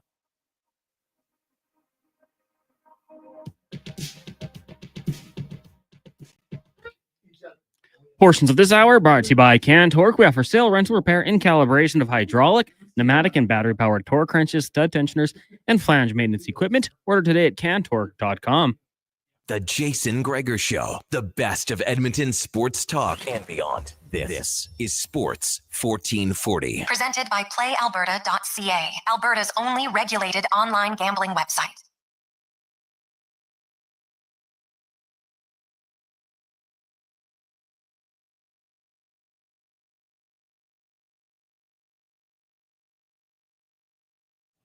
Jason Gregor, Sean Brown, as we roll through a lovely Monday. Man, it's just flying by. This week's going to be so quick and easy. There's games, there's trade talk. Oh, it's going to be nuts. Of course, we'll have wall-to-wall trade coverage, special trade deadline edition here on Sports 1440 on Friday, starting at 11. We'll have the Carey Show right into it, and then we'll just keep rolling, so it should be great. Who's all going to be there? Well, it's a surprise, Brownie. We'll announce it later on. I haven't got asked. I'm assuming I'm not. No. Well, maybe you should check your email, the one that you never check. You know what? My internet was down at home. I didn't have it all weekend, so maybe it was actually quite nice. Oh, but did you? Okay, I'll have a look. You might have to go look.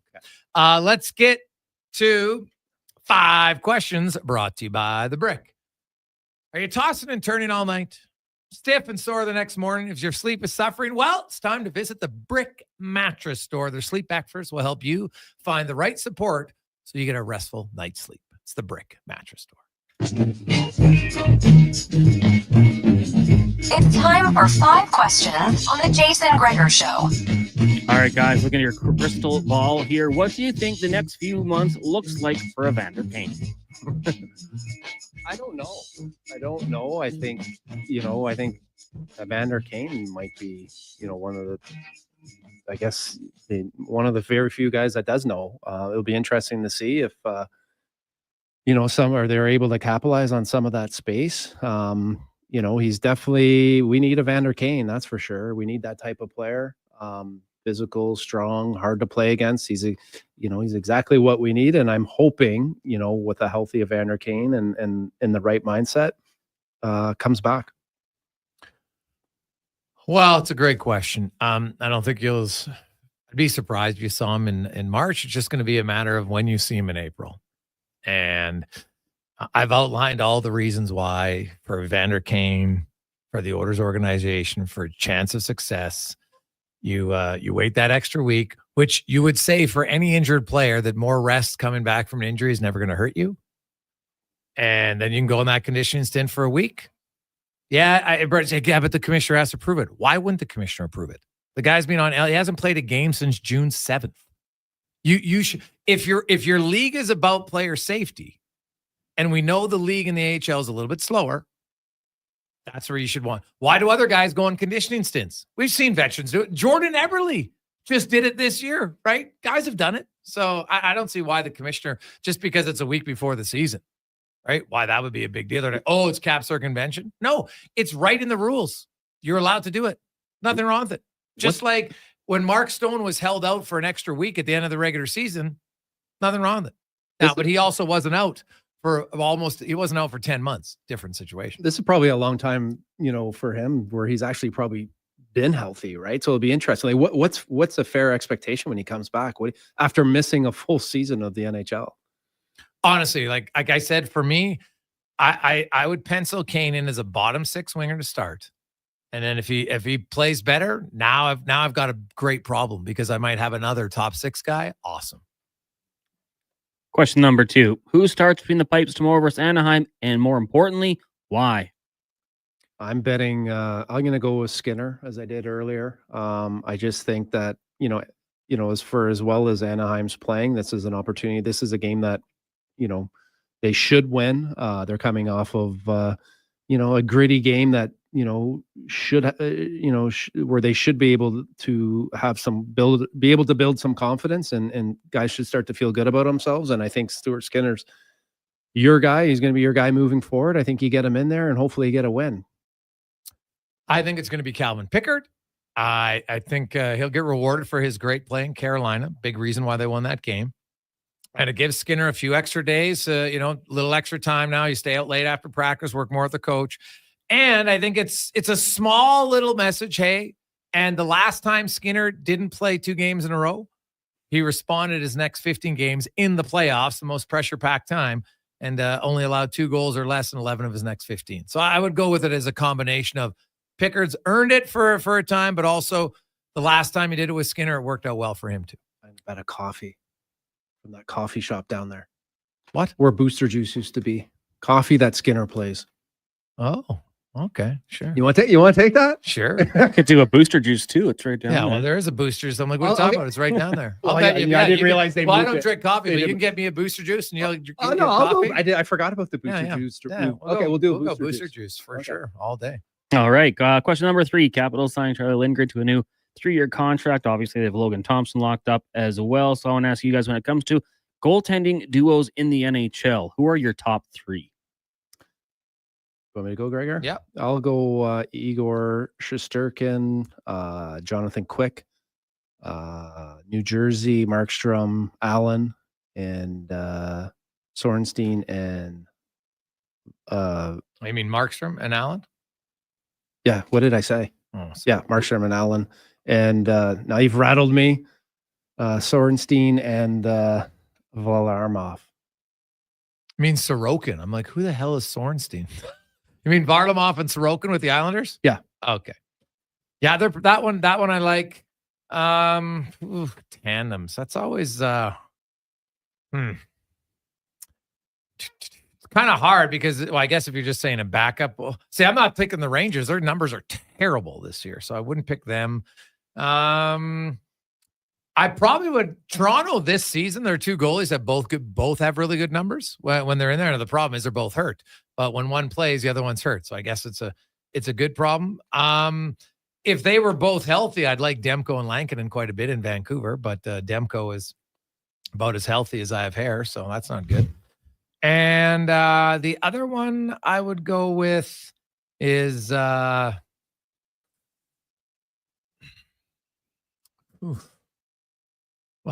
just because I still might just go with Hellebuck and Mr. Comrie, because Hellebuck plays the most of them and Comrie just has to be okay. Question number 4. You got to be a teacher here. What letter grade would you give the Panthers and the Blackhawks for their part in the Seth Jones trade? I will give the Panthers an A, You had a guy who was wearing a baseball cap 60 games a year for 4.5 sheets. Now you got a guy who's going to play 23 minutes a night. And you're only paying him $2.5 million more all day long. It's an A for them. Chicago, I will give it a B minus. You're paying $2.5 million for a player not to play for you. And you have a young goalie with a really young defense core. You'll get an opportunity, but they're going to have to be very patient. I think that they got to, if you want Spencer Knight to have confidence, you're going to have a better environment in front of him. So it's a B minus.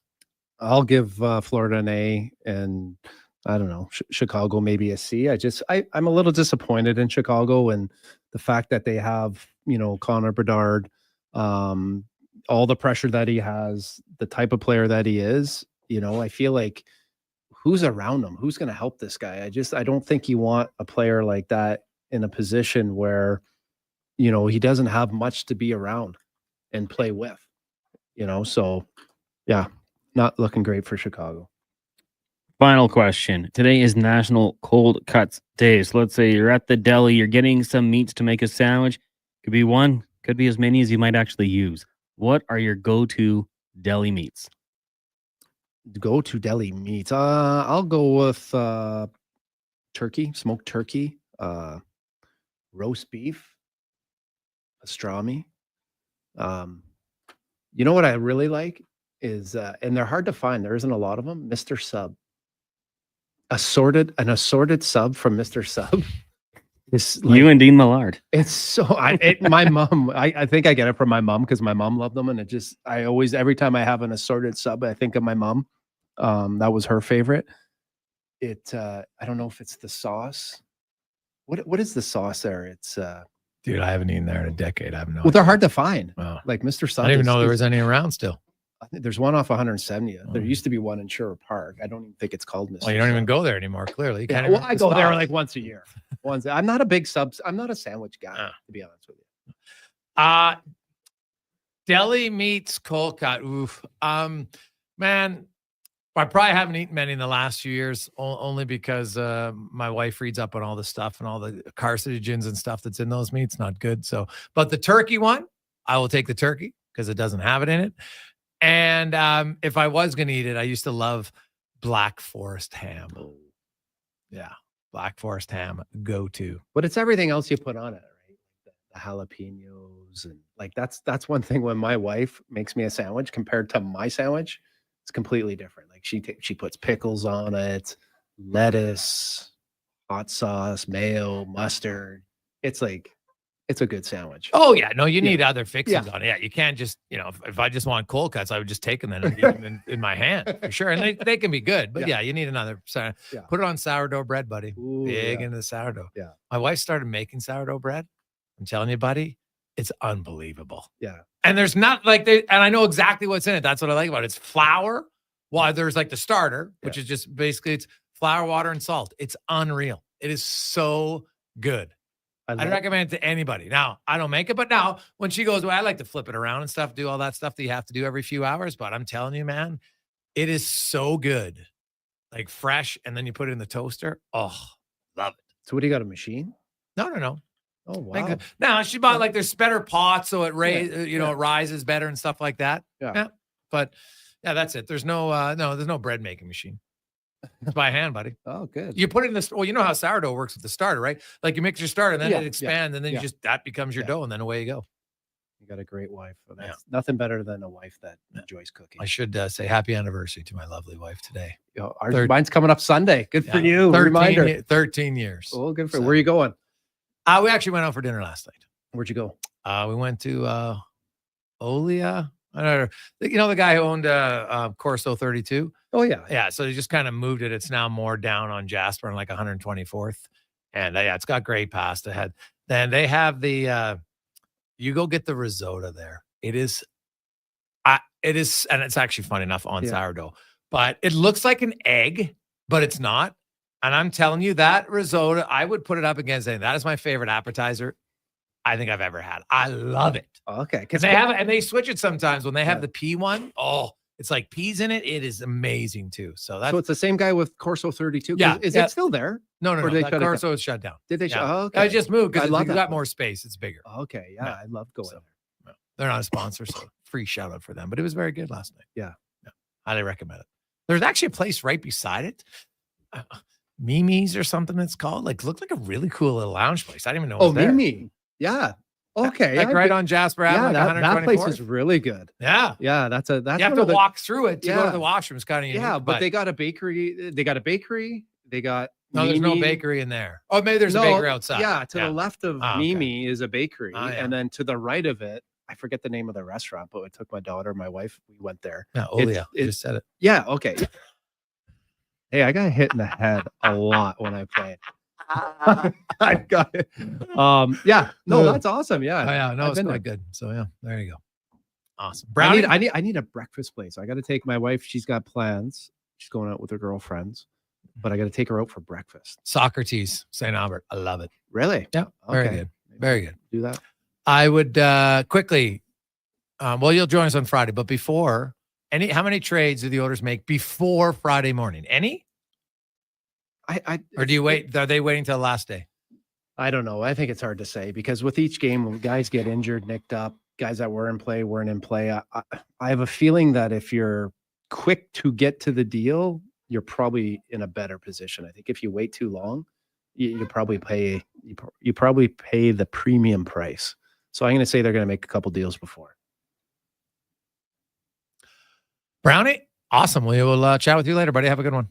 You too. Sean Brown, here on Sports 1440, Oilers Nation, YouTube, Facebook, and X. Let's get to Connor Halley. Sports 1440 update brought to you by Booster Juice. Oh, I can't wait to win that Booster Juice from Brownie. But right now, they're introducing 3 new food options with new ingredients: the guacamole chicken panini, the guacamole black bean wrap, and the egg and chipotle black bean wrap. Visit your nearest Booster Juice today and try one. This is a Sports 1440 update. One game underway on the ice midway through the first. Dubois and McMichael have the Caps on top of the Sens 2-0. Later on this evening, Sabres take on the Canadians. Panthers host the Lightning. Rangers up against the Islanders. The Sharks in Toronto. And the Blackhawks hosting the LA Kings in the association. You've got the Warriors in Charlotte. 76ers taking on the Blazers. Wizards meet the Heat. Grizz and Hawks. Rockets take on the Thunder. Mavs host the Kings and the Pistons in Utah to take on the Jazz. From the Briar, Alberta was victorious earlier today, knocking off PEI 10-3. That was the Jacobs rink in the NFL. The Cincinnati Bengals have once again franchise tagged 26-year-old wideout T. Higgins. He'll make $26 million next season in Cincinnati. Well, the two sides are working on a long-term extension. And the Toronto Temple announcing today that Serena Williams will be a new owner of the WNBA team, joining the ownership group alongside Larry Tenenbaum. Coming up in hour 4 of the Jason Gregor Show, we'll be joined by Mark Spector of Rogers Sportsnet and hear more comments from the Oilers. I'm Connor Halley. This has been a Sports 1440 update. Sport 1440 in West Edmonton Mall and Wetaskiwin. CKJR is a Stingray radio station. Download the free radio player app and listen wherever you go. Play Alberta has hundreds of casino games right at your fingertip. Join thousands discovering why Fortune Coin is one of Alberta's most popular games. Fill your reels with golden coins, multiply your prizes up to 6 times, and turn good spins into legendary ones. Land the Fortune Coin symbol to win cash, trigger the jackpot, launch the free spins bonus, and watch as the dragon takes over your screen. New players get 100 free spins only on playalberta.ca. Claim your offer today. Getting your vehicle sparkling clean doesn't have to cost a fortune. Take it into Hughes today and pay just loonies a wash. Find us at HughesCarWash.com. Introducing the new McSpicy from McDonald's. It looks like a regular chicken sandwich, but it's actually a spicy chicken sandwich. McSpicy. Consider yourself warned. Limited time only. Participate in McDonald's in Canada. Are you tired of waking up tired? Are you tossing and turning all night and stiff and sore the next morning? If your sleep is suffering, it's time to visit the Brick Mattress Store. Their sleep experts will help you find the right support for a restful night's sleep. Back sleeper, side sleeper, hot or cold, there is a perfect mattress for you. Plus, with next day delivery, your best night's sleep could be tomorrow. Check out the Brick Mattress Store locations in Spruce Grove, South Edmonton, St. Albert, and Leduc, and start waking up refreshed. Hair Aware with Dr. Vance Elliott. Hey, Dr. Vance, does a hair transplant have to look like a hair transplant? There's a guy at work, his is totally obvious. My goal is to give every one of my patients a full, natural-looking head of hair, so I stay up to date on the latest innovations. This is science, and more importantly, an art. I do things differently and move more hair than is normally done, resulting in a thicker look that is also more natural. Trust a world-renowned expert in hair restoration. Book an appointment at drvanceelliott.com today.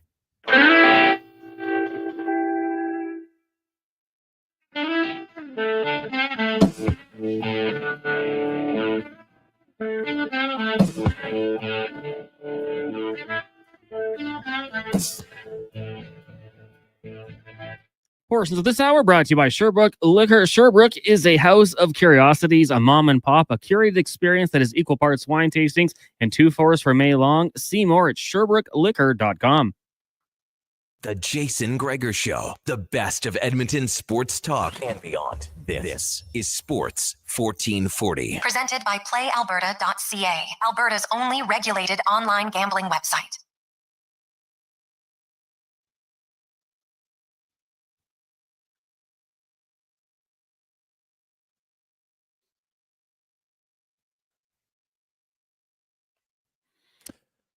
Just after 5 o'clock on a lovely Monday. Oof, beautiful weather again. It's fantastic. It's a trade deadline week. We got our trade deadline report coming up next segment. It's a Gregor Show presented by PlayAlberta.ca where you can get in the game. It's March. It's a new month, but don't worry. That means a new opportunity for you.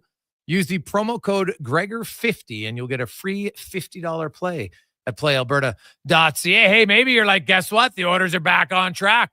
I'm going to go all in on the orders. Well, they are at home tomorrow night against the Anaheim Ducks, and not a surprise. The orders are the favorite in that game tomorrow. We'll see what they do.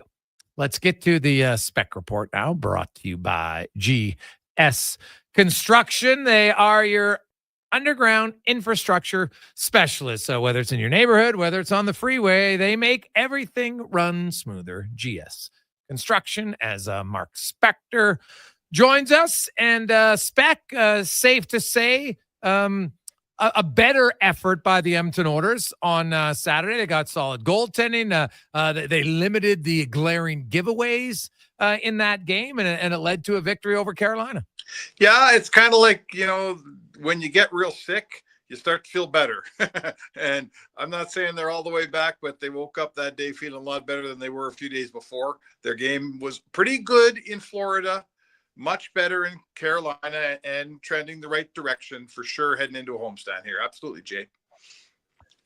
The Oilers, I think Pickard's going to start a goal tomorrow, and then Skinner's going to come back on Thursday. They do get some good news. Darnell Nurse, according to his head coach, likely to be back in the lineup tomorrow night, so that'll help. But man, did Brett Kulak have himself a whale of a game on Saturday, and then Thursday in Florida, I think he had a goal, he had an assist, I believe, and he had 8 block shots in about 23 minutes. So he absolutely stepped up in Nurse's absence in those 2 games. Like, that should be noted. I noted it in my copy. It's if you have when a 24-minute guy like Nurse goes out, Jay, they always say one guy can't pick up the slack. We all got to pick up the slack. There's going to be more minutes for everybody.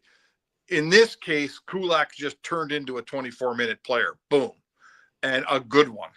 And that's having a guy that can step in and eat up as much of Nurse's absence as he did in those 2 games and play so well. Good for him, man. He sure has turned out to be a gamer, eh? Like, you got the Kulak and you thought, it's Brett Kulak, he's okay. And when the playoffs come, his game goes way north. And when you need him at a time like this, his game goes way north. Like, give this guy credit, man. He's a gamer. I like this player. Well, yeah, he's shown it time and time again. He can elevate at the most pressure packed times, and that's a great skill set to have. He's such a smooth skater. His skating ability, I think, and his smarts are going to allow him to stick around for a long, long time. He's been a very valuable player to Edmonton, and He even tested the free agent market and then found there was no better offer out there or maybe a better fit. So he ended up staying back in Edmonton. And, there's another trade deadline deal that was done when they had no LTIR space and they still made it work anyway. That's the year they got Kane and Kulak. Then they got Ekholm the next year in Bukestad. So I know there's the Kane thing hanging over the shoulder of Stan Bowman this week, but that to me should not be limiting them from making other significant moves, ways to upgrade your team, because Kulak and Kane 1 year, Ekholm and Bukestad the next. You can't tell me that's not upgrades.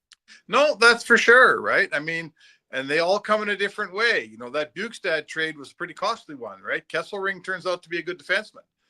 On other occasions, you give up guys that don't hurt you. I'm just off the top of my head. Schaefer hasn't made anyone sorry that you got Ekholm yet, has he?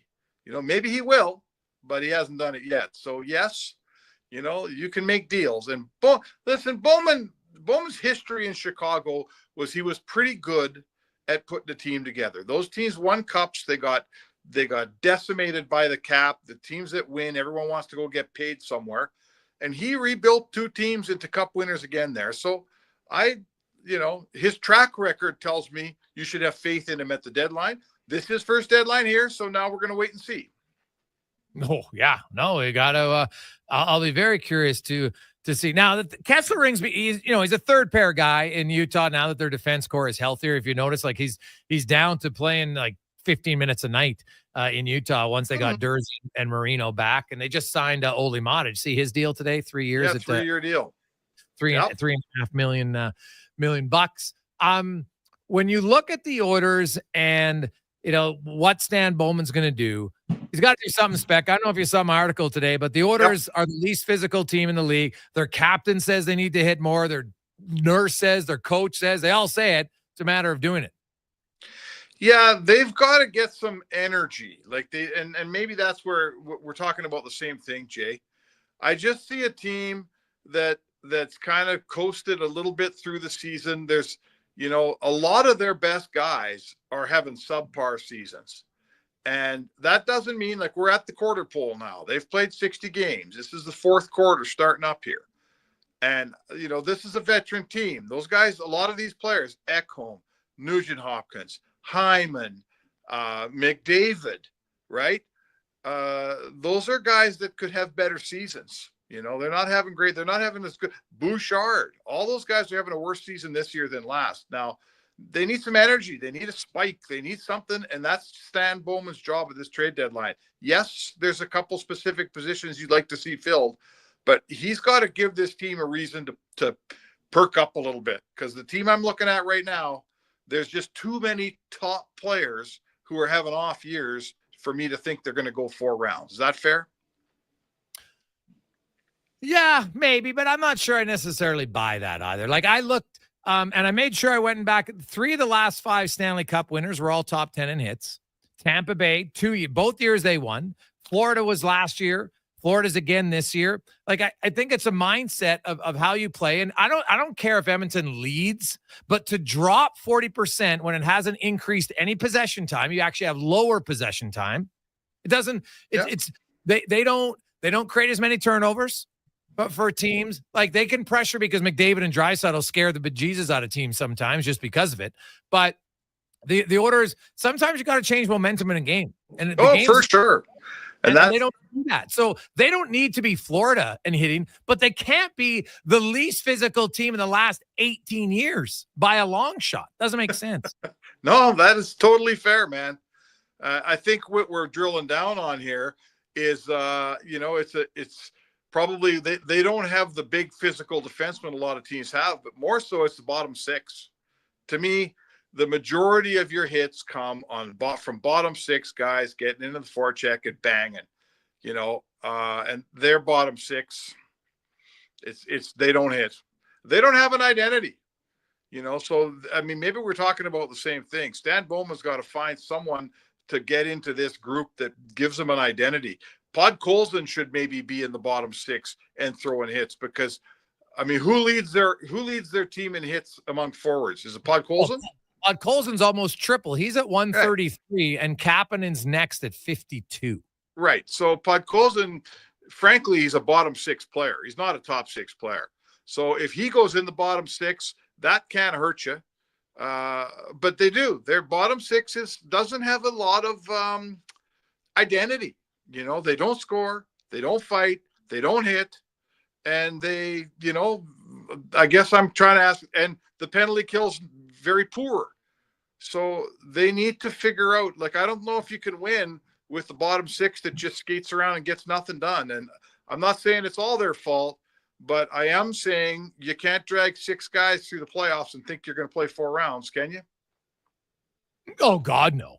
They need more guys finding ways to contribute, because if they're not, it's the old adage a coach said, if you're not scoring, do something to get noticed. Well, you had guys up until the last few games, their penalty kills stunk. They're not producing offense. They're not hitting. What are they doing? Right? Like they're just a guy. They're just skating up and down the ice and nothing's happening.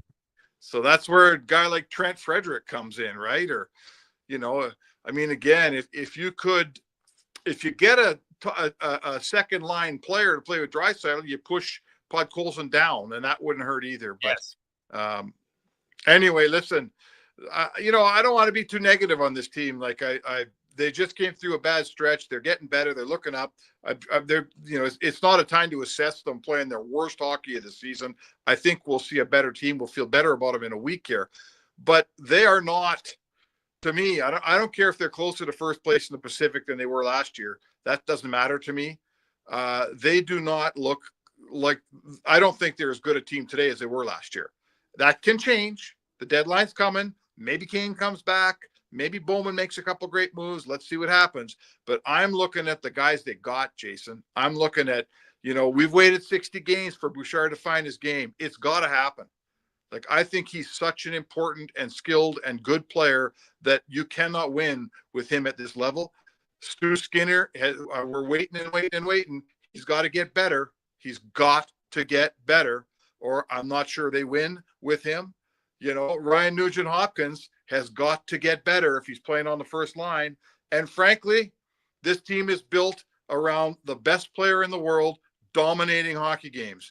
And Connor McDavid's not dominating many hockey games these days. I'm going to say it. I'm not sure I've ever said it before. Connor McDavid's got to get better if this team's going to win.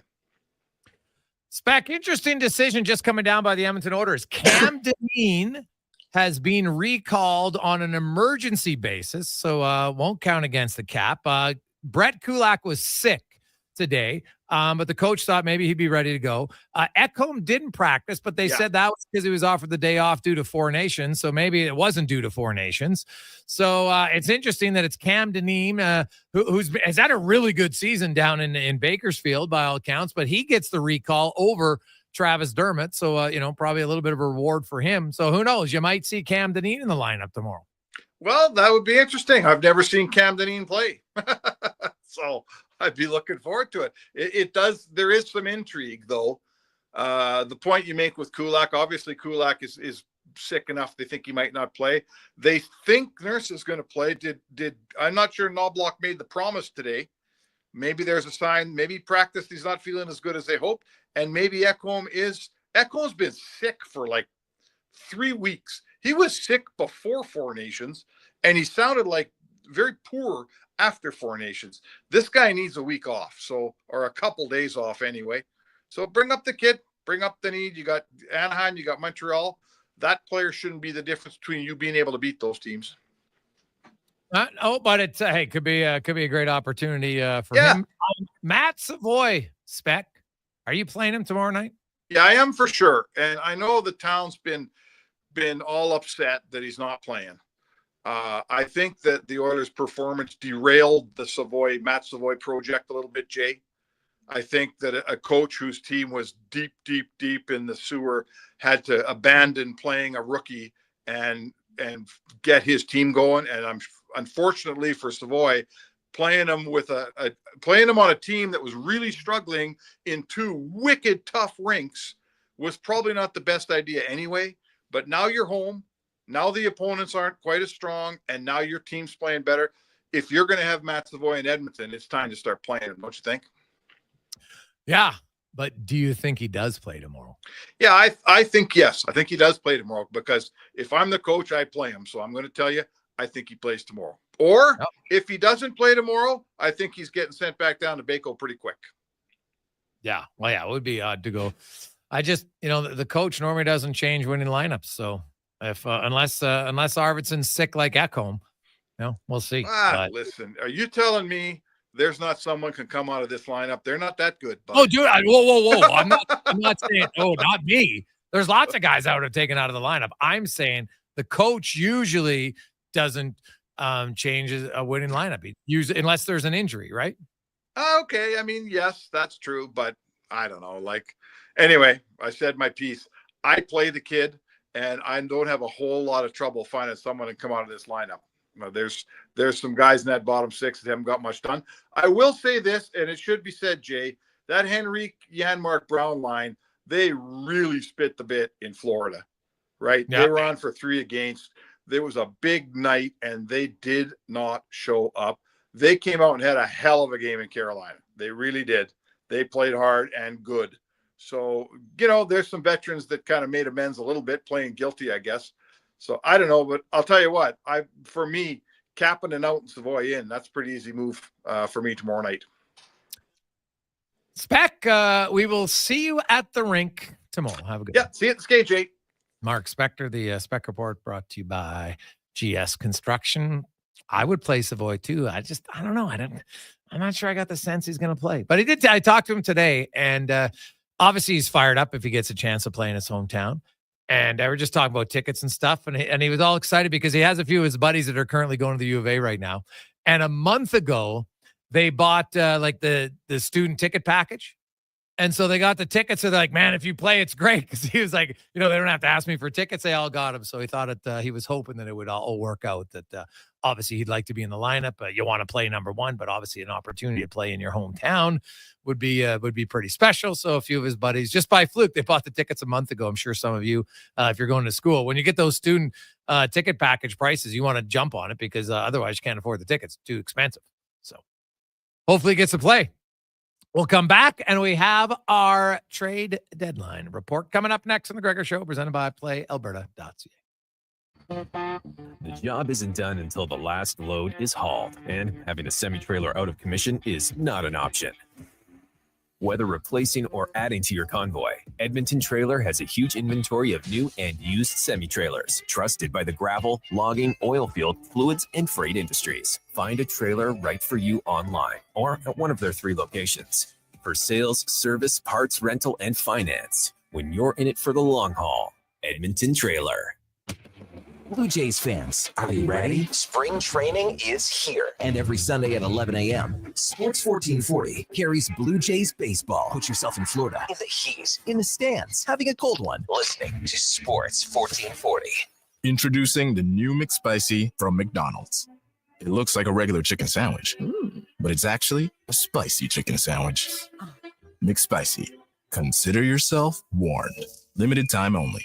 Participate in McDonald's in Canada. Oodle Noodle origins. In 1864, Francis Oodle took over his dying father's business as a leatherman. He was quite proficient, but his heart was never truly in the trade. After his father's death, Oodle met a cocksure young man named Vladimir Nudell, who was a trailblazer in the popular new art of food boxes. They formed a partnership and aimed to ply their trade in the New World. At Ellis Island, Nudell was renamed David Noodle, and henceforth, the franchise has been known as Oodle Noodle. Okay, how about you give us your star winger for a bag of pucks? What if I throw in some Will Hawk beef jerky? Yourself a trade. With Will Hawk beef jerky on their side, the Alberta teams definitely have an unfair advantage this trade deadline. Pick up some today and use it for trade leverage in your fantasy league. No way, man. It's way too good. Will Hawk beef jerky, only available in Leduc. Get yours today because you don't win trades with salad. Need a solid foundation without the fuss? Richard and Kalina at DCL Pile Driving have your back. Locally owned, they offer straight, driven piles. No screwing around. Serving all of Alberta. DCL Pile Driving gets your foundation ready in hours with minimal ground disturbance. Perfect for tight spaces. Whether it's for a deck, grain bins, or RTMs. Tell them the radio sent you and receive a special discounted rate. Call or text 587-322-PILE. DCL Pile Driving. Don't get screwed. Get piles driven. A few years ago, I was doing okay, but the rising cost of living has made my credit card bills go through the roof, and I don't know how to handle it anymore. Times are tough. The cost of living is causing many to fall into debt through no fault of their own. It's easy to feel overwhelmed and stressed. There are options that can help you get back on your feet. My name is Parveen Middleton, and I'm a licensed insolvency trustee at BDO here in Edmonton. I can help you find a solution to become debt-free. Visit bdodebt.ca to learn more. Start your adventure with a 2024 Mitsubishi Outlander at Cross Mitsubishi. Lease it for $299 a month with $49.99 due at signing. Enjoy 0% financing, a $1,000 trade rebate, and a $500 loyalty rebate. Equipped with a 10-year, 160,000-kilometer warranty. Offer ends February 28th. Visit Cross Mitsubishi at 9605 34th Avenue or online at crossmitsubishi.ca. Cross Mitsubishi, drive your ambition. Step up to the plate for a Grand Slam evening at the Field of Dreams Gala, presented by the Riverhawks Community Foundation. Toronto baseball legend Joe Carter joins us for a fireside chat, along with live music, a 4-course meal, and live and silent auctions. Test your ball skills with batting cages and pitching machines. Your ticket helps reduce barriers in sports for you. Don't miss Field of Dreams Gala, April 5th at the Wyndham South Hotel. For tickets and info, visit riverhawksfoundation.ca.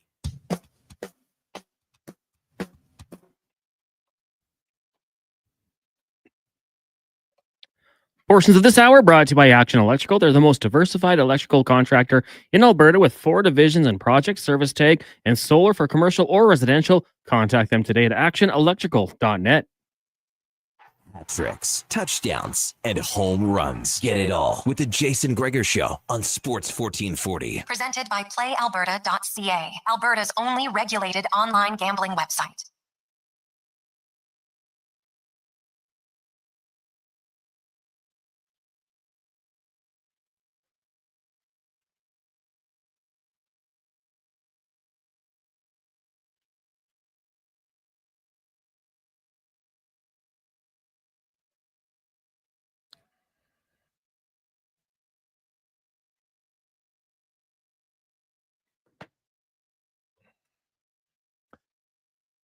$5:29. Welcome back, Jason Gregor, Connor Halley, Sports 1440, Oilers Nation, YouTube, Facebook, and X. Hope you're having an awesome day. Of course, NHL tonight, games that matter, because let's be honest, we are on playoff watch right now. There's no debate about that. Playoff watch.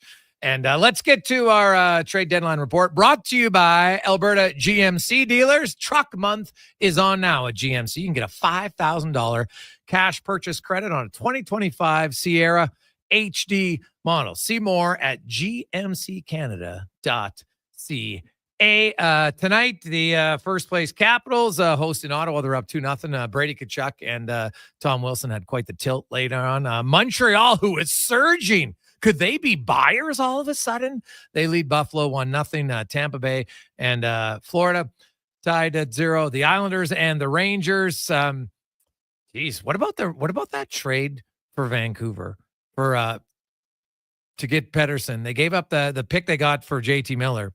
That pick might not be protect. Like, that might be the 11th or 12th pick in the draft this year, where you could have just waited and signed Pettersson in the summer. So we'll see. Sharks are in Toronto later, and then of course LA taking on Chicago. When you look at the teams in action tonight, the Montreal Canadiens to me are a fascinating team. They've got some guys that were listed on trade targets that you're like, okay, you know what, maybe they're going to get moved, but all of a sudden they've won 4 in a row and they're in it. So does their manager say, well, you know what, we can't just give away these guys now. Right? Like, what about Jake Evans? What if the Montreal Canadiens, they win tonight, which, they have a chance to win tonight. They're against Buffalo. Now you win, and suddenly you're 1 point back of Detroit. 1. Do you trade Jake Evans for whatever you get? second and a fourth or whatever. I don't know if he's going to, I don't think he's going to get you first. Maybe I'm wrong. But do you do that if you're Montreal, or do you now have to stand pat? Like, that's what's kind of fascinating about this trade deadline is a Montreal team that maybe was a buyer. Now they're not. Now the Boston Bruins they're only 2 points out, but everybody else has 2 or 3 games in hand on them. So maybe they're not as close as they think. But I'm kind of interested by Montreal. Are they winning at the wrong time of year? Speaking of winning, the Columbus Blue Jackets, 2 huge wins against Detroit. I think Detroit's going to make a move. I think they really want to get in.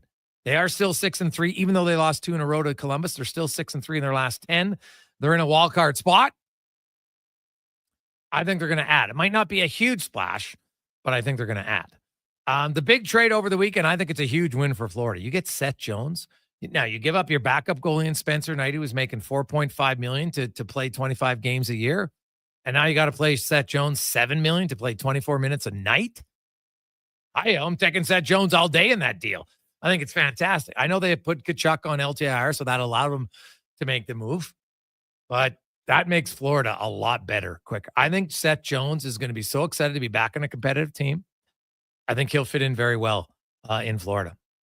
And, he's probably going to play with Forsling, I would guess, maybe. So, it's a pretty good pair. I like that trade a lot for them. The Ryan Lindgren trade for Colorado, because we had some Oilers fans wondering, should the Oilers have gone? I don't know if that's like, if you're going to, now it's not that much cap space, but if you're going to spend some, like, I don't know, Lindgren's foot speed. Now, he's a good defensive defender, but he hasn't been as good this year. You look at his numbers, and him and Adam Fox were a great pair last year. They've allowed more goals this year in 310 fewer minutes than they allowed all of last season 5-on-5. So I think it's an upgrade for Colorado because they needed the upgrade on the back end. I think Edmonton, honestly, if I'm looking at upgrades on the team,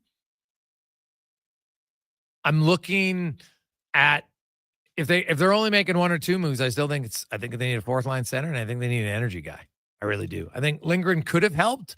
I'm not sure he would have been the biggest help or biggest need, I would say. I don't love his foot speed, and the Oilers aren't the quickest team. I don't know if they can afford another guy who's kind of average to below average skater. So that would be my thoughts on him. We've had a lot of texts on trades. Guys, can you explain what happens to the Oilers if they make acquisitions and then Kane comes back before end of the season? How can they play? Well, they'd have to become cap compliant. So you can't dress your roster in the game unless you're cap compliant. Like, it's just that simple. No team's ever done it because they all abide by the rules, right? Like, just not going to play. So if Kane is back in April, let's say, or heck, even if it's late March, then the Oilers would have to make sure they're cap compliant.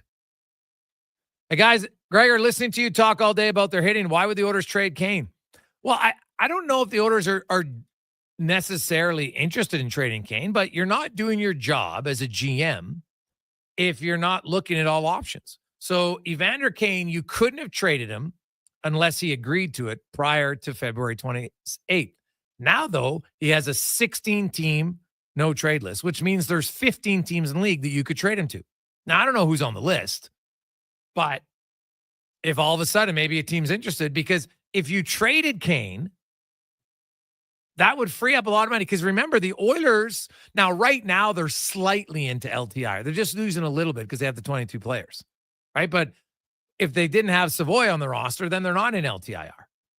And Kane's just on the roster at a salary cap. So if you moved him for whatever, and maybe you get a player back that makes less, well, now you actually are gaining cap space. So that's why they would consider doing it.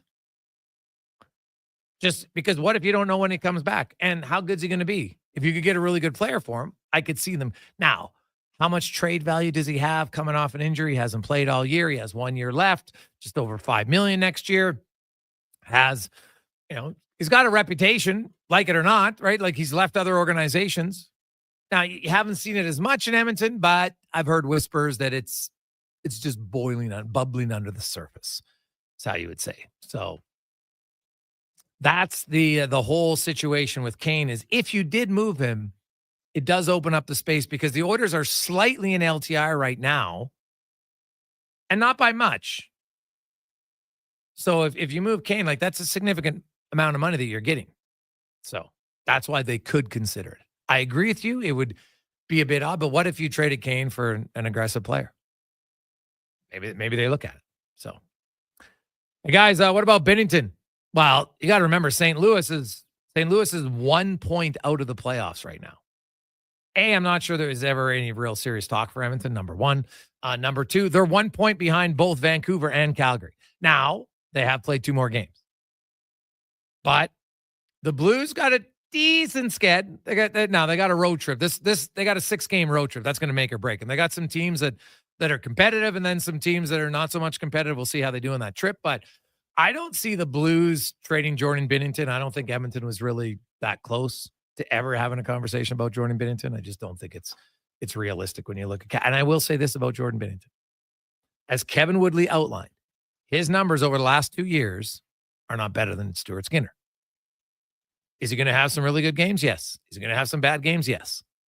Now, I know everybody remembers because we're all creatures of what's happened recently. What did I just see? Oh, my goodness. I saw Binnington make some unreal saves in overtime. He's the answer. You got to look bigger picture than that. Is he guaranteed to elevate his play all the time like that? I don't know. Yeah, he won a cup, but he won a cup 6 years ago. I got to look. How many playoff games have the Blues won since they won their Stanley Cup? Cons, can you look that up? So when they won the Cup in 2019, how many playoff games have they won since? From 2020 to 2024. I'd just be curious. I don't know if it's going to be that many. So, you won before. Does that guarantee you're going to win again? Like, it was that it's like saying, well, the Oilers are guaranteed to go to the Stanley Cup final again because they made it last year. I don't think so. So, yeah, Binnington is 4-10 in his last 4. He started 15 of them. One he didn't get a decision. So they've won a grand total of 8 playoff games since they won the Cup. And he went 4-10 with 324 goals against and a 904 save percentage. So I don't know. Is he? I'm not sold. I think sometimes people think Stuart Skinner is the only goalie who struggles with inconsistency. I actually think there's more guys that struggle with it. If you can find one who doesn't, they're rare. It's a hard position. Very hard position.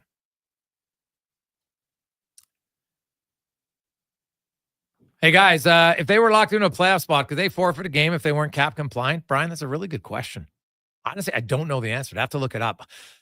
I don't know if the NHL would allow, there's got to be some massive fine that would come with it, I would think. But I don't know, Cons. There's got to be some other consequence to it. My research quickly tells me up to $5 million fines, cancellation of contracts, loss of draft picks, potential forfeiting games. So. Okay. So, yeah, there's significant, which there had to be. Otherwise, teams would be like, hey, right, late in the year, well, we'll forfeit our last 2 games of the season because it doesn't mean anything in the standings. Oh, that'd be greasy. Hey, could you imagine? Well, plus if it was a road game, then you just think about all the money lost in the rink too, right? Like it's not feasible.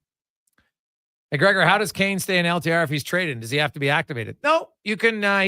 Players with LTR being traded all the time, right? Like there's lots of guys like that get traded. Kane would now the team Kane's in LTIR, so I think a team that acquires him would probably have to have the cap space because I think you have to have him in. And then you put him on, if I'm not mistaken, because a lot of those LTR moves have traded in the offseason. But a team that's acquiring Kane would likely have the cap space to do it, right? They would just have him. He fits onto the roster, then they activate him to LTR. But keep in mind that he's on LTIR. But Edmonton, if they wanted to make that work by cap situation, they could take Kane off of LTIR, put him on IR, right? Put him on IR when they're down to 21 players and then trade him. Right? Like you could send Matt Savoy down tomorrow and then you could take Kane off of LTIR and have him just on IR and you're still cap compliant. So you could do that. And then you could trade him to a team because then they're on IR. He's on their books, but he doesn't count on the roster. So you could do that too if you wanted. That's the trade deadline report brought to you by your Alberta GMC dealers. Quick break. We'll come back. We got loads of text. 833-401-1440. 833-401-1440 in our inbox. Bringing every project to life requires the right team. By joining the Japa Machinery Group service or sales teams, you can be part of setting a new industry standard. Celebrating a legacy of excellence with Japa. Learn more at japamachinery.com. Are you tired of waking up tired? Are you tossing and turning all night and stiff and sore the next morning? If your sleep is suffering, it's time to visit the Brick Mattress Store. Their sleep experts will help you find the right support for a restful night's sleep.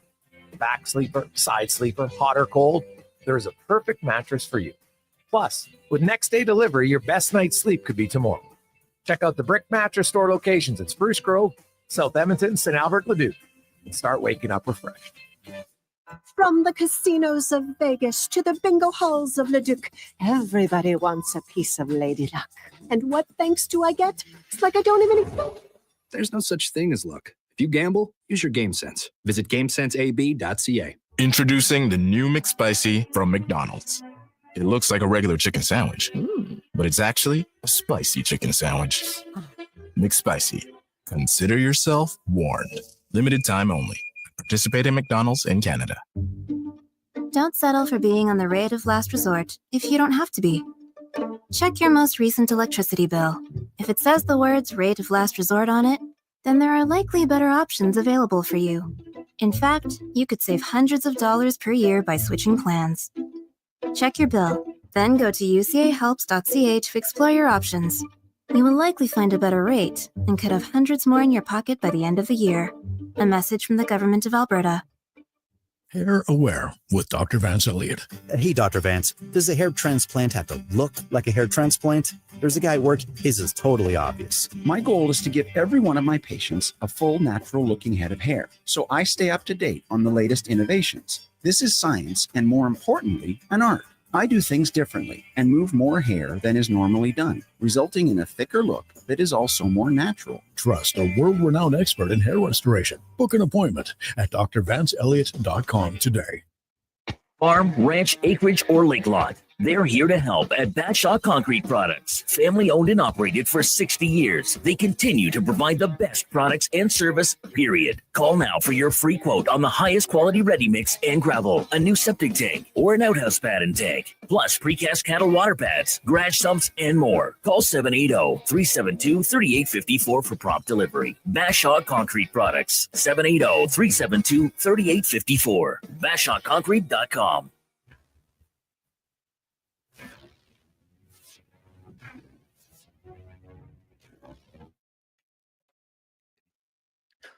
Portions of this hour brought to you by On the Rocks. Watch every Oilers game at OTR with $5.25 Molson Canadian, $5 Pink Whitney shots, and 60-cent wings. Plus, play Oilers score and win for your chance to win On the Rocks gift cards. Oilers hockey at OTR. Book your table today. Jasper Ave and 118th. The Jason Gregor Show. The best of Edmonton sports talk and beyond. This is Sports 1440. Presented by PlayAlberta.ca, Alberta's only regulated online gambling website.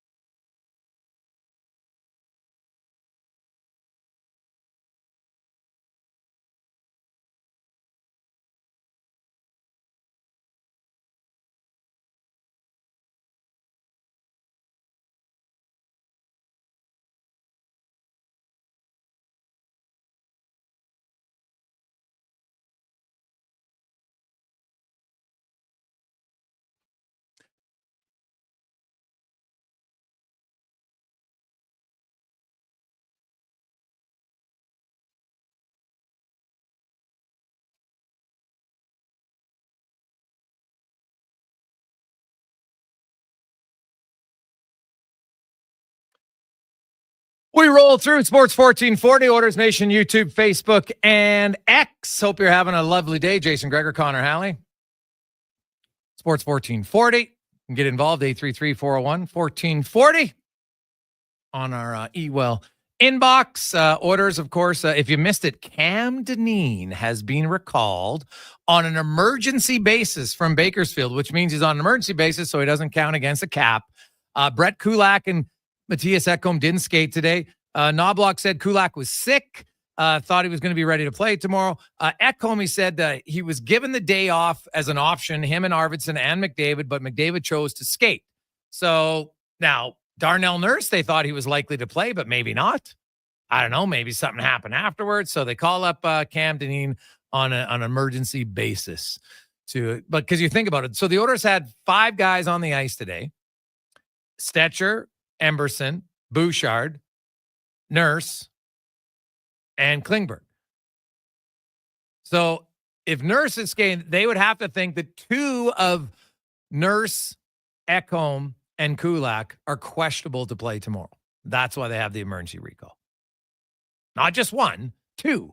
Because if it was 1, they'd still have 6 healthy defensemen. So there you go. And because he's an emergency recall, he wouldn't count against the cap, in case you're wondering. Every cent matters as you head into the trade deadline. 5:48. More text. Hey, Gregor, I think what's really hurting the penalty kill is we don't have a legit face-off guy that can throw over the boards every penalty kill. Well, Adam Henrique is 54% on the on face-off. Draisaitl's 54% on face-offs. Both those guys are pretty good. So if I look at the shorthanded face-offs, Henrique's taken the majority. He's taken 155 of them. Right? Nugent Hopkins has only taken 32. So you don't see like 32.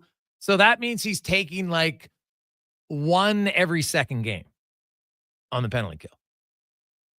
So maybe Henrique gets kicked out the odd time.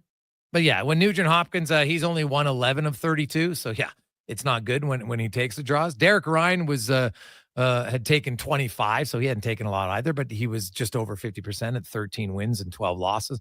Janmark is actually even at 50% on the PK. But Draisaitl, when he is on the penalty kill, guess what? 6-1. But he doesn't penalty kill.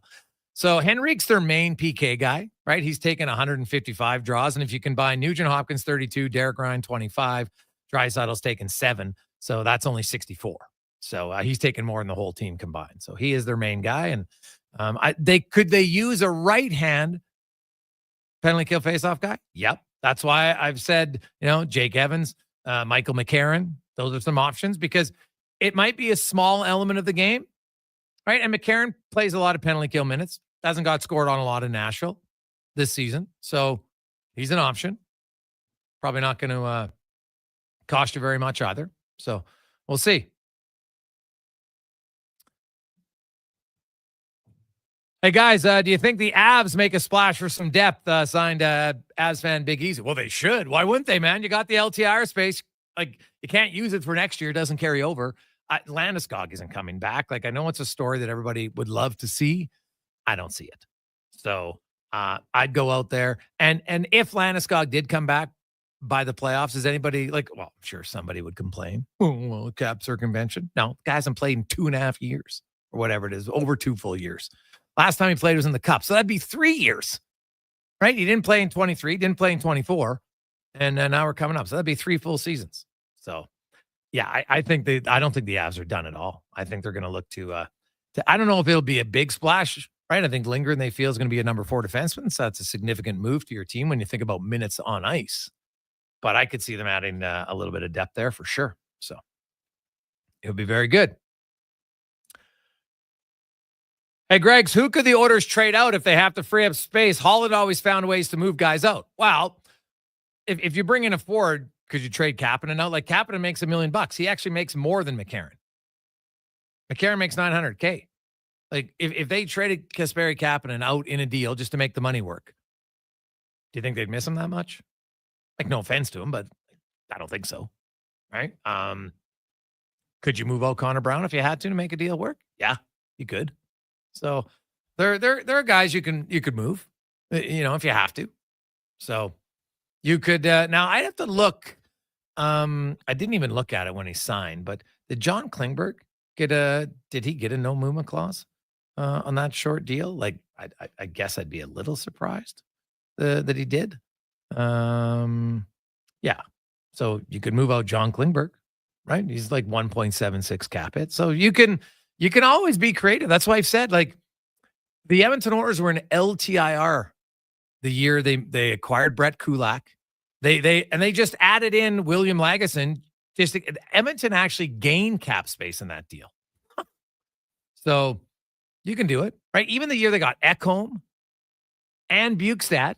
And by the way, Cam Dineen was also part of that trade, and he's going to maybe play tomorrow night. He was part of that deal because he was in the minors, as it was Kesselring at the time.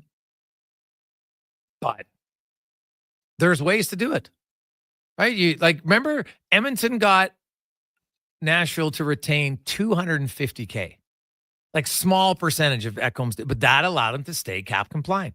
They also convinced Carolina to take on Puljujarvi for nothing. So you can't say the trades can't be made. You can't be creative because we've seen it. They're just going to have to do it. So.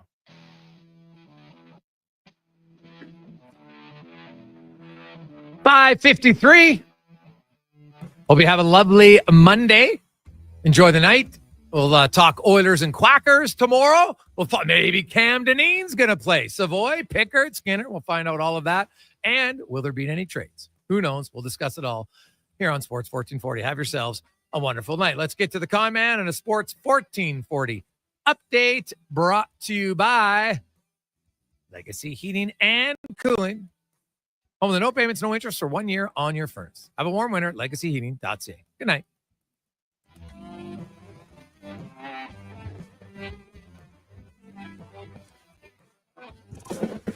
This is a Sports 1440 update. Bunch of games underway in the NHL already. Midway through the second period, Caps up on the Senators 3-0 after 20 minutes. Canadians lead the Sabres by that same score. Lightning Panthers are scoreless. Rangers up on the Islanders 2-0. And midway through the first, Leafs and Sharks scoreless. Only one more game get going tonight at 6:30. The Kings in Chicago taking on the Blackhawks. In the association, the Warriors right now lead the Hornets 41-32. Sixers up on the Blazers 54-48, and the Wizards and Heat tied at 13 apiece early in the first quarter. Later tonight, Hawks in Memphis. The Thunder take on the Rockets.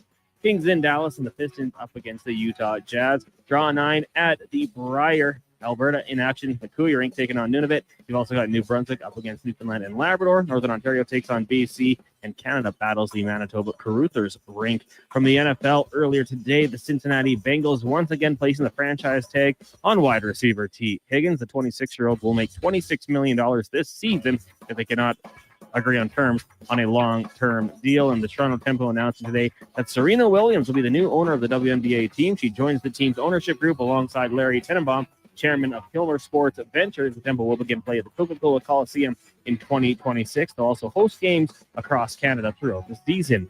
That's going to do it for us here on the Jason Gregor Show. Coming up next, we've got Fox Sports Radio all night. Live local coverage resumes tomorrow morning, 7 a.m. with Kevin Carius. I'm Connor Halley. This has been a Sports 1440 update.